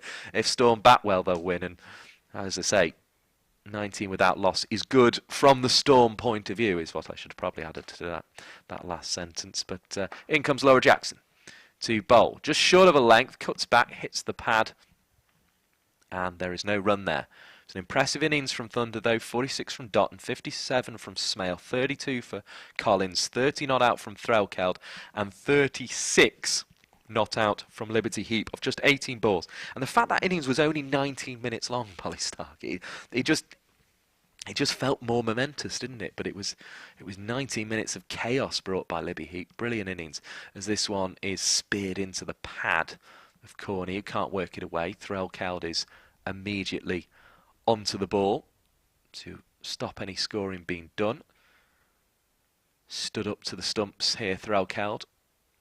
Those distinctive black gloves that she brought to fame during the 100, and she stuck with them because they go quite nattily with the light grey strip of Thunder, as well as that one comes back in towards the stumps of Corney. Negotiates it well though, 6 not out.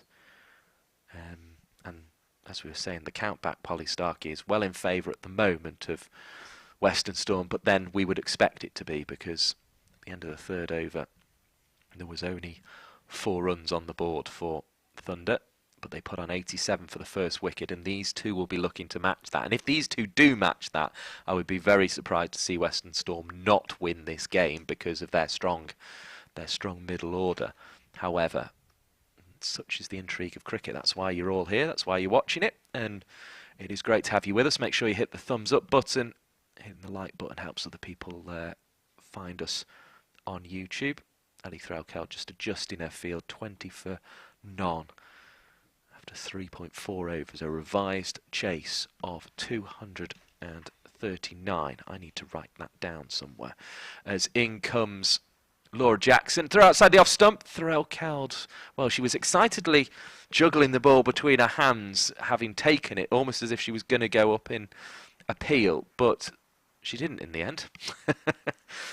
And the bat didn't appear to be anywhere near the ball, but just the wicketkeeper getting a little bit excited there, which is a good sign, I suppose, for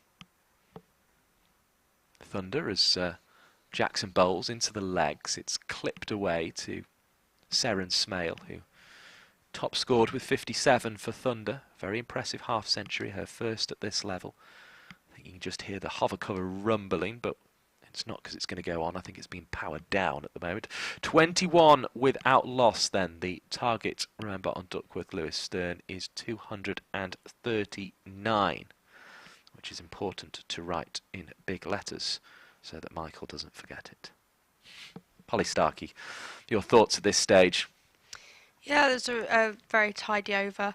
But again, Western Storm are miles ahead of where Thunder were. You know, Thunder, I think, had only got 10 runs at this point, and so yeah, Storm will look to continue this. Graham, right arm over, Jimmy Anderson, and into the bat of the jumping slightly Griffiths, but in controlled fashion.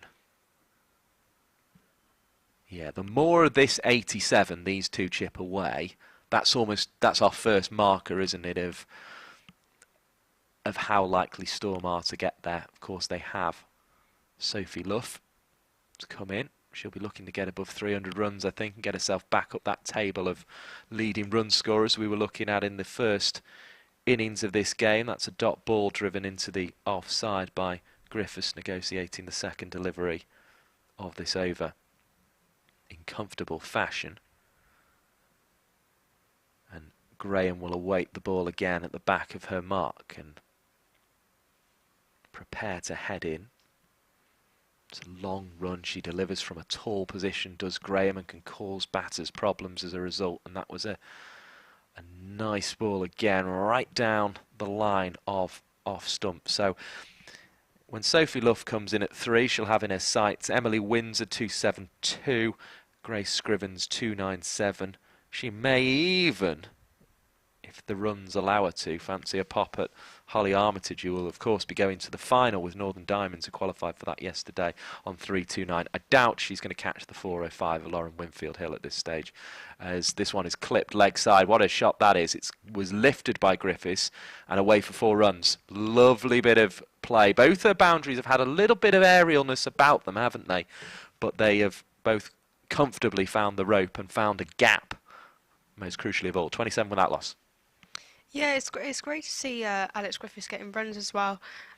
She's a solid player, but she's been a little bit inconsistent. You know, she's had great scores where she's got 48, 22, but then she's also been in single figures a couple of times with 3s, 7s and 9s. So it's great to see her looking really comfortable and playing her game. And reading out those scores, I think she'll definitely want to finish on a big one here, because that's probably what she's lacking now, isn't it? She's had a couple of little starts, but not really got a big one. She's got a start here. She's on to 16 as the ball's returned to Threlkeld, athletically taken, 28 without loss. A approaching the end of the 5th over. Emma Corney comes on to strike.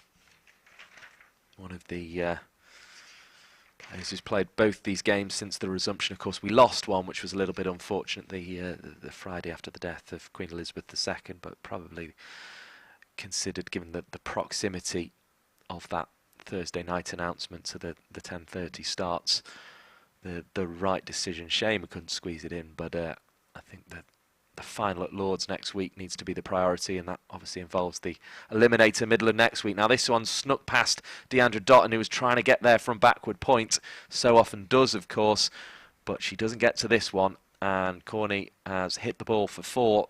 Another good stroke from Corney, another controlled stroke, and we said earlier actually, her first 4 on the cut just seemed like even if the fielder had been there, she'd have put it a yard away from them, and that was exactly what happened there. Second boundary, 4 runs, 32 without loss. Corney has 12 of them off 12 balls. Yeah, I mean, Emma Corney last game got 29, so hopefully we'll push past that. And I mean, she's started really well, 12 from 12, and I think they're working well together. You know, not one of them is completely dominating the innings, but I think they are quite working well as a partnership. They're very good signs, these, for Westminster. We felt it was a decent track. We felt perhaps the only thing it was doing was helping the slower bowlers, although Lauren Filer found a bit of swing in these cloudy conditions as well. So it's it feels like it's a good cricket pitch, actually, like it's got a little bit for everyone in it. Here's Laura Jackson trying to find a little bit for her. Now that is signalled wide immediately by umpire Banbury, and there will be 2 runs taken in addition to the wide, so 32 without loss will become 35 without loss, I believe. We'll just wait for that to tick over as it does now. And Laura Jackson puts a bit of pressure on herself in this over. They talk about getting in and out of overs. Well, she's not gone in particularly great, so what can she do in the middle of it? There was a little bit of excitement as that one threatened to sneak past the bat there. No signal from the umpire, so there must have been some inside edge, which was what put them off the appeal from Griffiths, who's on to 17, 36 without loss. So the Libby Heap contribution has been dismissed, but it took 5.1 overs to do it, rather than the 18 balls, the 3 overs. It took Libby Heap to do it, so that could be a crucial factor in this game. It was magnificent to watch if you weren't with us here earlier. I hope you've booked in now for the afternoon, and we can enjoy your company. As I say, make sure you hit that like button if you're enjoying what you're seeing and hearing, because it helps other people find us, and it'll help us tick past the 400 mark, because we've got 399 at the moment, which is good. And Laura Jackson just examining those spikes and the sawdust being placed down now. I think we're going to see a lot of this, because we had a heavy shower at the start of this innings. It was going to be a chase of 2-4-3. That's now been reduced to a chase of 2-3-9 from 48 overs. So another 203 from 256 balls. Storm well ahead on the Duckworth-Lewis Stern par score, which stands at 14 at the moment. Here comes Jackson. Bowls back into the batter, and Collins is there with the fielding at mid-wicket. Sky's lightning to our left, which is good. That's where it's coming from. Continuing just to hear a bit of a rumble below us, probably of the ground staff's equipment, as down the leg side it goes. Well gathered by Threlkeld there, but it will be a wide. 37 without loss. This spell from Jackson's just felt a little indisciplined, Polly Starkey. Yeah, I think Jackson's a great bowler, but she can be very inconsistent. And I think, yeah, as you saw, it's wide. She does often bowl wide sometimes, and also bowls too short sometimes, and people capitalise off that. Well, that was both too short and too wide, and it will be signalled a wide. 38 without loss, the total moves on to. I'd actually be tempted to make a change here. I mean, what they'd usually do is bring Alex Hartley on at this point, wouldn't they? Just for a couple of overs to get them out the power play. Who they would go to here. Not sure. Sophia Turner potentially. Hannah Jones maybe. Has to step up into the left arm spin position. Libby Heap as well. Bowls a bit of spin, but that would be big pressure on her, although she didn't appear to show much pressure when she got out there with the bat.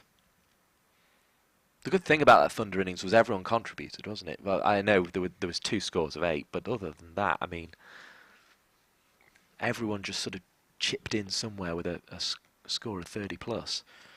Here comes Jackson, bowling, driven, back to Jackson.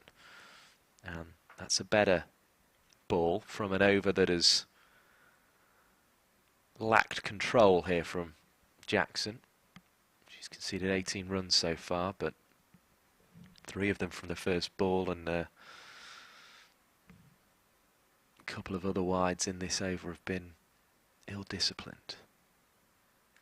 Here she is again, driven down the ground. Is that going to beat Jones? Just gets her knees to it in the end. It was an improvised stop, but it was an effective one.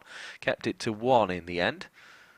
And well, that was what was required from Hannah Jones, I think, is probably the description to go with there, Polly Starkey. It certainly wasn't elegant, but it was effective. No, it's certainly not elegant, but definitely effective. And you mentioned about everyone contributing. Yeah, well, we saw Deandra Dotton, Seren Smell, Danny Collins, Ellie Threlkeld and Liberty Heap all getting at least 30 or more runs, which is what you want in any format of cricket, but especially 50 over. And we've seen this throughout the tournament, that actually when everyone steps up a little bit, it takes the pressure off people like Ellie Threlkeld, who are expected to get these big scores, and it just enables the team to relax a little bit more. Graham bowling, turned leg side by Corney, and there will be at least one, just one. Jackson, good fielding out there actually to keep it to 1, the shorter side of the ground, but as we mentioned earlier, it still feels a relatively decent boundary. We've seen 2s on it, which is good to see on that leg side. 40 without loss then, just after 3 o'clock on your Sunday afternoon. Then you're watching Lancs TV with Mike Perkins and Polly Starkey from the Naughty Child podcast, as this one is driven firmly down the onside of straight. No run on offer to Danny Collins, who I think's found herself up there at mid-on. 40 without loss. Danny Collins, for some reason this year, from this distance, and I would hasten to say only from this distance, has the look of Alex Hartley all of a sudden. The 2 of them look quite similar, but obviously no Alex Hartley today, which was a big loss for the Thunder, as this one is bowled, and Griffiths squeezes it from the crease back towards Phoebe Graham. 40 without loss. But yeah, I don't know, there's just something about it from this distance. I think when you get the close-up on the camera, it looks... It's obvious it's Danny Collins, but from where we're sat up in the Brian Statham end, there's a similarity there, certainly. It's something about it's the glasses and the way the hair's tied, maybe, as that one's turned leg side by Griffiths, who has to be quick, as does the non-striker Corney. But she is quick, and the throw misses anyway. 41 without loss. Yeah, I think someone said that they use the same hair dye, which might be why. And they tend to both wear the long sleeve as well. So no, they do look quite similar. I don't know if they use the same hair dye, but there we go. we'd have to have a look through both sets of players' bathroom products, I think, to fully establish that. But there we go. But yeah, it's certainly a similar shade, isn't it? From this distance, anyway. Anyway, that's boring. Let's get on with something more interesting, which is this game of cricket, which is in the balance. A chase of 239 of 48 overs on the Duckworth-Lewis-Stern method after Thunder made 243 in a game that was delayed by half an hour due to wet conditions this morning, but we played through the entirety of the first innings before a shower just as the players re-emerged for the chase.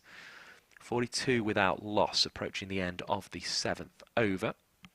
Most of the spectators back in at the far end. A few more, perhaps, just waiting to retake their seats. Maybe they've found somewhere else to view from. It's not quite as busy as it was. There's a few sat in front of the pavilion as well, which is nice to see. Big drive outside the off stump.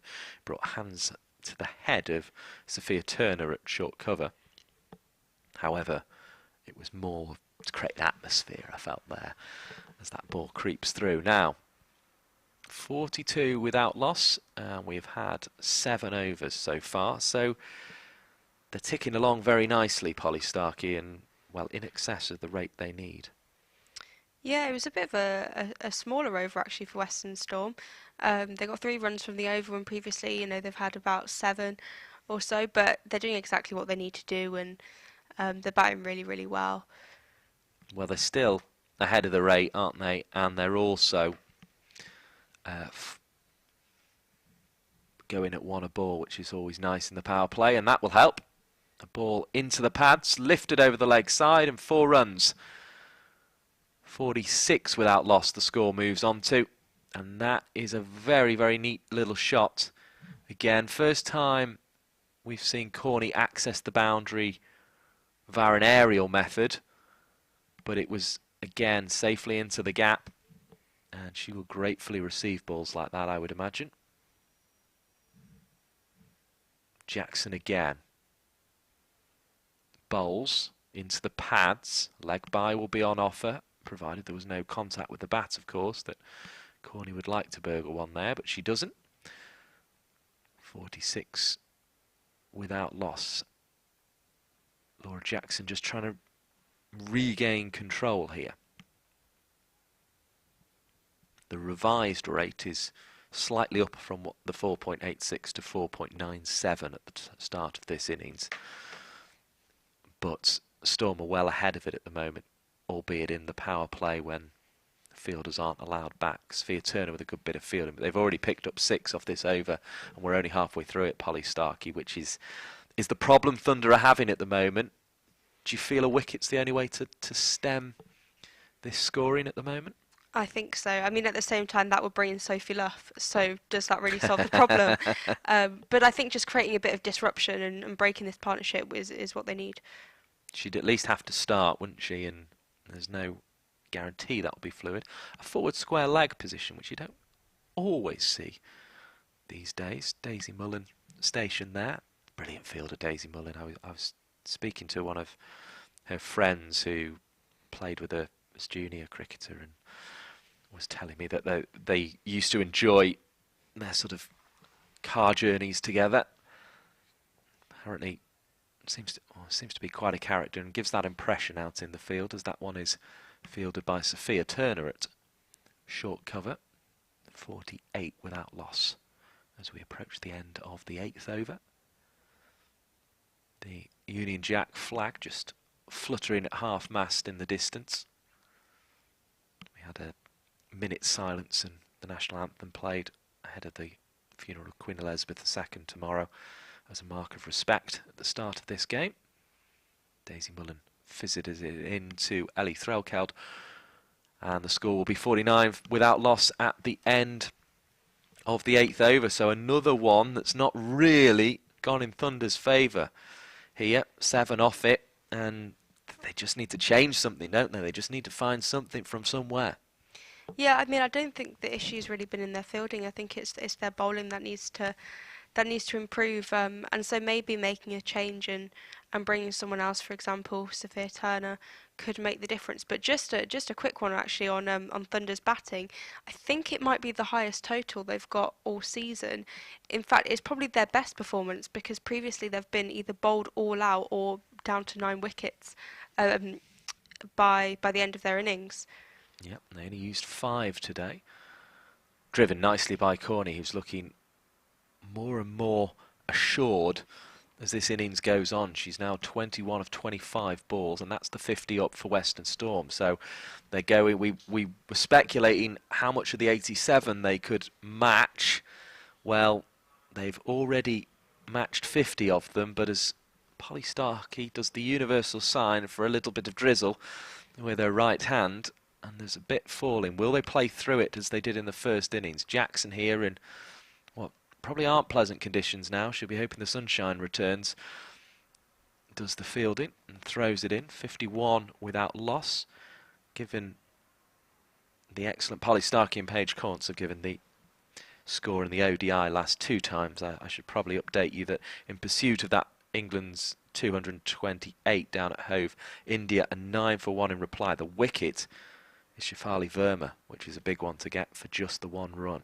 As Graham bowls, and it's short, worked away into the leg side. That'll get the ball wet, you would imagine, in these rainy conditions, and that was probably why it slipped away from the gloves of Threlkeld as she tried to take the bails on the return. 53 without loss then. The score for Western Storm. This is looking ominous for Thunder as an opening partnership, but of course we have a reduced number of overs, but still 48 overs, so lots of twists and turns to come here. Yeah, I believe the wicket of Shefali Verma was actually by Thunder's own Kate Cross. Good knowledge, because Kate Cross, of course, is somebody who contributed to Thunder's win here at Old Trafford against Central Sparks, and is a much beloved figure as that one's driven into the offside. Turner there with the fielding. 53 without loss as we approach 3:15 on this Sunday afternoon. We were, of course, due it's often quite funny when the football's going on down through the sort of gap. You can see people on their way down to the other Old Trafford. Oh, it's bowled! It's Phoebe Graham. She's found the breakthrough. Thunder needed it. 53 for the first wicket. Corney, who'd looked so compact at the crease and so good, is out for 23. She will be frustrated. Bowled by Phoebe Graham. And Thunder needed that breakthrough, and they've got it, Polly Starkey. And, well, could that be the first twist we're going to see in these 48 overs? And how many more will we see? Well, we're going to find out shortly. A much-needed wicket there. Yeah, definitely. That was a key wicket, and you want to break those partnerships as soon as you can. You don't want them to carry the game away with them. It does bring Sophie Luff in, which is a slight issue for Thunder, but again, if they can get her out quickly, then I think it's fine. And she needs time to settle at the crease. I don't think she'll be firing straight away. So they've got time to put pressure and build that pressure and try and get her out. She's in great form. 256 runs this year to go with the 756 she had prior to 2022. So that's 1,012 runs she walks to the crease with in Rachael Heyhoe Flint Trophy cricket across the 3 editions. So she is a very useful operator indeed, which makes this a very, very big ball in the cricket match, because she hasn't faced Phoebe Graham yet today. The skies are clearing, but still cloudy. We've had a bit of moisture around. This is early in the innings, the time they need to get Sophie Luff. As we say, she will have eyes on those totals, or those batters in front of her in the run scoring list up towards and beyond 300. That's a wide ball down the leg side. A little bit of an anti-climax in the end, having given that delivery the big build-up. 54 for 1. You mentioned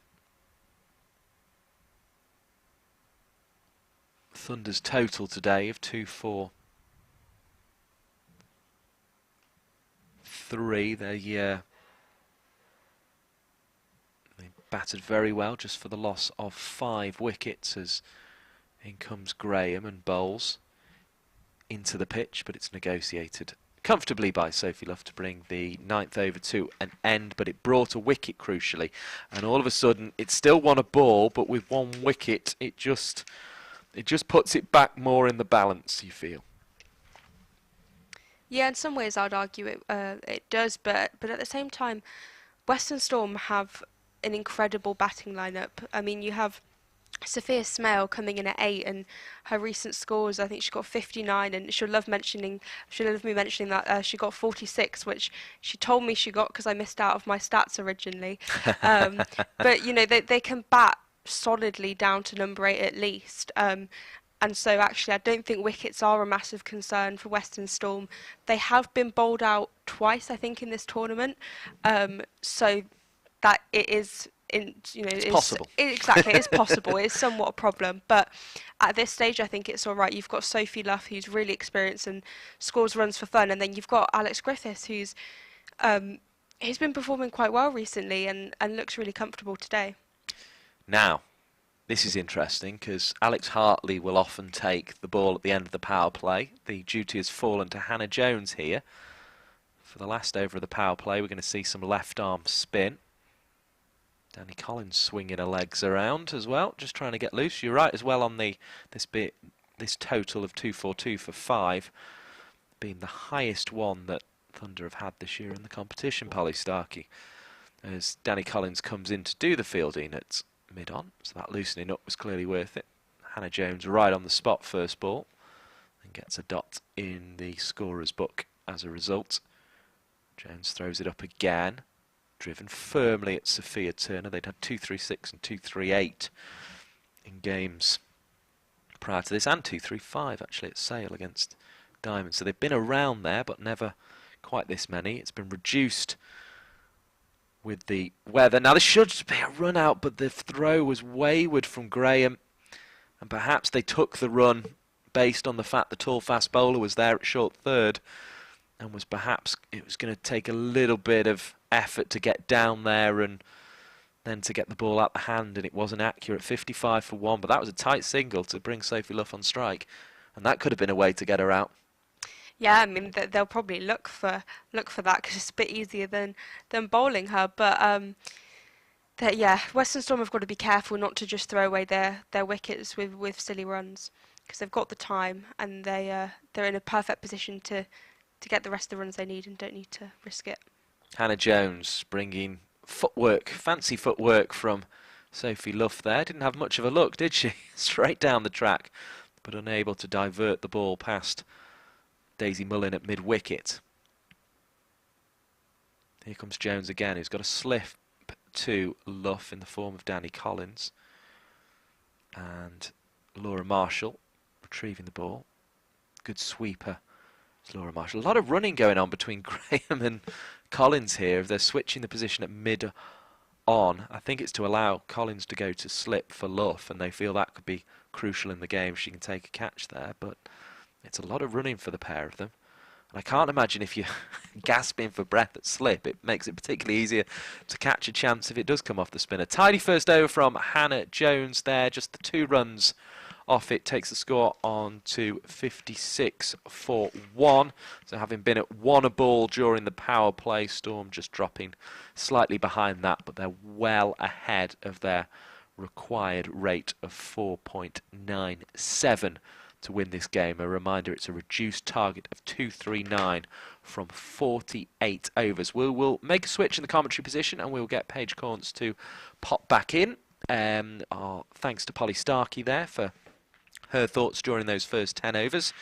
And we will see what can be produced by Phoebe Graham, who picked up the first wicket. She's got a slip, a gully, a backward point, a cover, a short extra cover, and a mid-off as she runs in and bowls, and it's diverted, a bouncy delivery by Luff down into the gully region where Danny Collins is found. It feels like Thunder are really going after Luff here. They know she has more than 1,000 runs in Rachael Heyhoe Flint Trophy cricket, and they feel they need to get her early, it seems, because there's been a slip in place to the spinner and now a slip and a gully, and a short extra cover, which 3 catches is a signal of intent, it feels, Paige Corns, as this one is played towards the gully. Dottin will come across from backward point, though, to pick up to her left-hand side and prevent a run again.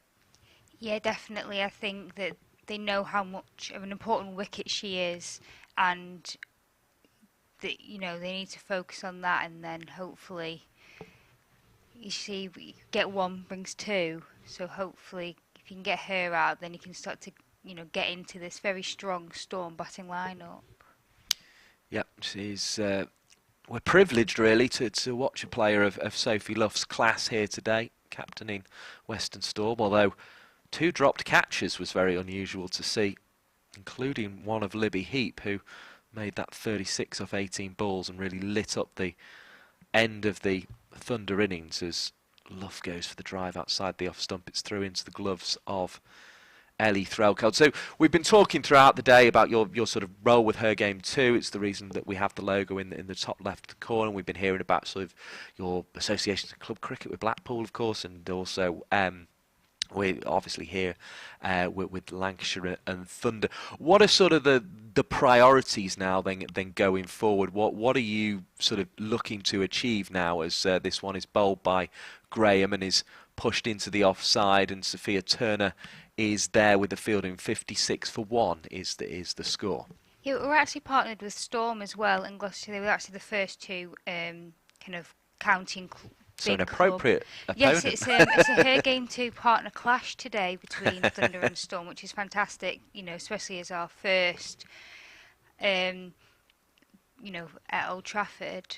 Here comes Phoebe Graham, right arm over the wicket, little clip off the legs by Sophie Luff. That'll get her going nicely.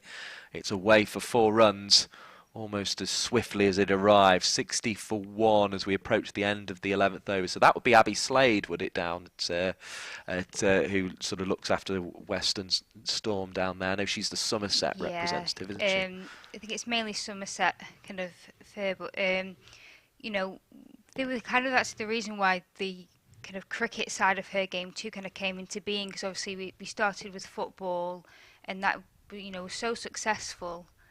Here comes Phoebe Graham bowling right onto the spot again, just looking for that second wicket. Doesn't get it. Will they persist with the tactic? We'll have to wait another over to find out. It's 60 for 1 after 11 overs. And well, it still is so successful, and that actually Gloucestershire and Western Storm kind of reached out to the campaign and said, "Can we, you know, we like what you're doing, can we partner?" And so that's kind of where the Her Game 2 cricket kind of campaign was born, and then we've just kind of expanded from there, you know, getting more kind of cricket focused people in to kind of spread the message, and partnering with clubs across the country, working with obviously counties and the regional women's teams, and as well as working with grassroots clubs. And kind of the main thing at the minute is, with it being still so new and it's still developing, is just kind of raising awareness firstly before we can do more material things. Jones delivers with the sun shining over the high rises over Manchester, but a little bit more cloud here as this one's driven down the offside to Laura Jackson at mid-off, and Jones bowls, and again this is defended this time. The first one was driven, the second one defended by Griffiths, neither producing a run. So what does a club do? Because there'll be plenty of sort of grassroots clubs listening to this. As airily goes Griffiths, well, that came from nowhere, and it's straight down the ground, and it's 4 runs, and that's a lovely shot from Alex Griffiths. 64 for 1. So what does a club do that's looking to find out more about this partnership and potentially join it? Yeah, if you wanted to become a partner with the campaign, all you have to do is kind of reach out to us, really, and we're happy to kind of start that conversation. We've had a lot of clubs kind of just email, DM. Jones bowling, driven down the onside to Phoebe Graham at mid-on, who stops a run being scored. Or DM kind of our kind of social media accounts, which is just Her Game 2 Cricket, or you can email at hergame2cricket@gmail.com, and then we can start the conversation. Obviously, we find it best to kind of have a call with. That's driven into the offside for a single, 65 for 1. We kind of talk to clubs, speak to them, see what they're doing within either the women's game in terms of having teams and being part of leagues, or what they're doing just within the club to make the experience just more pleasant for women who want to attend or work within cricket. Here comes Hannah Jones again, throws it up and fiddled really by Sophie Luff, who's been busy on her feet up to mid-off for no run. 65 for 1 after 12 overs. The boundary meant there was 5 scored off that second Hannah Jones. So just to repeat that email address for anyone who was scrabbling about for a pen and paper and didn't have one with them, hergame2@gmail.com, and it's 2 as in TOO. Is that it's right? hergame2cricket@gmail.com. Hergame2cricket. Yeah. There you go. That's why we needed it repeated, because I even scribbled it down wrong. So hergame2cricket, and it's 2 as in TOO @gmail.com. Yep. So that's how you sort of get in touch via email and then direct messages via the Twitter handles as well. All of our different ambassadors have kind of club and county specific kind of Twitter accounts, so you can just reach out directly to them, or just reach out to the ambassadors' personal kind of accounts as well. So you could even reach out to, say, my own, which is just Paige Corns on Twitter. So you were an early adopter then, yeah, to get that one. I must have a rare name. I was very fortunate that I had the easiest email address in the world. Sophia Turner is getting involved from the Jimmy Anderson end, with Ellie Threlkeld stood up to the stumps. We have a mid-wicket, mid-on, backward square leg and a long leg, as well as a mid-off, short extra cover, backward point, a fielder at cover, and Hannah Jones down at third. Sophia Turner bowls, rams it into the pitch, and she's very wicket to wicket, is Sophia Turner. Caught Griffiths on the back foot a little bit there, so a good start with a dot ball. So yeah, and when people do get in touch, then I mean we've been talking about some of the sort of the bigger picture things, I suppose, and some of perhaps the more complicated things as well, but also we've been talking about those simple little steps as Turner comes in and bowls, and this one is played away into the offside, and Dottin comes through from backward point to do the field in 65 for 1. So I suppose they will get sort of good advice in both respects, but particularly with those simple little things that they can do quickly to make women feel more welcome at their club. Absolutely, a huge part of what we do is a reporting system. Here's Turner bowling, clipped up into the leg side. Now that's going to go away for 4. Neat shot from Griffiths, who's looking more and more fluent. That's her 4th boundary of this innings. Takes the score up to 69. She's on to 30 as we approach 3:30 in the afternoon in this chase of 239 from 48 overs on the DLS method by Western Storm. Yeah, that was a lovely shot and shows that little rain at the start of this innings hasn't really affected the pitch or the outfield too much and slowed things down. So that's going to be a huge positive for the Storm batters who are at the crease and also waiting to come in. Some considerable strength being shown by, I think it's Libby Heap over there to lift the advertising hoarding out. I don't know how much those things weigh, but Libby Heap's making it look like it's nothing at all. Oh no, it's not Libby Heap, it's Daisy Mullin who's done that over there. But either way, some good advertised hoarding shifting over there. Here comes Sophia Turner. Bowls as straight as you would expect from Sophia Turner, right at the stumps, and prevents a run being scored by Griffiths on this occasion. 69 for 1. So the reporting system is a big part of what you sort of help the clubs establish then. Yeah, so clubs will have to, create their own. They can use one that's already set up. Here's on the Sophia website. Turner, bowls to Griffiths, pushes it onside, but that will be a no ball by the looks of things, confirmed by Naeem Ashraf there, and that of course means a free hit here, so let's keep our eyes on this. So you'll sort of send them the format for that then, I guess, of what the best practice is, if you like. Yeah, we provide posters to place around clubs that are obviously kind of with our layout and have a QR code that you can scan, or just or provide the link to, and that if you experience something within a club, you can then report Here's it. Turner. Let's see what happens with the free hit. It was a slower ball Yorker in the end and flicked away by Griffiths. Only picks up the 1, so Turner will be quite happy with that, I think. 71 for 1. And then once, if people report anything, we can then kind of come to clubs and say, we received this, and then we can start to work with them to kind of rectify what has happened, and then make sure that it doesn't happen in the future. And I think also just a huge part of it is just having a presence within clubs to say that it's not acceptable anywhere, and it's saying that, within that space that it's, you're going to get called up upon it if someone does commit something like that. And is that how you're looking? You were talking when we had you on in the first innings about one of the biggest things for you is the need for a change in attitude, and is that how you're trying to create that change in attitude? Because that's a difficult thing to do in some ways, even though perhaps the steps that need to be taken are fairly simple ones, as Love defends that into the offside, 71 for 1 after 13 here at Old Trafford, 239 the chase. Is the idea then that you are very much sort of attempting to, by just having that visibility that look, behaviour of a sexist or misogynist nature is just not acceptable, and creating that sort of that visibility of it, is that how you're trying to achieve that change in attitude, if you like? Definitely, because I think if you just gloss over things or ignore things or you can't see things, then you don't know that it's a problem. And I think sometimes you have to pinpoint what the issue really is, and that's for anything. And you have to kind of call it what it is to then make the changes, because otherwise it can just be kind of forgotten about or neglected because people aren't really aware, and if you don't experience it yourself. Here's Hannah Jones, who bowls. This one's driven firmly to Phoebe Graham at mid-on, who does the fielding, dot ball. Then you don't know that it's a problem. You know, if you don't see something, you don't know that it's happening or that it's there, and so I think that's why presence is so important. Hannah Jones bowls, and that one turns into the defensive stroke. Sort of turns away from Griffiths, but into her defensive stroke.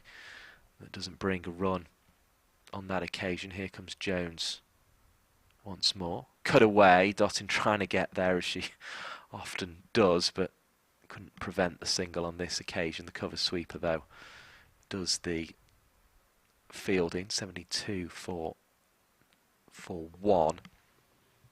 And Danny Collins will go back into slip here for Hannah Jones, because I mean a lot of the women we're seeing playing in front of us today as Hannah Jones bowls, and this one is up down the offside of the pitch, a throw from Laura Jackson, doesn't quite hit the stumps at the non-strikers end. It required some considerable backing up. 72 for 1. You know, they will have experienced some of the more unpleasant issues of sexism that cricket does have. They are clearly out there, and clearly these women out there playing in front of us, probably women who've come along to watch it, have experienced those things, because they do exist. And I suppose in some ways you're quite fortunate if you've not. So that attitude change, I guess, right from the people in the stands down to those who are playing, turning the ball away, like Alex Griffiths is there now into the leg side for another single, 74 for 1. It can have an impact right up to the sort of the level we're watching at the moment and beyond, into the England team, into the stands as well. It just by altering that attitude and that perception. I think we've already seen such a huge change in the past few years, especially from, say, the 2017 World Cup. That look how far this has come already, and the differences and the attitude changes we've seen, and it's just kind of trying to build on that as well, and just kind of speed it up, I think, almost, because I think that's what, you know, they all deserve, I think, is the best way to put it. You know, and I think that's also why we find it so important to focus that we're not just looking at kind of the domestic level and professional level. We're looking at it from grassroots and juniors to your internationals, you know, because it is, unfortunately, at every single level. There is no escaping it, and I think for a lot of women... Here comes Sophia Turner to bowl from the Jimmy Anderson end, and this one is played into the offside, forward slightly, but almost neither back nor forward there from Griffiths. Doesn't find a run. It's almost taken as that's just what it is, and that's just kind of what comes part and parcel of playing sport or just existing, when that isn't necessarily the case. So that's why it's that awareness and change of attitude is. Here's Turner bowling to Griffiths, who goes onside this time as she tries to get forward, but again just struggling to get forward as much as she'd like. 74 for 1 it remains. And I suppose in some ways it can be difficult for men to realise it is happening, because it's obviously the very nature of sexism is it's not something that will affect them necessarily. There's a appeal for caught behind, it's out. Sophia Turner has got the wicket of Griffiths, who will have to walk back to the pavilion. 33 she has made of the 74 runs for Western Storm, but they now find themselves 2 wickets down. Both the openers are out, and Griffiths with just a little feather of an edge there off the bowling of Sophia Turner. The captain threlkeld on a hand, as she so often is, to affect that dismissal. Griffiths out, Paige Corns, and that's a big moment for Thunder. Both the wickets coming from the Jimmy Anderson end. It really is, and Griffiths does not look to be pleased walking off. I mean, not that anybody is with getting out, but I think she's very disappointed in that. I think that there was such a strong foundation built that, you know, it was a perfect opportunity for someone like her to really build on that and get a big score. So, unfortunately, she's walking off with 33. Yeah, Polly Starkey had mentioned that she'd had sort of a 20 and a 40, I think, but now she's got a 30 to go with it. But they're all sort of starts, aren't they? They're not the sort of scores that win games of cricket, and it will be left to the former England player Fran Wilson and Sophie Luff to try and complete this chase for Western Storm. They need 239. They have 74 of them so far. This feels relatively in the balance. 165 of 201 balls. That isn't a problem in terms of an equation, but it's the fact that Thunder have got a couple of wickets. The par score on Duckworth Lewis Stern is 78, so immediately with that wicket things have narrowed up a bit in that respect. And of course it's not out the question that Duckworth Lewis Stern could decide this. I don't think it will. I think we will get a completed game, but it's already off a reduced 48 overs, the chase of 239. Settling in then is the new batter Fran Wilson. Her first ball from Sophia Turner. Just short of a length, it's into the gloves of Ali Threlkeld. I don't think Turner wants to bowl too many that short, but that first one zipped past and into the gloves. So just back to that point then, I guess for men who predominantly are the people at the moment that are in charge of cricket clubs at all levels, it can be difficult to recognise these things because it's not necessarily something that they are going to experience because of the very fact that they are men.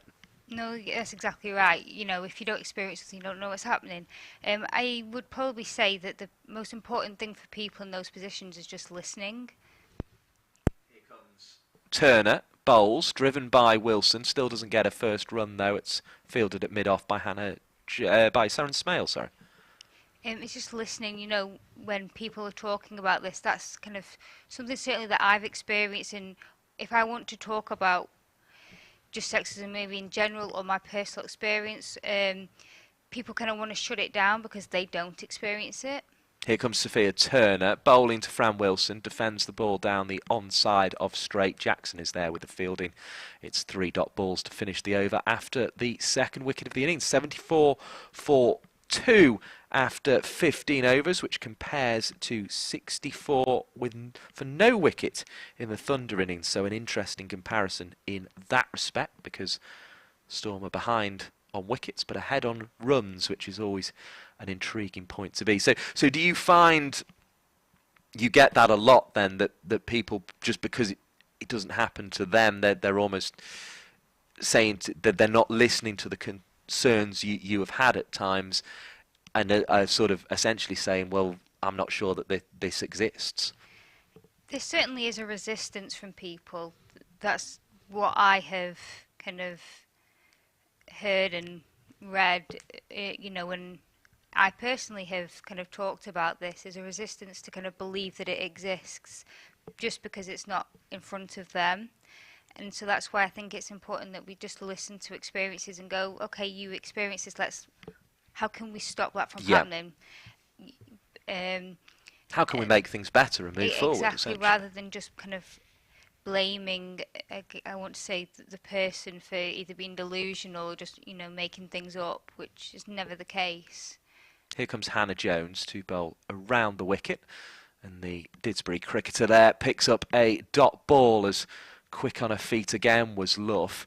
Feels a risky business, this, from Luff. She's very quick on her feet to get down, but one misjudgment and she'll give probably the best keeper who plays consistently in this competition, with Amy Jones being away on international duty, Ellie Threlkeld, a chance to stump her. Nat Rafe, of course, very good with the gloves as well for Western Storm. But I don't know about you, Paige. It feels a risky business hopping down the track as she does there, and it's up to Sachi Pai, who's on as a substitute fielder at the moment, with the score on 74-4-2. Are you a little bit feeling it's precarious, this, from Sophie Luff, the approach? Let's see what she does with this ball from Hannah Jones down the track again and again, dabbing. Obviously a talented batter, of course, but are you a little bit fearful for her trying to get down? She doesn't seem to quite be getting there at the moment. If I'm being completely honest, as a Thunder fan, no, that kind of keep coming down, give Ellie a chance. Please run halfway down, and because if anybody is going to kind of grab that opportunity to make that stumping, it's going to be Ellie Threlkeld. I can see Deandra Dottin warming up as well. Now, she has got to the pitch of this one, Luff. Pai had been sent back to long on, so keeps it to 1 run. But I think Jones, at that stage in the over, was happy to concede a single and let it go. Now, I can't see Libby Heap out there. Yes, I can, at cover. I'm just trying to work out who is off the field at the moment to allow Pai to come on as the substitute. I think it might be the tall figure of Phoebe Graham, so maybe having bowled her first spell, she's, as fast bowlers tend to do, gone off to just rest and recuperate for a couple of overs to ensure she doesn't stiffen up before a second spell. Well, that was a tight single from Fran Wilson, who's athletic in the field and had to be athletic with her running between the wicket, and I think's taking a bit of skin off the elbow there as she dived for a crease. I suppose you would say it was well judged in the end, but had the bails been dislodged by that throw, I think our umpire may have at least had a decision to make there. Yeah, and we'd be saying the exact opposite, that it was risky if that had been the case. So I do think that obviously running between the wickets is going to be hugely important in this chase, especially at this ground, with it being slightly bigger as well. You know, this is where your opportunities lie. This is why it can be it can be quite high scoring or close games, because you can run so many. So it's definitely something to take into consideration.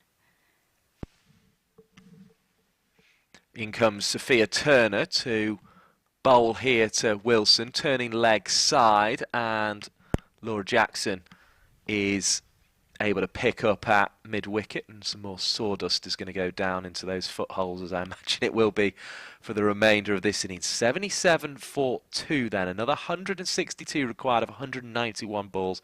It's a reduced chase. The par score now 73, so it's getting very tight in that respect, Paige Corns. Obviously it's only a guide, isn't it, the DLS par score, but it seems particularly relevant today in a DLS chase, as this one is edged but in a controlled fashion by Sophie Luff through a vacant slip region.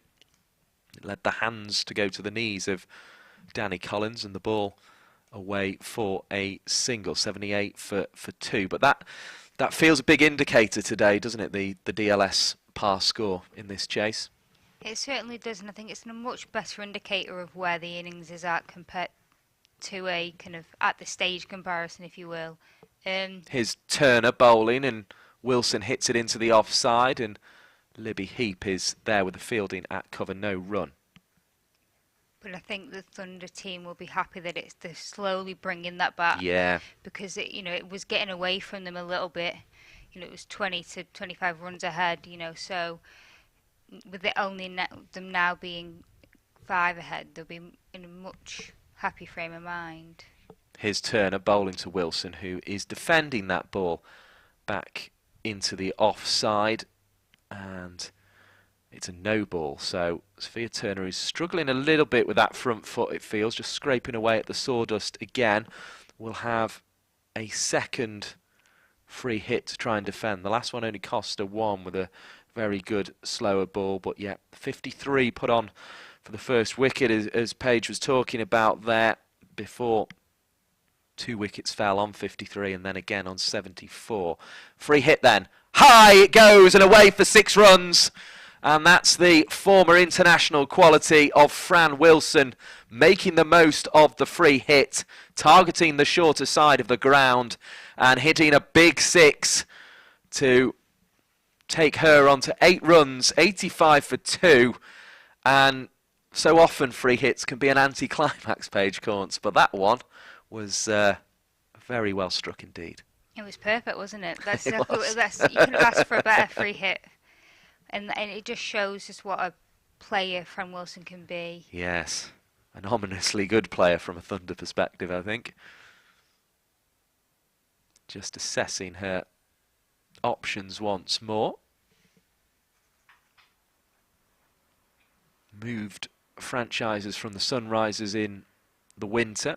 Wide ball there signalled.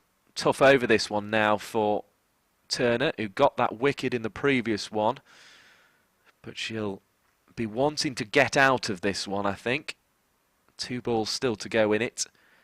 She's conceded a no ball, a 6 off the free hit, and now a wide. In she runs again to Wilson, who inside edges it. Pye's sprinting round from the leg side boundary and picks up on around about the 45-degree angle just outside the circle. 87 for 2, Luff on to strike. These two Thunder will have to get out if they're to win this game. How big will their partnership be? It came together on 74. So they've added 13 so far for this 3rd wicket. Luff smoothly into the offside with a drive. Picked up out in the cover region. Another run taken, 88 for 2. And the other thing to say about her Game 2 campaign, and I suppose generally about, there's kind of a real community on Twitter now of women who love their cricket, be it county cricket, be it Rachael Heyhoe Flint Trophy cricket, be it the Women's International that we have on now, be it the men's internationals with the test matches and the one-day games. There's a really sort of positive community now, isn't there? And there's lots of sort of, you know, very sort of interesting and friendly people, and lots of different people who are sort of coming together in that community, particularly around places like Twitter, where these things get discussed. Yeah, I think it's been such an important kind of place for the game to grow. Jones with a dot ball to her analysis here, just delivered on a length. Luff couldn't get there, skipping down the track. Because it gives more people an opportunity to kind of talk about it and meet new people. Here's Hannah Jones bowling just outside the off stump, and Threlkeld flicks the bails off as she brings the gloves back, but Luff hadn't left her ground on that occasion. 88 for 2. No, but I think Threlkeld is waiting for that opportunity. Yeah. She knows that it's an option. You can almost feel her fingers twitching there because she knows it's coming. Applauds her team there. They're getting the squeeze on a little bit in this over. Another dot ball for Luff, who's agitating, always trying to get at the spinner. Here comes Jones once more. Short of a length. Dab down to the slip, which is still in place, which I think that's telling as well. They've got a short extra cover catcher and a slip catcher to Sophie Luff here. Shows she hasn't left the crease as much this over compared to the No. last few. I think she's taken that on board. Here's Jones. She's out the crease now. She's clipping to mid-on. Here comes Pye. Can't gather cleanly. And it's the way Luff plays. Always busy at the crease. And gets a single as a reward there. And she's just very hard to stop scoring for any period, because Jones had managed it for 5 there, or for 4. And then the 5th ball was allowing the run to be scored. 89 for 2. Jones to complete the over. Down on the sweep is Fran Wilson, who's an inventive player as well as a big hitter of the ball with that 6 that we saw over the leg side in the previous over. Picks up 2 with the sweep. I think I've heard Alex Hartley talk about this before as the score goes on to 91 for 2, that the rule in the England team around the time that players like her and Fran Wilson were in the team is if there's nobody at 45, you have to sweep, and Wilson was straight down on one knee there. Yeah, I mean, she's just showing her skill and her experience, and that she knew that there was nobody down there, and she took the opportunity. Rachael just adjusting the fielder at fine leg, and it is a genuine fine leg, although we're also getting a long leg by the looks of things. Oh, I know the reason why.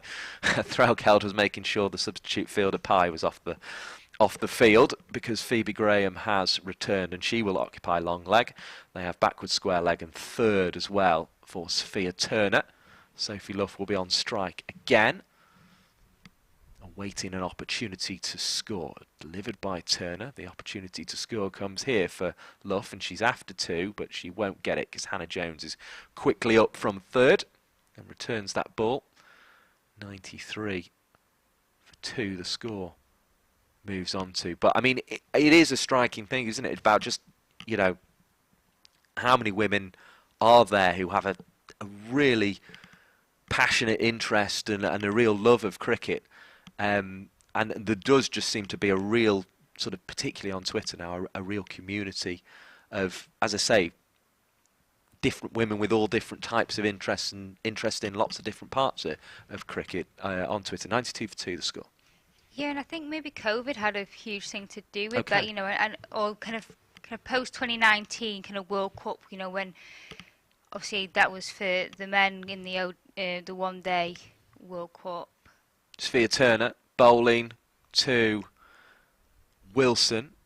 I think this is going to be a leg by, just judging by the position the umpire was in. There we go. It's confirmed as much. 93 for 4-2. So did you sort of discover a lot of it, or a lot more of that kind of community during the pandemic? Yeah, and I think more people got into it. Like, I know just from a few kind of people I've spoken to, because you couldn't really do anything else. Here's Turner bowling to Luff, who forces, but from the crease really, into the offside, and it's a dot ball. And a lot of other sports kind of shut down for a while, but cricket was, it still found a way to kind of continue, obviously reduced. And I think more people kind of got into it, and then obviously because it had to be concentrated online because you couldn't meet anybody, I think that's where this kind of huge growth in the cricket Twitter community has come from. Sophia Turner bowls, and Sophie Luff is there defending into the onside this time. I don't think it was where she was originally going to go, but she readjusted and put the ball there on the floor. 93 for two. It remains good over this from Sophia Turner. She had a bit of pressure put on her in the previous one, but has come back well here. She has indeed. It was a rough over in her last, so she's kind of come back really strong. Storm still have plenty of balls to play with here. 175 and 146 needed, and that's why Luff is happy to defend that one from Sophia Turner, who completes the over. Maiden over, in fact. 4 overs, 1 maiden, 19 for 1 now, her figures. It's been a very tidy spell, actually, from Turner. Okay, she got attacked a little bit in the last over, but the fact she's got a wicket, the fact she's bowled a maiden there, it's a very good contribution. I think that maiden has just pulled it back a little bit, certainly in terms of her figures. Because sometimes if you're taking wickets, you can maybe go for a few more. But I think that maiden over's done the world of good in that respect. Obviously, a wicket would have been preferred, but I think it's certainly with that kind of the score kind of ramping up and moving further away from that DLS par score. It's important to kind of drag that back as much as they can. Yeah, DLS now at 81. The score 93 for 2 as we begin the 20th over of the innings. There are 48 of the Western Storm chase after 2 were lost due to a very heavy rain shower just as the players re-emerged for the second innings of this game. Thunder will be desperate to get their second win of the competition, having won here in their previous game. Western Storm looking for their third and looking to finish above Sparks, who they currently trail at the moment, so they would go on to 15 points at least. If they pick up the bonus, they go on to 16, but it probably doesn't really matter, the bonus, in that respect now, as Wilson picks up another single. 97 for 2. 96 for 2 here. But yeah, if they they get any points today, Western Storm, they would go above Central Sparks, which would be something they'd want to do, and it would mean they were just one place away from the eliminator, and perhaps be looking at that for next season, as Hannah Jones squeezes a ball past the defensive stroke of the batter Sophie Luff, the Western Storm captain, with more than 1,000 Rachael Heyhoe Flint Trophy runs to her name, including 256 before this innings today. So with her 11 today, she's up to 267. We'll keep an eye on where it puts her in the run scorers list. I think she's got Emily Windsor's 272 very firmly in her sights at the moment. And that'll be the first thing to check off in the 2022 run scorers, as that one's hit up to mid-on, and Luff remains 5 away from equaling the total of Emily Windsor, and then she'll be off in pursuit of Grace Scrivens. She's already gone past Ellie Threlkeld, who added 30 to her total, which finishes at 266 for the season with an average of 53.2. And Threlkeld is given the ball by Sophia Turner, and that will be returned to the umpire, and Turner will pick up the other ball that we're using in this, what is now a 48 over innings. And perhaps the fact that Turner wears 48 on her bat might be a good omen for her. We will, yes, we will make a quick little switch and get Polly Starkey back into the commentary position. Our thanks to Paige Corns, who has again just given us some insight into how this partnership between Thunder, Lancashire and Her Game 2 is going to be working. And then that's why we've got the little logo up in the top corner for today's game. And as Paige made the point, very appropriate that Western Storm, one of the early adopters of the Her Game 2 campaign, are the opponents here as well today. Sophia Turner from the Jimmy Anderson end, pacing in, and bowls to Fran Wilson, and it just squeezed past Laura Jackson's dive.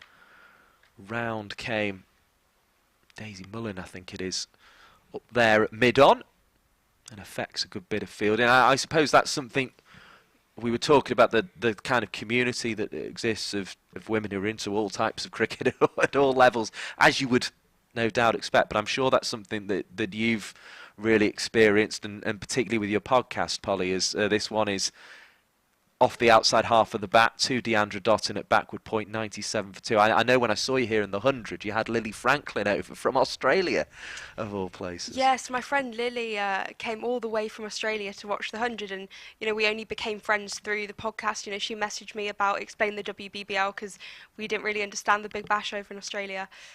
Here comes Sophia Turner, bowls straight into the forward defensive stroke of Sophie Luff, who remains at the crease with the score 97 for 2. Yeah, so my friend Lily Harvey, who also has a podcast now, How's That the Cricket podcast. Harvey, I apologise. Yeah. I don't know where I got Franklin from. So yeah, she's based in South Australia, and she's one of the people that I've met through that, and she has a massive passion for women's cricket. And if it wasn't for the podcast or Twitter, I would have had no idea who she was. Here comes Sophia Turner, bowling to Luff, and it's driven to Laura Marshall, doing a good job there at extra cover. And she almost has an equivalent podcast to yours in another one that focuses very much sort of on women's cricket, but in Australia at the domestic level. Yeah, so her and her friend Ollie over in Australia, they cover all sorts of cricket, mainly just in Australia, but also worldwide. Here's Turner again. Luff waits, bat raised, and dabs out into the offside. Luff just getting a bit stuck at the moment. 11 off 37. We know she can catch up very quickly, though, and she'll be perfectly relaxed knowing that if she stays at the crease, and particularly if she stays there with Fran Wilson, Storm are on course for victory. But if Thunder can get those wickets, then this game is very much in the balance. Here's Turner once more, up to the wickets, bowls, and it's defended by Luff into the offside, 97 for 2. Another very, very tidy over from Sophia Turner there. Wasn't quite the maiden, just the one off the first ball of the over, though. And what are you making of the comparison of where we stand at the moment, Polly Starkey? 90 for 1 was the score at this stage after 21 overs in the Thunder innings? Yeah, I mean, I think Thunder have actually recovered quite well in terms of bringing that run rate down. And I mean, in terms of wickets as well, Western Storm they lost their first wicket during the 8th over, and then in the 14th over they lost their second, and you know that it looks very different to the Thunder innings where they lost their first wicket in the 19th over. But I think they're playing well here. Jones bowling to Wilson, who's on the reverse sweep. Well played into a vacant area. Got across a stump, so she was outside off stump. As soon as she saw that width, she knew that was the stroke she was going to play. It brings up the Western Storm 100 in some style, some inventive style. 101 for 2. Wilson has 19 of them now. And at more than a run a ball as well, which is crucial, with the 4 and the 6. Hannah Jones with a bit of thinking to do. The India women 84 for 1 now, going well in pursuit of 228 for 7 that was made by England women. And this one is played behind square on the offside defensively by Wilson. Dottin is there with the fielding, and there is no run on offer there. So it looks as if India women are in a fairly strong position there, Polly Starkey. Yeah, so wickets needed here and wickets needed down in Hove. Hannah Jones bowling and Fran Wilson defending after the 4 earlier in the over.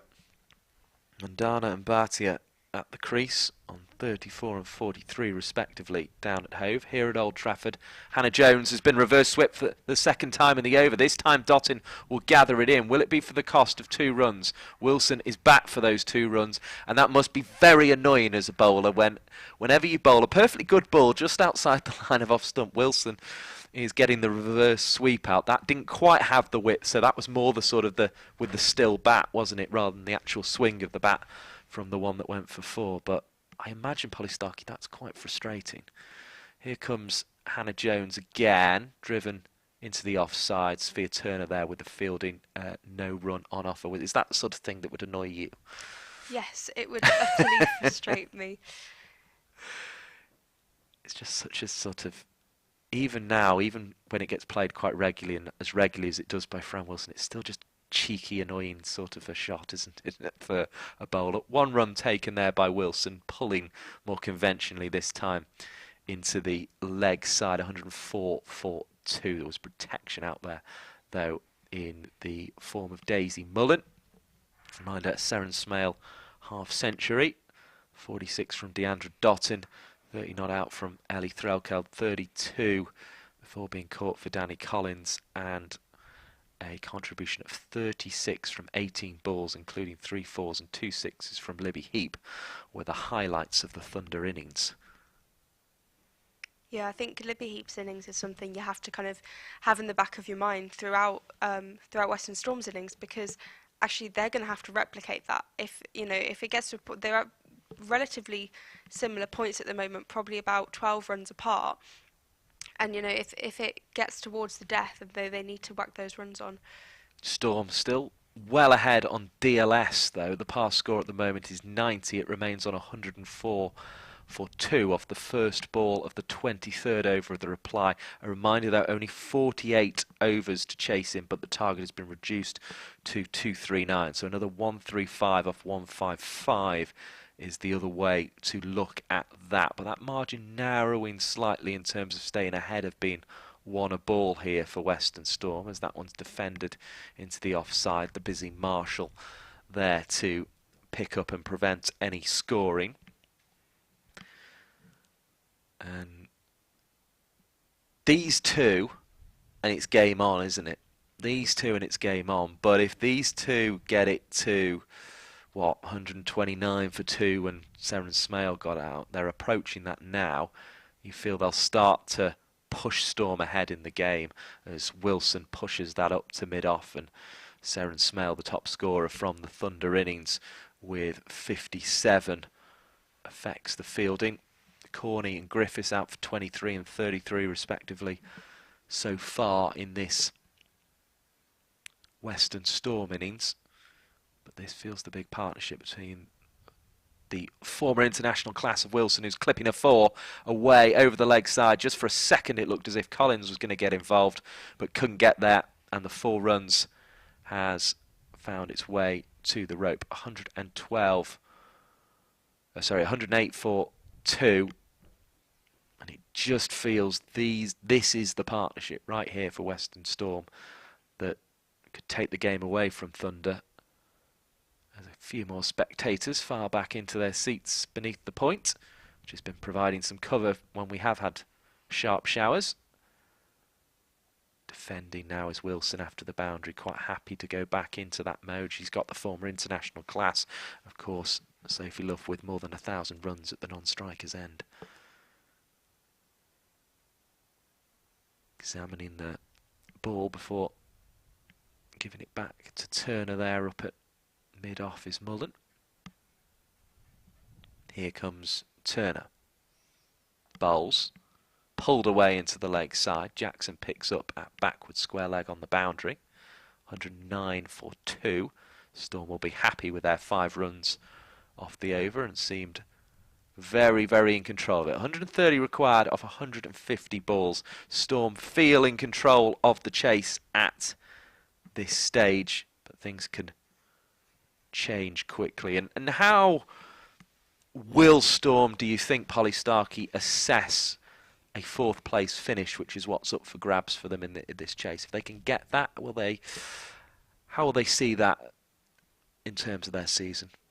I think they'll see it as a massive positive. I think they've struggled a little bit this season. You know, there were some good foundations, but they, you know, teams like Central Sparks beat them in every game they faced against each other, I think, other than one. And so it's almost unjustified for them to be in 4th place. But, you know, if they do get there, they're going to take that as a massive positive. They're one of the teams that could potentially next season put their hand up and say, okay, well, actually, no, we're going to step up our game. We're going to be in those eliminated in those semi-finals. It's strange how some teams have certain teams that don't win. Sparks don't seem to win against Thunder very much, but seem to beat Western Storm a lot, and they're the only team other than Diamonds, I think, who've beaten Vipers as well. And you just seem to have these strange quirks where there are certain teams that can't beat certain other teams for some reason. As that's a full toss to start with from Libby Heap that's clapped away. We'll allow her a loosener there. It's only cost 1 run as well, which I suppose she'll probably be quite glad about in the circumstances, given she delivered it to Fran Wilson. And actually, Wilson was probably quite intelligent there, realising she was swinging towards the longer side to keep it down in the end. 111 for 2. Libby Heap is into the attack. Now, with that a no ball as well, because we began the over on 109 for 2, didn't we? So this will be a free hit for Sophie Luff. The field can change because the batters have swapped. Wilson may be thinking, having hit the last free hit for 6, I should have just stayed at the striker's end and had a go at this. Here's Libby Heap, pressure on her early in a spell, having battered fearlessly to give Lancashire a score, their highest score this season in the Rachael Heyhoe Flint Trophy of 242.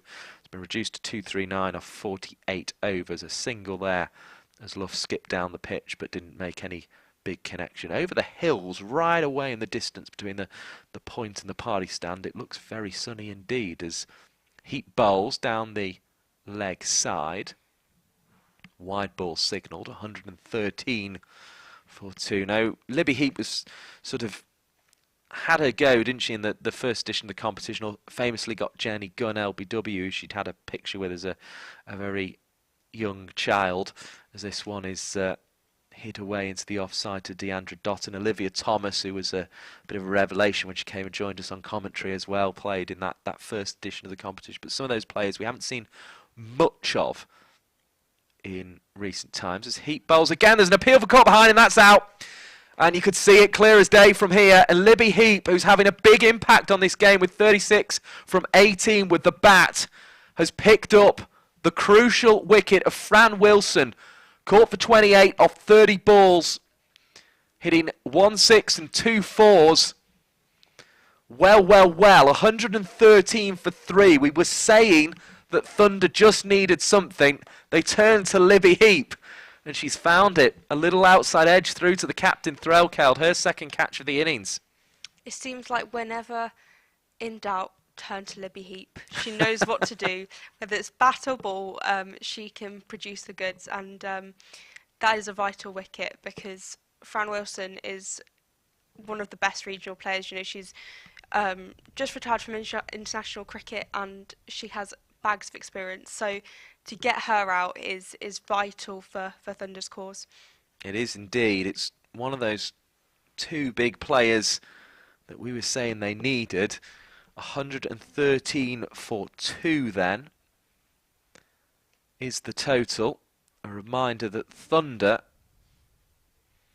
got to 129 for 2, although they rather sort of got stuck at that stage, and that's probably why Storm is still a little bit ahead in their chase, which has been reduced to 239 off 48 overs here. But that is an impact. 36 from 18 with the bat. Third ball, the wicket of former international player Fran Wilson. Libby Heap seems to be a cricketer who makes things happen, and we're going to enjoy watching her here at Thunder. Did take a 3-for, didn't she, I think, in that inaugural Rachael Heyhoe Flint Trophy. And something similar would go down very well as the ball is driven up to the experienced Jones. Even though Jones is only young, but she's now taking on the senior spinner role with no Alex Hartley in the side. Now, Mullin looking for the run out. Setting off was Wraith looking for the first run of her innings. And didn't find it at mid-wicket, it has to be said. As Heap's back to the mark, just made to wait with her own cap held in the hand of umpire Bradbury. Here comes Heap again. Wicket already to a name. Uppish drive. Jones does brilliantly. On the edge of the 25-yard circle, left hand went out and was able to haul it in. I think it took the toll on the body, as it took her a while to get up. However, it saved 3 runs, and it means that the chase of 239 is still 3 more runs away for Western Storm.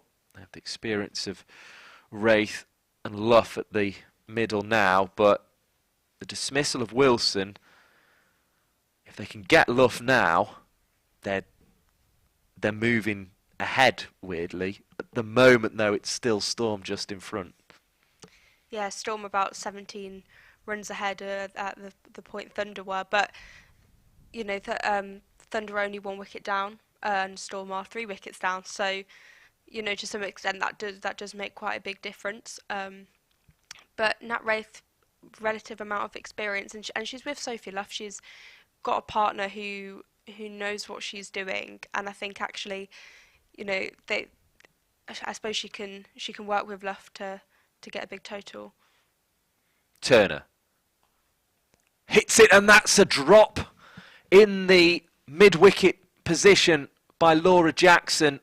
Has not had the best day with the ball or in the field so far, Jackson. That was hit hard by Wraith to give her only a second run, taking the score onto 115 for 3. Could a Jackson clung on to that, or was it just hit too hard? I think it was a chance. I think, yes, it was hit hard, but actually, you know, she should have taken that catch. I suppose it's one of those where it is pressure, but yeah, she should have taken that catch, and Rafe should be out. It was hit hard by Wraith. Appeal for call behind, it's out! Sophia Turner has got Sophie Luff, and after the disappointment of Nat Wraith being dropped, the ball after the crucial wicket of Sophie Luff, she departs for just 12. She adds only 12 more runs to that total for the season. Sophie Luff is out. She will finish this season with 268, which continues to put her out in front as the highest scorer in the Rachael Heyhoe Flint Trophy. However, she is out here at Old Trafford today, and that feels a really crucial moment in the game. 2 successive overs, Wilson and Luff gone. Thunder have a real chance here of getting their 2nd win of the season and of preventing Western Storm moving up to 4th place in the table. It's absolutely vital because, you know, now you've got 2 almost new batters in. You know, Nat Wraith only has 2 runs. Get Danny Gibson coming to the crease, and yes, she's a great batter, but it's such a turning point. You know, once Sophie Luff has gone, you haven't got someone who's had minutes in the middle. You haven't got someone who, you know, has experienced the pitch for however many minutes. So I think it is a big turning point, and all Thunder need to do is get as many wickets as possible, because obviously the further down you go, the weaker the batters tend to get. So no, I think they need to keep bowling like this and push a bit more to get them out. Well, I said that Gibson saw Western Storm home against Sparks. That was one where they triumphed against Sparks, and she was sort of the finisher that day, wasn't she? But this is a altogether different role, because there are still a good portion of batting required. Here's Turner bowling to the defensive stroke of Gibson. And here, it's not a quick little sort of cameo to finish the innings. It's 124 runs that are required. That's after 2 caught behinds in 2 overs. One off the bowling of Libby Heap to dismiss Fran Wilson for an enterprising 28 off 30 balls. And then Sophie Luff out for 12. Caught behind off Sophia Turner, who's bowled short here and allowed Gibson to slap it away on the pull for 4 runs. 123 for 4. Really nice start to the Danny Gibson innings. But you're right, they have to keep taking wickets here, don't they? You feel the 239 will be chased inside the 48 overs unless they can put pressure on by continuing to take these wickets.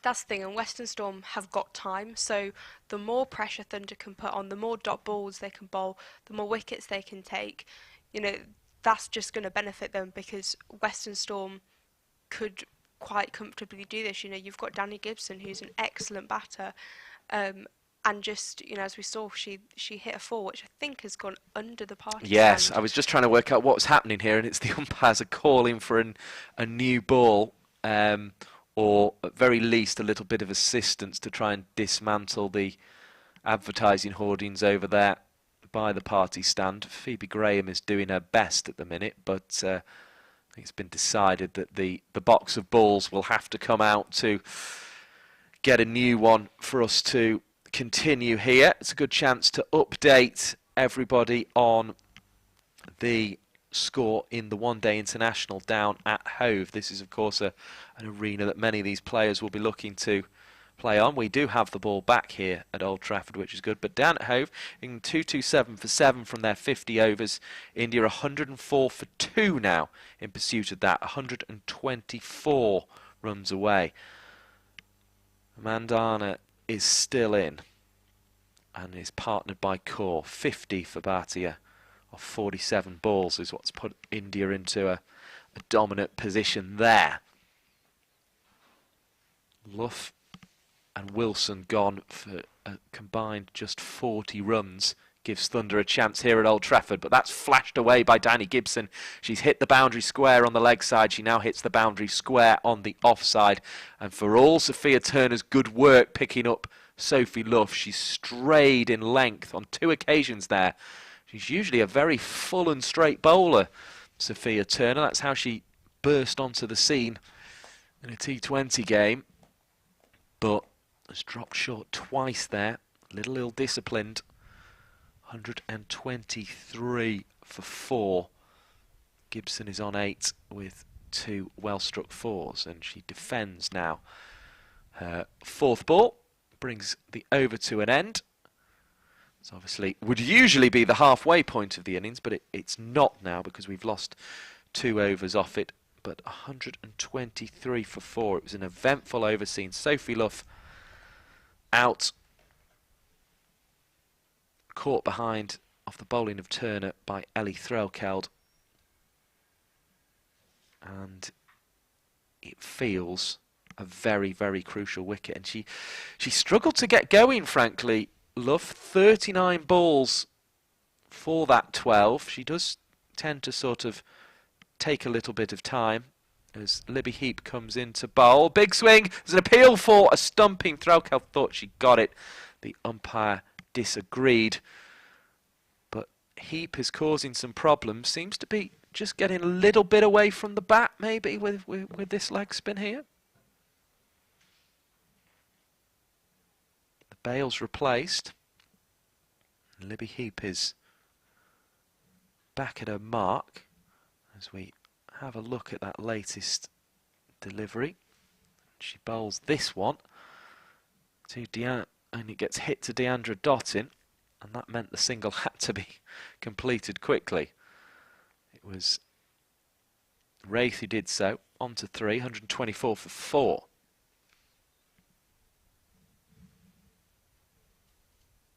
Heap to the back of her mark again, just waits for Gibson to mark her guard, and delivers again does Heap.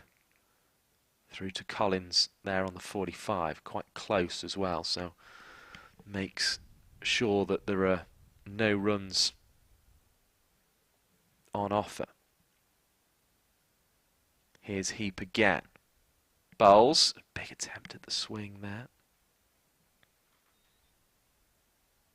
And there's just a quick signal from the umpire. Libby Heap bowling her team into contention. Comes up again, delivers, and it's hit away out to the cover boundary. Jackson with the return to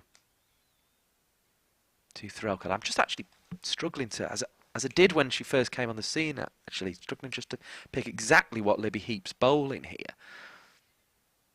As she delivers this one, it's hit airily. Phoebe Graham just short of the advancing long-on fielder. Well, Graham just couldn't quite get something under it. She's got those long limbs, but she just couldn't get it down to her bootlaces in time. Wasn't really a chance in the end, but it's one of those ones as a fielder you ruin not being able to get under it. But I'm just struggling to pick whether she's bowling off spin or leg spin here, Libby Heap. I must confess I struggled with this when I saw her at Liverpool in the first edition of the competition, and she just seems to be, well, she seems to be effective, and that's the main thing from the Thunder perspective here. Now Deandra Dottin's coming into the attack. Interesting time to bring her on, Polly Starkey.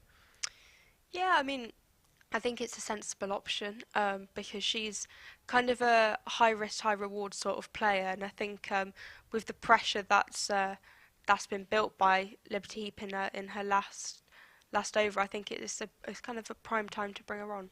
Definitely off spin. I've just had a proper look at it on a replay, and judging by grip and the way that one turned, it was definitely an off spinner. Well, anyway, it's picked up a wicket. That's important. Here's Deandra Dottin bowling. It's pulled away into the leg side by Wraith. 127 for 4. Do you feel? Yeah, I'm getting the hand signal of a bit of drizzle again coming down as Dottin is brought into the attack. I bet it was nicer than this at the Caribbean Premier League. I think that's fair to say. I can imagine. Of course, England tour the West Indies in the winter. This one's flicked away, and that's going to be 4 runs.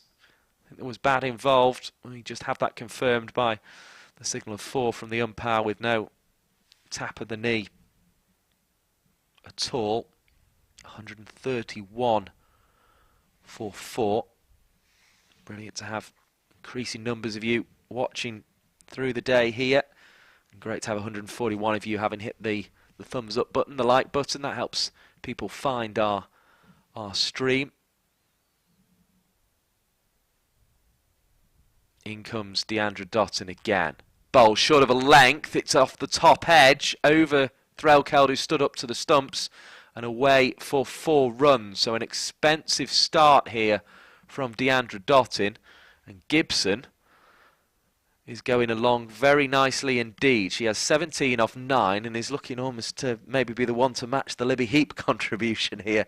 She might have to go some more after that as well, because it's 124 runs required when Gibson came to the crease. Yeah, Dottin is high risk, high reward, and at the Yes. moment she's very high risk and not really getting the rewards. But no, Danny Gibson's playing very, very well, and you know, if she continues like this, then she could have a Liberty Heap style innings. Well, she was looking for the top edge. She found it. Unfortunately, though, it went over Thrall Keldon for 4 runs. Slower ball now, and that's going to be hit away by Gibson as well. She enjoyed that one. She picked it up early. It was a full toss, and to be honest, bowling bouncers and slower balls when it's drizzling with rain seems quite a difficult task to me, Polly Starkey, if I'm honest, and I don't know if it's the wisest tactic in the world. We were speculating whether it was an interesting time to bring Dottin on. Yeah, I think it's an interesting move for her to be bowling like that. I think potentially it's the right decision to bring her on now. I think they've got to give a bit of time for everyone else to breathe, because everyone else has been bowling quite a lot. But at the same time, yeah, I don't think bowling bouncers is the best idea at the moment, especially to someone like Danny Gibson, who knows how to hit the ball. Yeah, Gibson doesn't strike me as the sort of person who's going to get scared by a bouncer, if I'm honest. Although she did top edge one, and she gets another one there, and Threlkeld's sprawling away, which stood up to the stumps, is quite impressive to this short pitch bowling from Dottin, but it's a wide. Threlkeld, the captain, looks a bit frustrated by that. There's now sunshine as well as a bit of drizzle. Very weird weather indeed. You feel a bit for the spectators under the point, because they're not getting the benefit from the sunshine, but they're certainly having to shelter from the drizzle. It's relatively steady at the moment. In comes Dottin again. She likes a Yorker too. What will she deliver here? Spears it in to Danny Gibson, who was having to create a bit of room to block the ball there. Did so. Glorious sunshine, but still a bit of drizzle in the sky. Very, very odd weather conditions indeed. I think our rainbow might be back before too long if we've got sunshine and rain. Maybe give it 5 minutes and we could be seeing that reappear somewhere around the point, as it did earlier in the day, just after our 11 o'clock start. Delayed by half an hour. Down the leg side from Dottin. This is becoming a really costly over for Thunder. Really, really costly indeed. And 5 more added to the total. 147 for 4. This over. 1, 4, 4, wide 2, and now a wide 4. Not the best, I think, would be the analysis of that. Here's Dottin to try again. Up to the wickets. Bowls and does get it right this time. Still forced away for 1 by Gibson, with the fielders back on the offside. Dottin making an important contribution of 46 with the bat. Really good opening partnership of 87 with Seren Smale, but that was not the best over I've ever seen from Deandra Dottin. It cost 22 runs. And in the context of a chase of 239, that's costly. Yeah, that was like Liberty Heat batting. That was the style in which the balls were going to the boundary. So chaotic. Chaotic, exactly. That's the perfect word. And I think that might have actually been a very key over, because... Here comes Heap, short of length, and she's been hit away into the leg side. And that shower just seems to have caused Thunder a few problems, although there could be a bit of trouble for Gibson, but she gets back comfortably in the end. The 150 is up off 163 balls, 150 for 4 Western Storm. They're in control again of this chase, but mainly thanks to that Dottin over you were talking about there. Yeah, because we've now got a situation where Storm are 44 runs ahead of where Thunder were. Heap clapped away into the leg side, another slightly short delivery. Gibson takes the run, 151 for 4. Gibson has 25 from 14. But yeah, Liberty Heap's innings was chaotic in a positive way for Thunder, but unfortunately that over from Dottin just lost control and was chaotic in a negative way here. Heap bowls short and's been hit over the top. It's a poor ball and it's away for 4. Just dug in the pitch, sat up, and Wraith, who was dropped on 1 at mid-wicket, hits a 9th run away and over the top. And all in a very short period of time, we feel like we've moved a long way away from that dismissal of Sophie Luff. Here comes Heap, short again, and hit into the leg side. Can't pick it up cleanly, can Marshall either, so they're back for 2. And this one's looking costly as well from Liberty Heap. 82 now required from 122. It's a rather easier equation than it was when Sophie Luff was out with the score on 115. 15 for 4. At that point, down the track goes Wraith, hits it firmly into the offside on the drive. 1 taken to Laura Jackson. 158 for 4. Gibson back on strike. Taps her bat a couple of times, raises it now. Ball's delivered. She's on the cut shot. This could be 4 as well. Danny Gibson has come out and played aggressively and timed the ball very sweetly and does so again there. She's on to 29 from 15 balls. She's striking around about 200, much as Libby Heap did, but it was Heap on the receiving end on that occasion. Her 3 overs have now cost 22 for the 1 crucial wicket of Fran Wilson. And Deandra Dottin's over has cost 22 as well. Unsurprisingly, they're going to go back to Sophia Turner, who has figures 7 overs, 1 maiden, 34 for 2. Yeah, Danny Gibson is just playing her style of cricket, really. She's a very powerful batter, and unfortunately, we haven't seen that much of her due to injury. But this season, I think she's really had an opportunity to show what she can do, and today's a prime example of that. In fact, it's going to be Laura Jackson. I don't know if that was a change of mind or just a change on the scoreboard, but it's going to be Jackson to bowl from the Jimmy Anderson end. Bowled 4 overs 25 without reward from the Brian Statham end. And needs to produce something better than that here for Thunder. The chase is 239. Another 77 off 120 balls as that one's through outside the off stump. Rachael does well to stop it, actually, because it was sort of Yorker length and missed by the batter just in front of her. Rachael who's picked up 3 catches, stood up to the stumps in this innings. Again, I think staking her claim to that England reserve spot for me. I can't look past her at the moment as Jackson comes in and bowls. Wraith hits it into the ground up towards mid-off. But I suppose Rachael's biggest challenge at the moment is finding a way of ending or ensuring that Thunder come out on top in the game. They've ended the crucial partnerships of Luff and Wilson, and that one beats Rachael. Now, was there a little whisper on it? It was a big enough edge to take it away from the keeper if there was, but there was nothing on that. It's 4 byes. Perhaps the mind wandering slightly there for Rachael after the poor recent overs, but 166 for 4. That brings up the 50 partnership as well from just 25 balls. So a 50 partnership at a strike rate of 200, just at the moment where Thunder had seemed to open the game up. It's run away from them. And this seems to be their problem, that South East Stars, they had a game that was in their control at Southport, but it ran away from them with the record last wicket stand. Lauren Smith played very well, but they were so disappointed that day. They managed to come back and win at against Sparks the following week here at Old Trafford, albeit on the Duckworth Lewis Stern method.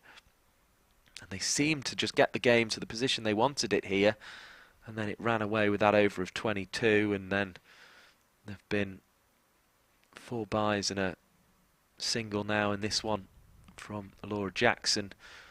Maybe Heaps taking a bit of tap in between, as well as Gibson just flicks it off her legs this time, all along the floor, out to the mid-wicket boundary, where Turner does the fielding for the cost of 1 run. 169 for 4. Does this run away from the Thunder already, or it just seemed it was there for the taking when Luff and Wilson were out in successive overs? Yeah, they had a massive opportunity, and I think they've thrown it away. Luff finishing the season with 268 runs in the Rachael Heyhoe Flint Trophy this season, as the ball makes its way down to Hannah Jones at third. Single added to the total. 29 overs now gone. The chase 48 overs, remember, so 70 more required off 114 balls. The DLS par is 137. 169 for 4 is a long way ahead. We'll bring Paige Courts back in at the 30 over mark, so in an overs time. But Polly Starkey, just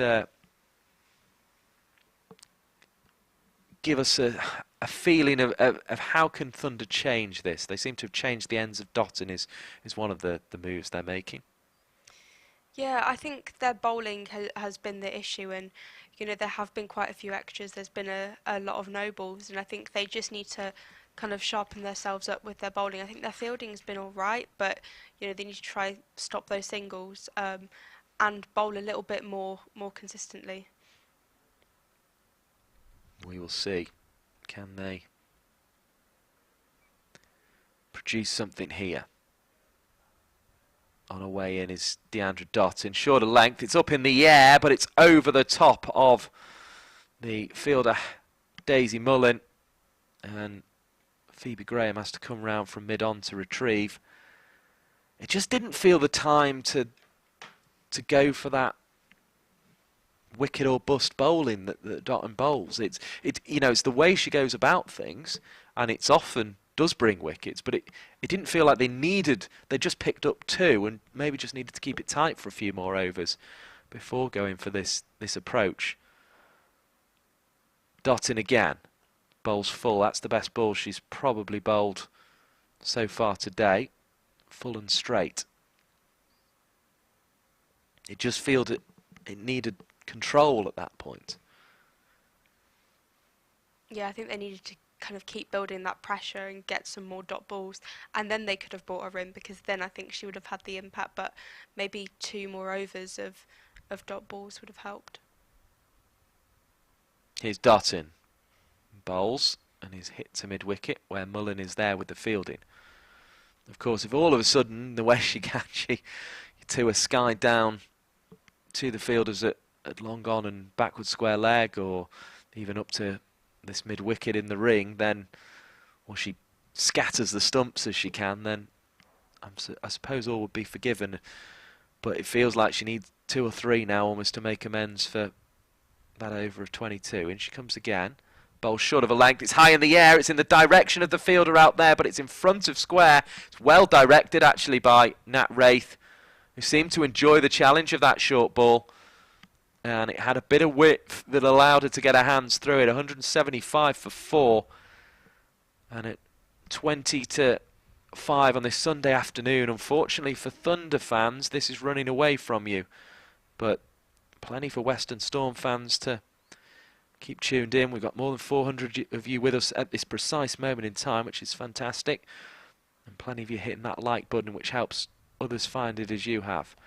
Dottin bowls full, attempts a diving stop, won't prevent a single. Hannah Jones has to come round. 176 for 4.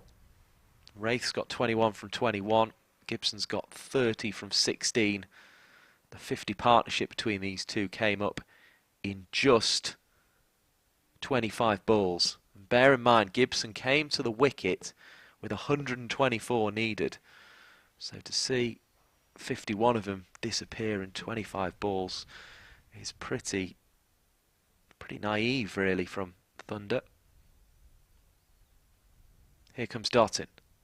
Bowls in towards the pads, deflected into the leg side. That'll be another run against the dot in analysis.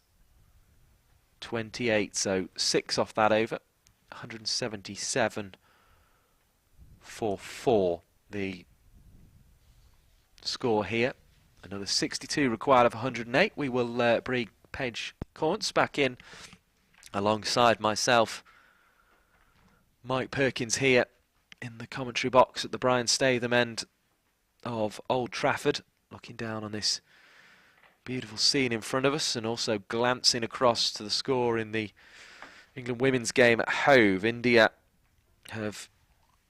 need less than 100 now, 99 to win from 24.3 overs. And they've lost just 2 wickets, 129 for 2 India women in pursuit of 228 to win. Here, Western Storm need another 62 as the ball's driven to Jackson. Last time we were on, we were talking about how crucial Luff and Wilson's wickets were going to be. Thunder managed to get them, and but unfortunately it's the partnership afterwards which has proved the damaging one here, Paige Corns, as Jackson comes in and bowls inside edge from Gibson, goes to short third, they get a single. It's helter-skelter cricket again. 179 for 4. Quite disappointing really, having got the 2 key players in the middle order out, but maybe not been able to bowl well to Gibson, the third of the big firers in that Western Storm middle order. It's almost like they did all the hard work and then threw it all away. You know, they were the 2 vital wickets. Here's Jackson, who will still be believing, but needs wickets if Thunder are to win this game now. And it's really going to kind of show the depth that Thunder either have or don't have now, because they need to kind of dig deep and find a way to break this partnership now, because they've done so well to get to the position that they were in, and they've let it get away from them. Here comes Jackson again. Thunder need wickets now, you think? They're going to need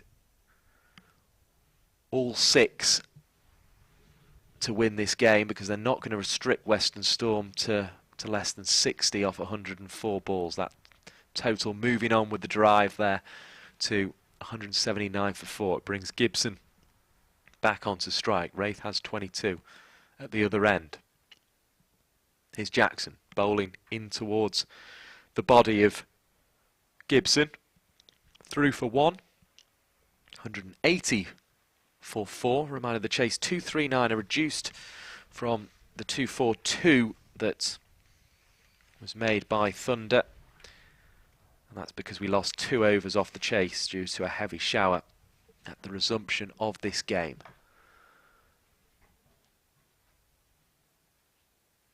A few more spectators just move around in the stand over there as Jackson bowls. It's off the outside edge. Deandra Dottin has to be watchful there to get her hands on the ball. 31 overs done, 180 for 4 now. What are you making of the ODI then down in Hove? It looks as if India are making fairly light work of this chase of 228. They're 136 for 2 now. Yeah, it certainly looks that way. You know, it's not what we expect kind of from this England lineup, but I think India are just showing their power and their strength, and you know just how good they really are. You know, and the kind of they're on par now. I think, you know, with England there was a case of you know, a time when it was Australia were just leagues above everybody else, and then England were maybe the next best. But now India are really picking up the pace and competing. They are indeed, as Hannah Jones comes on. She's got 3 overs here. This is a big move from Thunder, bringing Jones on. 25 runs conceded from her 7 overs previous to this. Dot ball to start. She won't get another one there because that's hit over the top, and it's going to be 4 runs. And Western Storm, mainly through Gibson. We mentioned she was a finisher. We didn't know she was a finisher from 1, 2, 4 out, but that's what she's trying to do here. And she's just absolutely smashing it at the moment. 7th for, 37 to her name. Here comes Hannah Jones. Bowls. On the stumps that time. It's hit hard at Sophia Turner, who's there with a tumbling stop. Yeah, Mandana is now 62 and Core is 21. In that India chase at Hove. And much like Thunder, it seems as if England are struggling here. Hannah Jones sends long on back to the boundary in the form of Phoebe Graham. Square leg comes up as a result. Gibson, maybe if she'd had realised that's where the ball was going to be, might have tried to lift it over the fielders up close on the leg side. Seren Smale, who top scored with 57, a first half century for her at this level, is the fielder at backward square leg. Gibson gives herself room instead and cuts into the offside. There'll only be one run, 185 for 4. But have you enjoyed this angle? You were saying to me you usually sit at the other end of the ground, so it's been a different one for you up here in the commentary box today. It has, yeah. I've usually been in C stand or. Here's Hannah Jones, driven up to long off for 1 run, 186 for 4 at the end of the 32nd over, in comparison to 125 for 1. So very different stage of the innings for these two teams. Oh, so C's not too far round then. No, but it's it's a gorgeous view from the media centre here at Emirates Old Trafford. To be fair, I think wherever you sit here, it's a lovely ground. We're very privileged to be blessed with it, and obviously they're doing some building work to kind of make it kind of expand the hotel and it really kind of look like 1 foot in the 21st century and 1 foot in the past with the beautiful pavilion. Here comes Jackson, bowls, and it's hit away by Wraith, who fancies a bit of the hard-hitting approach herself. She's been going at about 1 a ball so far, and she gets a third boundary there through the onside, slightly uppish, but she won't mind that. 190 for 4. It takes the asking rate below 50 now. 49 required of 95 balls. Thunder in need of wickets. Yeah, it's an absolutely beautiful spot we have here, high up at the Brian Statham end. We can look towards that glorious old pavilion, which, as you say, has had some modernisation to it, and obviously sight screens put in because they had to switch the square round, particularly with day-night cricket these days. Another 4 down the ground. This one was a sweeter shot from Wraith, all along the floor, just to the left-hand side of the mid-on fielder. And Jackson's going to have to bring up her fielder at third and send somebody back to long on because she's conceded boundaries there in successive balls. 194 for 4, 45 required of 94 to reach this DLS target. But yeah, as I say, we've got the view of the pavilion at the far end. We can see out to the town hall just through the gap between there and the hotel and off towards the football ground. We've then got the point on the left hand side, the big red hospitality section, as this one is driven in the same area but more softly by Wraith because there's a fielder back on the boundary, so she just takes a single. 195 for 4. Gibson back onto strike. We then sort of go round past the party stand, round sort of that 2-tiered stand C there on our left hand side, and then another one of those out to the right of the media centre. And if we look across that way as Jackson bowls here, and this one is hit for another single up to wide mid-off, 196 for 4. We can see the high-rise buildings of Manchester in the distance, which are now in sunshine as we are here, and then, of course, the building site where they're extending the hotel there and building another little stand of seats beneath it. Here comes Laura Jackson. Storm are 196 for 4, and they will remain there with a mistimed effort to go down the onside of the pitch by Wraith here, but she's found the boundary twice in that fashion already before. The breeze still fluttering from left to right here at Old Trafford as we look from our position at the Brian Statham end towards the spectators over at E5, just beneath the point. Here comes Jackson again, short of a length. It's hit high in the air. Now, will this be a catch? It should be a catch. It is a catch in the distance. And will that just give Thunder a chance here? It's been plucked out of the sky. Laura Jackson going short of a length. And Wraith, who hit 2 boundaries in the over, is out. There's a big high five out there in the distance between Sophia Turner and the bowler Laura Jackson, who may just have salvaged something. The 5th wicket falls here with the score on 196, Paige Corns. Is that just a slither of hope now for Thunder? It would take an extraordinary effort still. Mullin with the catch off the bowling of Jackson. Wraith is out for 32 off 30 balls with 4 fours. I think if Thunder really apply the pressure here, then this could be their chance. If they can get another quick wicket or really stem any flow of runs, then this could be a really tight finish that we weren't expecting. It feels as if 43 might just not be enough. However, Thunder have committed to this approach of going for wickets, and who knows, they've got rid of the toughest half of the innings, if you like. They've got rid of the top 5 wickets, but Danny Gibson, I suppose, is the problem they've got. Neve Holland is the new batter out to the middle with 43 required off 90 balls. The asking rate was 124 when Gibson went to the crease. So it was an impressive little stand, that one, between Wraith and Gibson. As I say, they brought up the 50 partnership from just 25 balls, so at a strike rate of 200. And this one's clapped away by Danny Gibson, who's got no thoughts of changing her approach. She moves on to 43 from just 27 deliveries. Brilliant stroke indeed. It also brings up the 200 for Western Storm. So they need just 39 more runs to win this game. And it's largely been thanks to a big partnership of 81 between the batters Wraith, who's just been out in the previous over for 32, and Gibson, who is now on 44 off 28 deliveries. And that really feels as if where the game's going to be won and lost here, Paige Corns.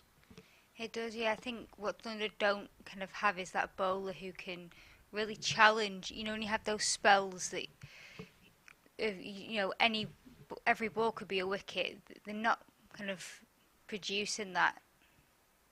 Here's Jones hitting down the onside of straight to Phoebe Graham, who prevents the run being taken. So I think Storm are just able to capitalise on every bad ball, and there seems to be just a little bit too many, and they're just able to kind of hit good balls as well, so there's no chance. Jones trying to keep a little bit of control, dab behind square on the offside. The single was on, 202 for 5. That's just another 37 needed off 86 balls. We can almost ignore the balls bit now of that equation. The only way Thunder win this is by picking up 5 wickets. Here comes Hannah Jones. Twirls in again. A bit less flat than we're used to seeing from her there. And a bit of flight, maybe trying to tempt a shot from Gibson, who was happy to dab out into the offside and pick up 1. 203 for 5. Storm have not had to kind of do any risk. You know, they can just run, you know, when their signal comes available, you know, so it's going to be hard for Thunder here.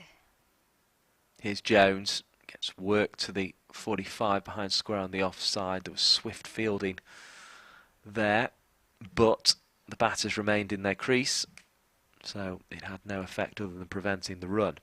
203 for 5.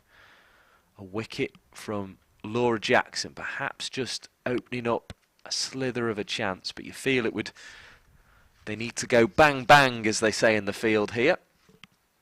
2 more quick wickets would give Thunder a chance and make the last 36 nervy, but certainly if Storm can pick up the next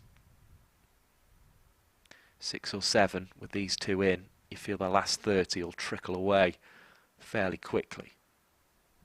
It's been largely thanks to Gibson, who's on 45 of 29, and is going to go down the ground hard just for the 1 run.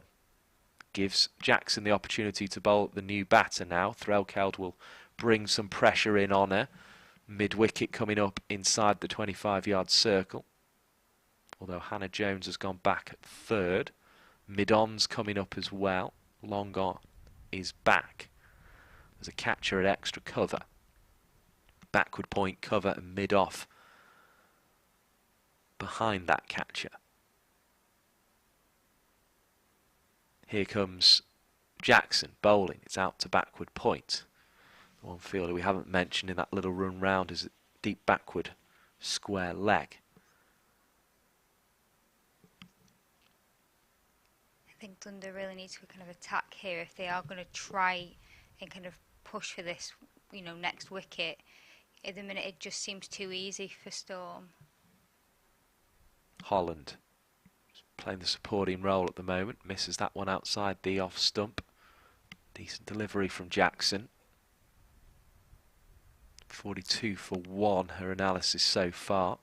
The one, Nat Wraith, caught by Daisy Mullen in the deep. Such a safe pair of hands, Daisy Mullen.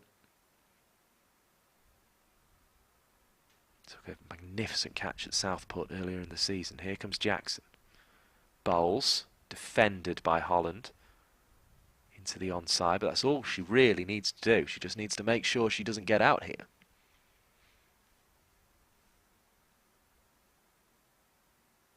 Turner heads back to the leg side. And Jackson again.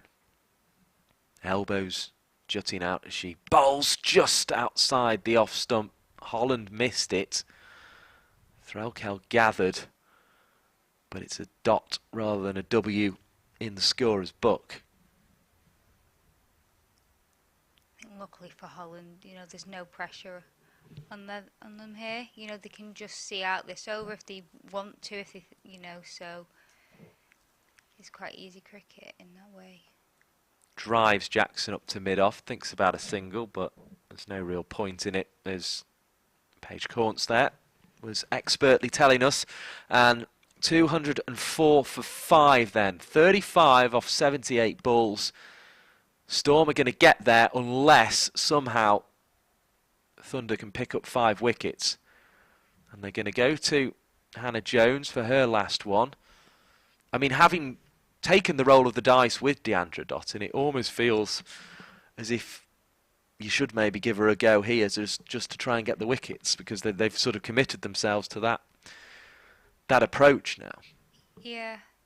Here's Jones bowling. It's hit high, up to long off, but on the bounce. Jackson has to be careful on the slightly slippy turf to keep her footing.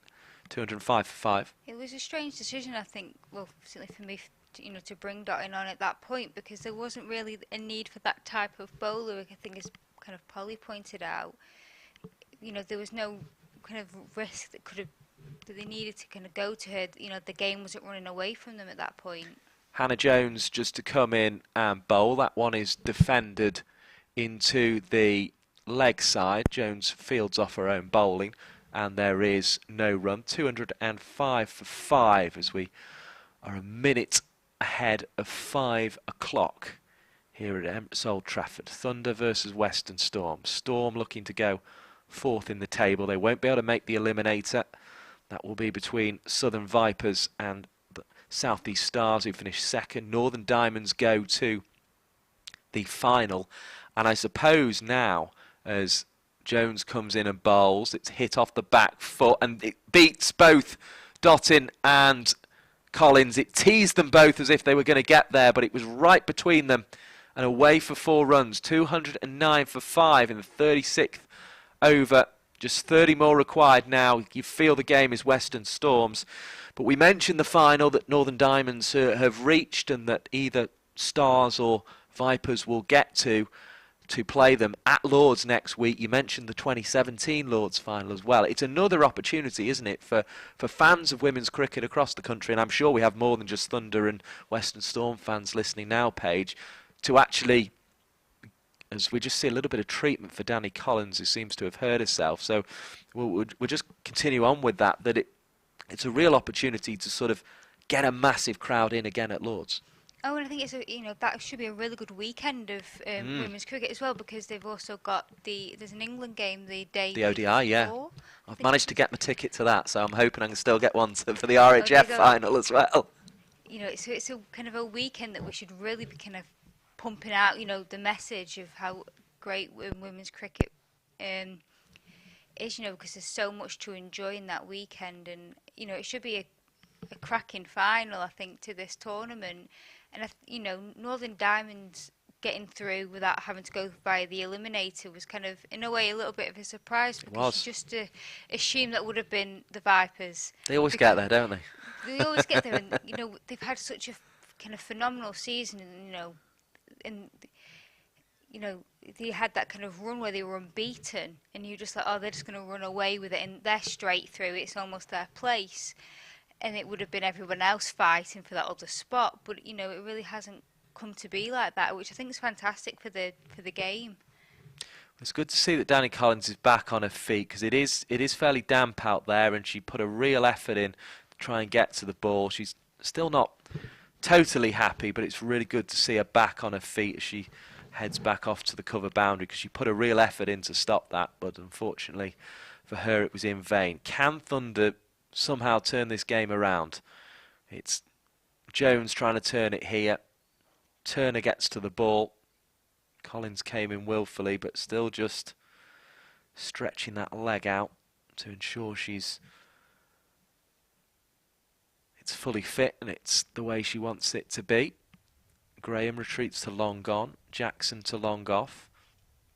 On her way is Jones again. Gibson works leg side. Seren Smale there with the fielding. 210 for 5. But it would be great, as you say, just to see it made a massive weekend of women's cricket, because it's so significant when women play at Lords, because it's been something that has not happened probably as much as it should have done.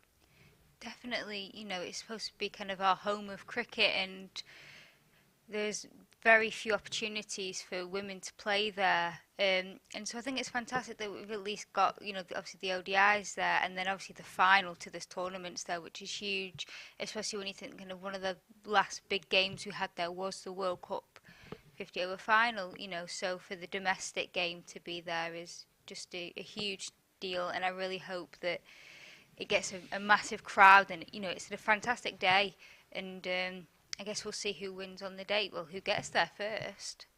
Here's Jackson to come in and bowl, and chops through, and Rachael can't believe it. It beats Holland outside off stump. The bails were dislodged, but by Rachael, who I don't think quite could believe the ball had ended up in her gloves there, because she was expecting it to hit the stump.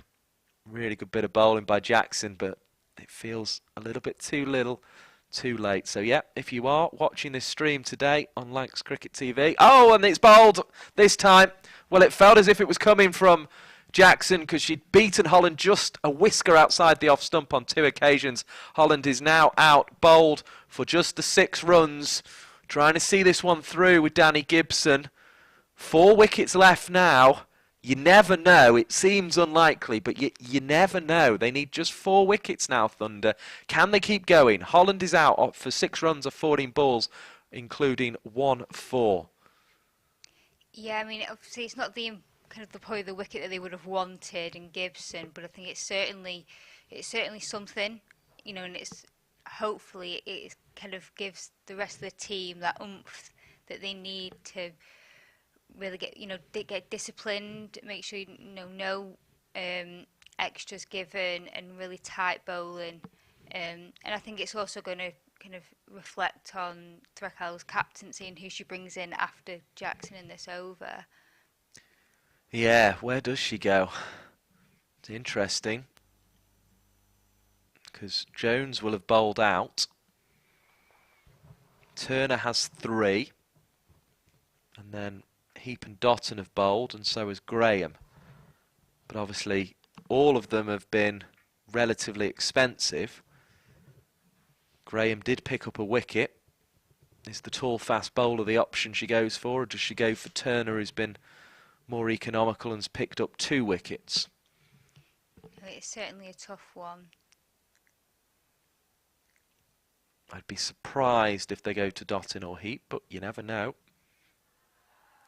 I was saying a couple of overs ago, having committed to the plan of getting the wickets, maybe Dottin's the way forward, but it just feels Jackson's little spell here has just given them a slither, and they might want somebody more economical. 42 for 2, here comes Jackson, bowling. It's hit in the air, just out of the reach of the left hand of the seamer for Thunder. If they can get one more here, it's Sophia Smale at the wicket, who, as Polly Starkey was saying earlier in the day, has had a half century now. But if they can get one of these, then there is a route with Gibson being left stranded, as well as the one that involves her getting out. Libby Heap having to chase this all the way back to the long boundary on the offside for Sophia Smale. She'll get through for 3 runs, a well-run 3 runs. 213 for 6, 26 more needed. It feels as if that's not enough runs for Thunder, but they now need just 4 good bits of cricket. 4 mistakes from Western Storm. Do they exist in this game? It's Jackson, right on over the wicket, in towards the legs of Gibson, who'd moved across a stump slightly. Picks up 2. They're still running hard here, our Western Storm. And Gibson's on to 49, a very well made 49 from 33 deliveries. Came out striking at 200. She's eased back from that slightly, but mainly to try and see her team over the line. It's been a well contested game, this one, between Thunder and Western Storm. Jackson bowls into the defensive stroke of Danny Gibson. And with 37 overs now bowled of the 48 that there will be in the Western Storm innings, the score is 215 for 6. Are the fingers still crossed for Thunder here, Paige Corns? I just don't think that they have enough of a buffer with that. You know, there's only 24 required. I think if that had been more, there may have been slightly more of a chance. And I don't think that they have a bowler to come in who is their strike bowler, who you think can either really challenge for a full over or take that wicket. So I think it's Storms to lose right now, with Turner coming in from the Brian Statham end. Has got 2 wickets, I suppose, is the thing in Turner's favour here, but I think you're right there, Paige. It's difficult to see, isn't it? And perhaps our assessment at 220, 230, the pitch was maybe even a little better than that. Storm have certainly made it look that way, but maybe Thunder haven't bowled as tightly as they should or could have. It's always a little bit of all of those things, of course, that decides a game of cricket. Settling over the bat is Sophia Smale, sorry. We do have Seren Smale, who made runs earlier. Some of them off Sophia Smale, which was most confusing indeed.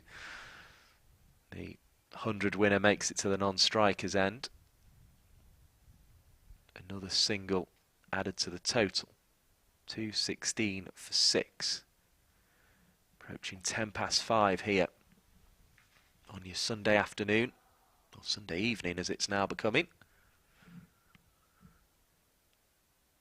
No better place to be than watching cricket at Old Trafford with us on Lancs TV, as this one is bowled. It's off the outside half of the bat to Deandra Dottin at backward point, with myself, Mike Perkins, and Thunder and Lancashire's Her Game 2 ambassador Paige Corns. And it's been great to have these 2 teams, who are both involved in that initiative, playing against each other here today on this most famous of grounds, as this one is played away into the offside. Gibson gets to the non-striker's end and brings up a half century. Raises a bat to both the crowd at the far end under the point and also to her teammates in the dressing room. It was a fairly subdued celebration, actually, for an innings of such high class. But it was almost as if, yeah, I expected to do that, and I just want to make sure I win the game now, as Sophia Smale diverts the ball behind square on the offside from round about the crease. Still 22 more needed. A wicket now makes it interesting, but it's just a little bit far away, you feel, from Thunder. Jackson, you imagine, will have her final over having picked up 2 wickets, as this one is fiddled away into the leg side. Mullin is there to pick up. It's returned to Threlkeld as a car buzzes along the Talbot Road in the distance as we look between the old pavilion and the point. The shadows starting to stretch as this September evening begins to take hold and the sun starts to sink a little. Slower ball, Yorker by Turner, but it was picked up on by Gibson, who's picked up on just about anything that has been on offer to score from. Slight concern again that Collins is struggling with that leg that she hurt fielding a couple of overs ago. More runs added to the total. 18 now left for Western Storm to get. And it's just trickling away, isn't it? As we thought it might once they got it under 30. Yeah, it's that kind of slow burn kind of for Thunder, that it's, you know, Storm aren't storming it in that they're not kind of just hitting boundaries and quickly kind of getting to their target. It's just very nice and slow for, you know, and measured from Storm's batters, you know, so it's just a case of waiting for them to get to the total. Here comes Jackson again. Bowles is diverted well actually by Gibson, and this one's going to race away from Hannah Jones. She's got a real chase on her hands to get to the ball before the rope, just about achieves it, but not before 3 runs have been taken. Just 15 left for Storm. I've got a feeling Gibson will try and win it with a 6. She's that sort of player that if it's in her area, she will go big. But for now, it's Sophia Smale. It would certainly be a way to close out the competition, wouldn't it? Going big. Here's Jackson bowling to Smale. It's into Sophia Turner at short mid-wicket. It's been great to have had as many of you as we have through the day. That'll all be totted up afterwards, but 420 of you watching the stream at the moment and watching Western Storm, it seems, head to victory. But can Jackson produce something? She produces a dot ball here that Smale is happy to work back to her as she retreats across the crease there. Jackson, he's back to the end of her mark and will head in. Flicks leg side by Sophia Smale, and there is no run on offer. We will at the end of this over, I think, say goodbye to Paige Corns, but it's been an absolute pleasure to have you with us. Have you enjoyed your experience here up in the commentary box today? Yes, it's been lovely for me commentary debut to be here watching Thunder versus Storm. Here's Jackson bowling, and it's defended by Gibson. Down the offside, there is no run on offer there. And to talk a bit about the campaign that we're a part of, and obviously we're partnered with both of these teams in Lancashire as a whole. We've also got Somerset on board as well, and Gloucestershire, as well as a load of grassroots clubs and leagues now. So if anyone wants to find out any more information, they can just find out online. Yeah, and a reminder of that email address as this one is hit high in the air. It's going to be caught by Phoebe Graham. Now, does this just give Thunder a chance? Here, there's the wicket, the crucial wicket. It looked as if Danny Gibson was trying to go big and win it quickly. Jackson's picked up 3 in the spell here and just seems to be running out of runs. Only 15 more required. However, 14 more required, in fact, as Gibson walks off for 56, caught by Phoebe Graham off the bowling of Laura Jackson.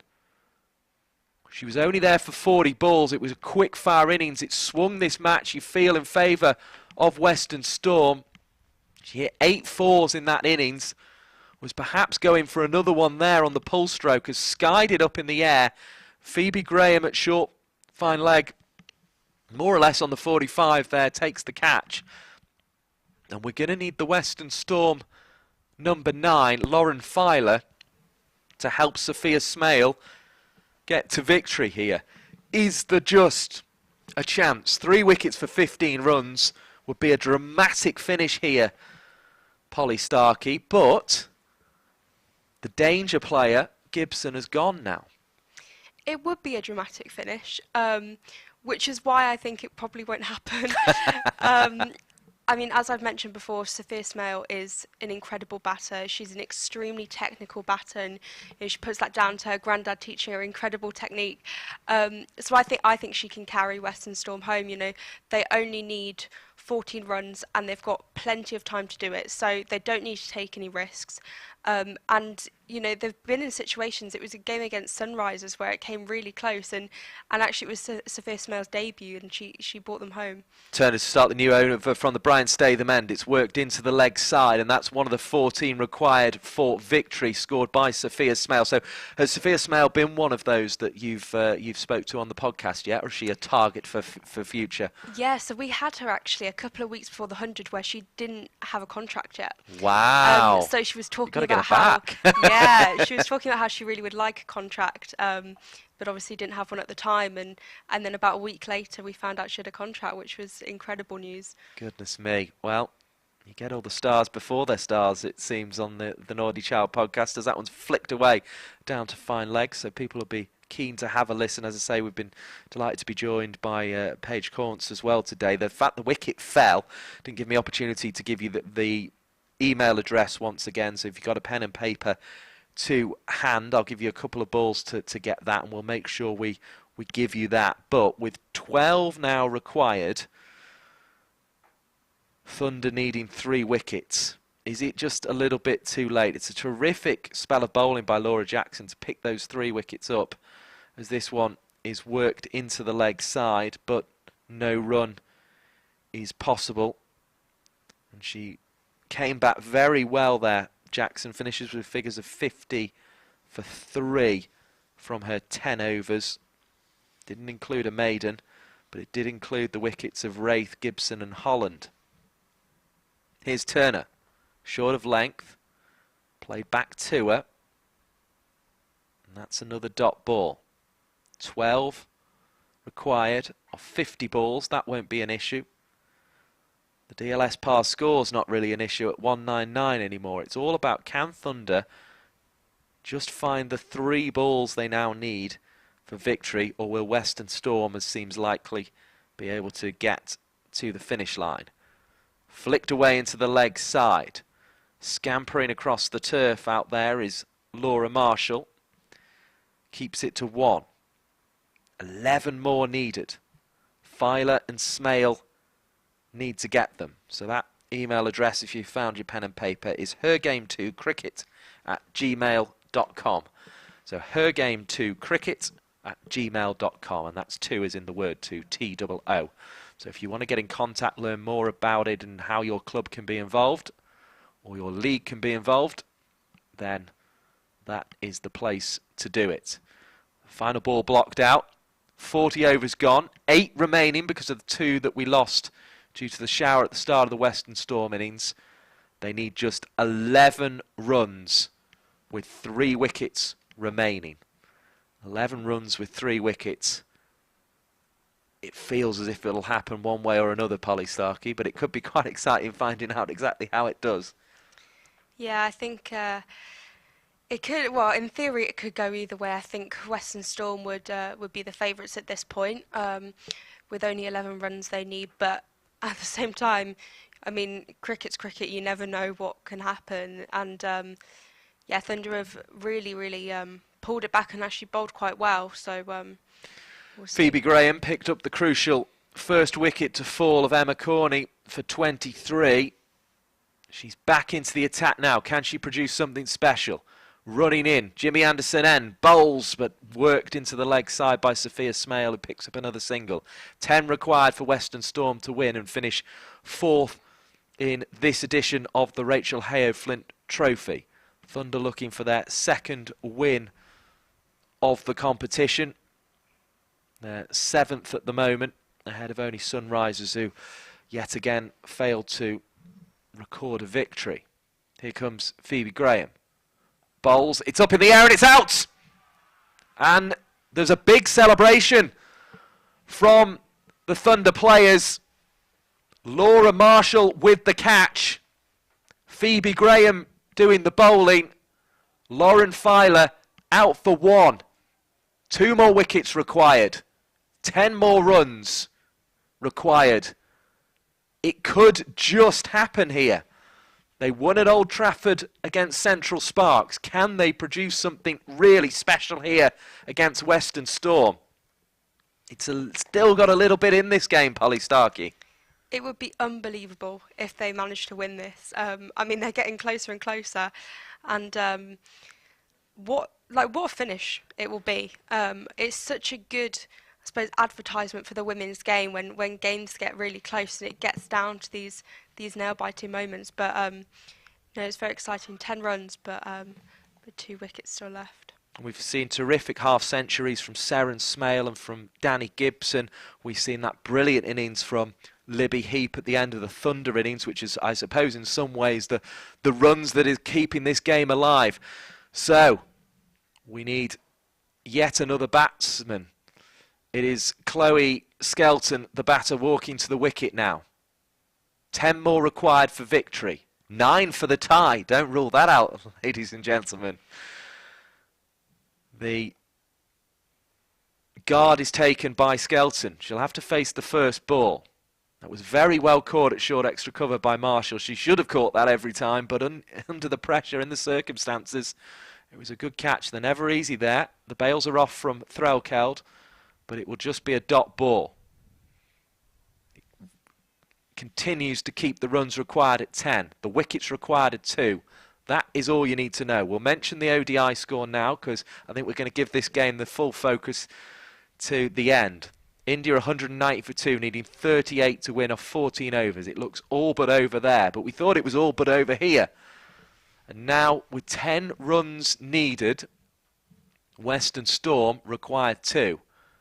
Tell you what, if a wicket falls this ball, which is not impossible with the number 10 facing, that's a lot of runs for the last wicket partnership to get 10 runs in a nervy situation.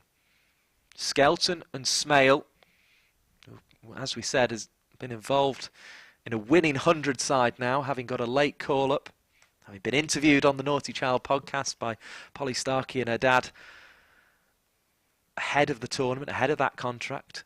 But she's at the non-striker's end, watching on. Threlkeld can't believe that missed. Much as she couldn't believe 2 or 3 missed before Niamh Holland was bowled. Is it a sign that Phoebe Graham can do this? She seems to have the proverbial bit between her teeth here, Polly Starkey. Yeah, it is very tense. I mean, one ball can change the whole game, so it's very exciting to see what's going to happen. Skelton facing, the batter newest to the crease, and defends in circumspect fashion out to Dottin.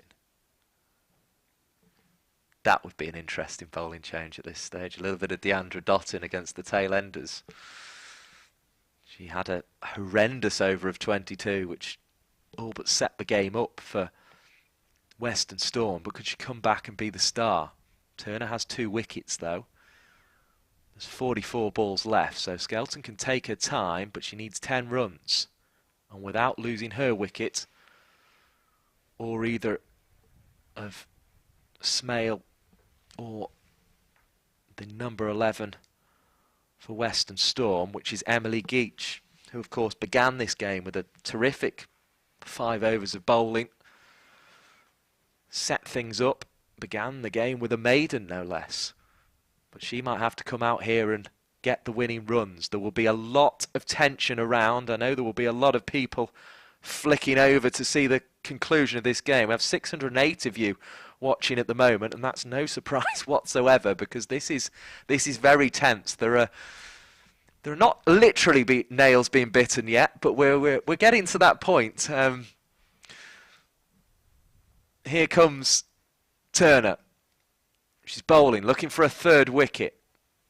Finds the line of the stumps, but also the bat of Smale, who has to take responsibility here, Parley Starkey, doesn't she? She has to just try and keep the strike and not knock them off almost one at a time. Yeah, I mean, she's the more experienced player, despite, only making a debut for Western Storm back in May. But she's been in these high-press situations and she knows how to handle them. And she has that half-century to her name now as well, but defends. And it just feels, even though it's so close for Western Storm, as if they're going nowhere at the minute. It's hard to see where the 10 runs come from. They have 40 balls left to get them. That should not be an issue. But if another wicket falls now, they're in a little bit of bother. They've not gone anywhere since the wicket. 10 still required. Turner into bowl. Leg side, this will be runs. Smale gets 1, but she's going to have to rely on the number 10 Skelton now to see out the remainder of the over. The remaining 3 balls in this over. Long leg, well, fine leg rather, and third, a back, just in case there's an edge that goes away quickly behind the wicketkeeper Threlkeld, who stood up to the stumps. We have backward point, cover point, extra cover, mid-off on the back of the 25-yard ring, mid-on the back of the 25-yard ring, a short straight mid-wicket, and a fielder at long leg, at backward square leg as well as fine leg, but it was dabbed behind square on the offside. Skelton is off the mark with 1. 8 more for victory. 2 wickets needed by Thunder. Every run, every ball here is counting. Western Storm should still get there, but they're making it very hard for themselves, and Thunder are making it very hard for them. Can they get their second win here at Old Trafford this season? In towards the pads, there's an appeal for LBW, but it was a fairly desperate one from Sophia Smale, and it didn't get a great deal of joy from anywhere else. And with 1 ball remaining in the over, 1 ball of Sophia Turner's spell here remaining, Smale has got to the non-striker's end, and Sophia Turner has to find a wicket with this last ball to the Western Storm number 10, Skelton. She bowls it. Skelton drives it to Laura Jackson, who put this game back on with 3 wickets. And then Phoebe Graham has come into the attack and got another to set things up. Graham is applauding the Thunder players. Gives Jackson a little pat for the fielding there. 44 for 2 for Turner, including a maiden off her 10 overs. Very good contribution from Sophia Turner. Phoebe Graham, ball in hand, walking back to her mark. 2 wickets needed for Thunder. 8 runs, just 8 runs required for Western Storm. A tense finish. In the 100 we were talking about, 7 runs even required for Western Storm. It's easy to lose count in this tension. Of course, the leg by we'd not added on, taking the score to 2-3-2 for 8. Here comes Graham. Bowls, leg side. Sophia Turner there with the fielding, having completed her spell. We were talking about close finishes in the 100, weren't we?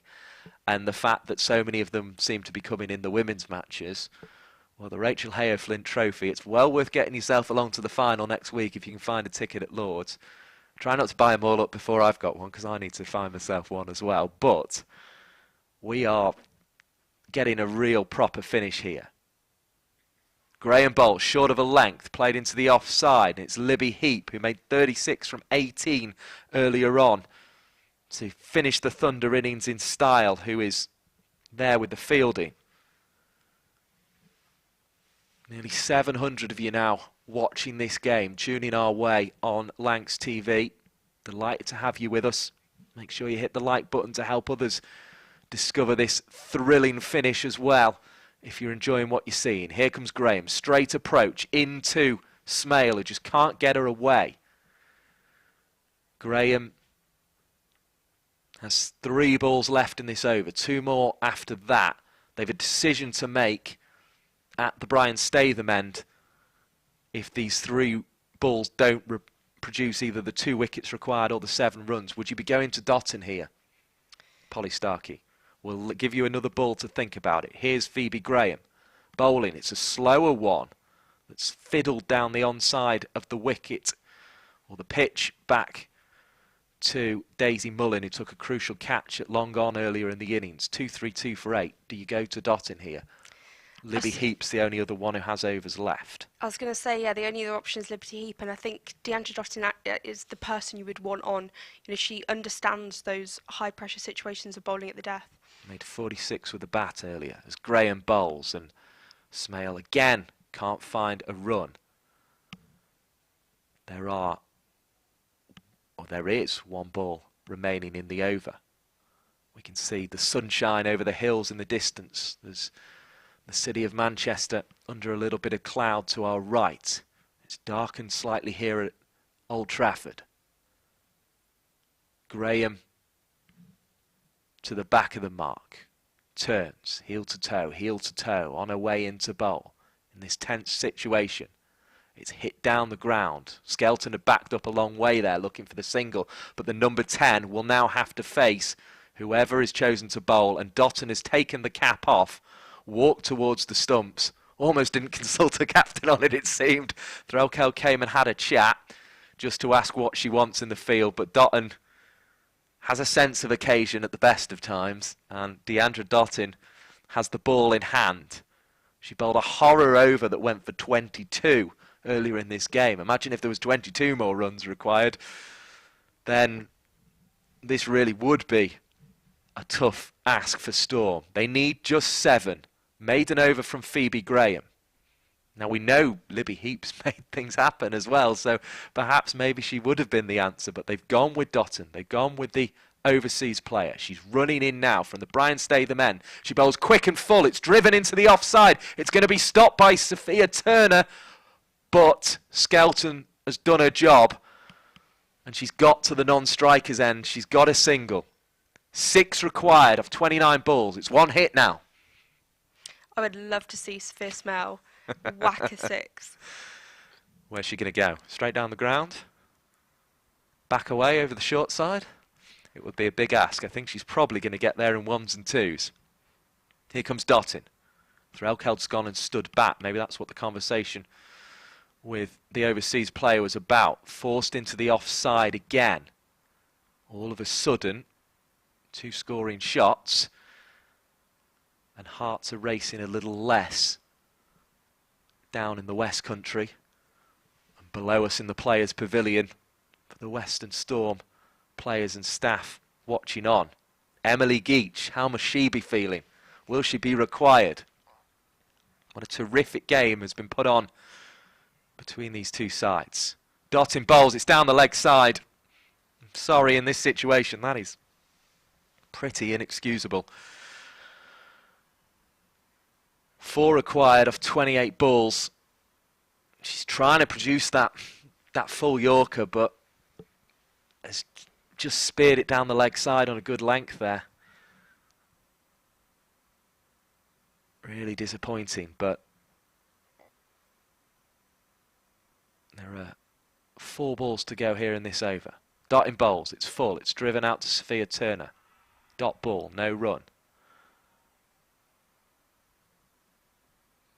Still 4 required, and still 2 wickets for Thunder. A tense little partnership. These two coming together, requiring 10. But they can't get out.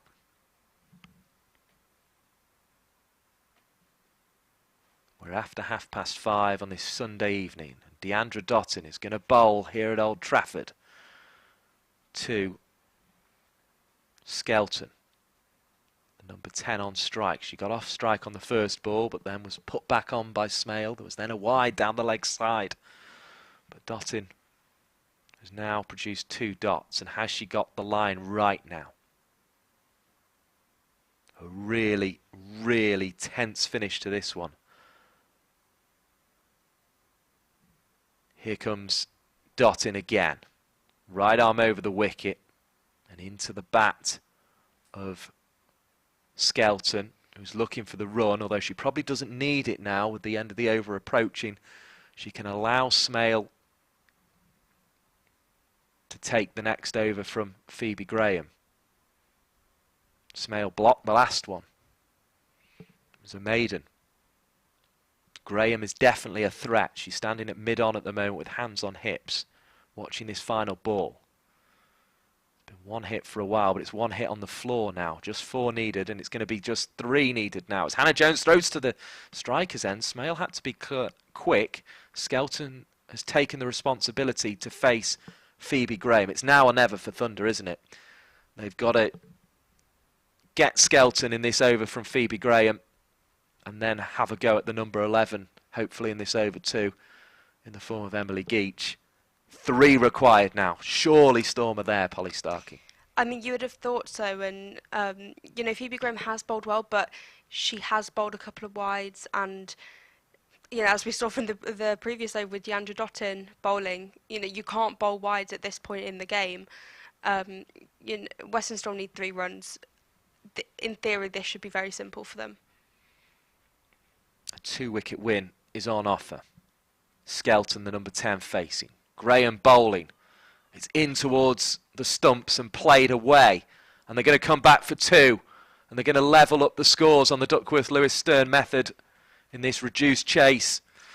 Thunder did make 2-4-2, of course. And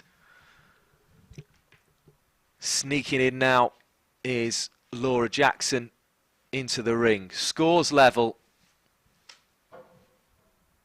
2-3-8 for 8. The tie still possible, but it would take 2 wickets for no runs here. Thunder have pushed Storm all the way, but it looks like this will end in defeat. Short of a length, Skelton decides that's not the ball to win the game from. Presumably here, she just blocks out another 4 like she did there and relies on getting it off Dottin at the other end. Yeah, I mean, she could just block for the next couple of overs in theory, but yeah, I think she'll look to just be really careful and cautious not to lose her wicket and just play really sensibly. You know, they only need 1 run. Just 1 more required for Storm.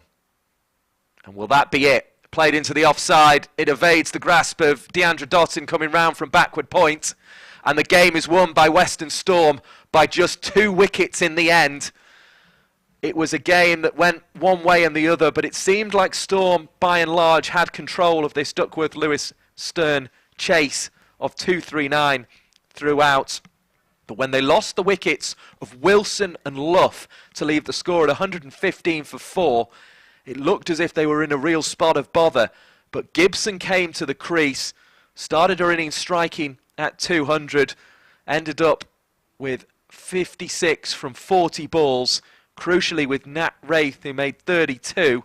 There was another one potentially to look at in that wicket-keeping equation if England ever need a backup for Amy Jones. She got 32 from 30, and they put on a partnership that passed the 50 mark of just 25 balls, Polly Starkey. That felt the partnership that had taken it away from Thunder.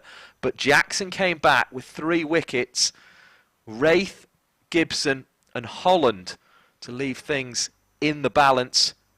Graham chipped in another one of Filer, caught at short extra cover by Marshall. Thunder will be bitterly disappointed trooping off at the end of their season, but they've given it their all here, and the margin of victory in the end was just 2 wickets. We've seen a thrilling game of cricket there, Polly Starkey. What an absolute thriller. Very, very close at the end. I was really thinking that actually Thunder could do this, but a great performance at the end by Chloe Skelton and Sophia Smale. I mean, Skelton's had a great day, 2 for 33 with the ball, and then obviously hitting the winning runs, finishing 6 not out. I thought that was a great. I mean, it's just great when you see 2 young players winning it for their team at the end, and just having such, I suppose, maturity at the crease to not run stupid runs and just be very composed, and I thought that was something Western Storm did really well today. Well, make sure you join us again on Lancs TV. I know people will be slipping away. I'll run you through the card just to finish. You mentioned young players there, Polly Starkey. Liberty Heap was one of the stars of the first teams with 36 off 18. Deandra Dottin also made 46. Seren Smale top scored with 57. Western Storm began their chase in rainy conditions as they walked out to the middle. They had to retreat back under cover. It meant we lost 2 overs. It was a Duckworth-Lewis Stern chase of 48 overs at 239.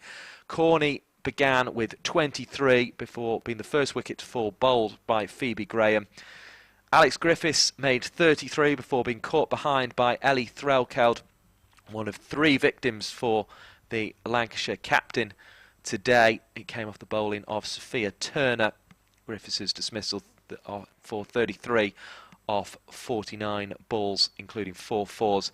Luff and Wilson then came together. It looked as if it was going to be the crucial partnership. Wilson was first to go for 28 of 30 balls. It included a 6 off a free hit and 2 fours. She was caught behind by Threlkeld off Libby Heap, who continued her eventful day. Turner then got the prized wicket of Sophie Luff to leave the score 115 for 4. Luff out for 12 of 39 balls. Really struggled, the all-time leading run scorer in the Rachael Heyhoe Flint Trophy over its 3 editions. She was caught by Threlkeld off the bowling of Turner. At that point, it looked as if things were going to be difficult, but as we told you, the partnership between Raith and Gibson, which passed the 50 mark of just 25 balls, was crucial and seemed to take the game away from Thunder. But Raith was out after hitting a couple of boundaries for 32. She hit 4 in total in her innings, including 2 in the over. She was out to Jackson, caught in the deep on the long on boundary by Daisy Mullin.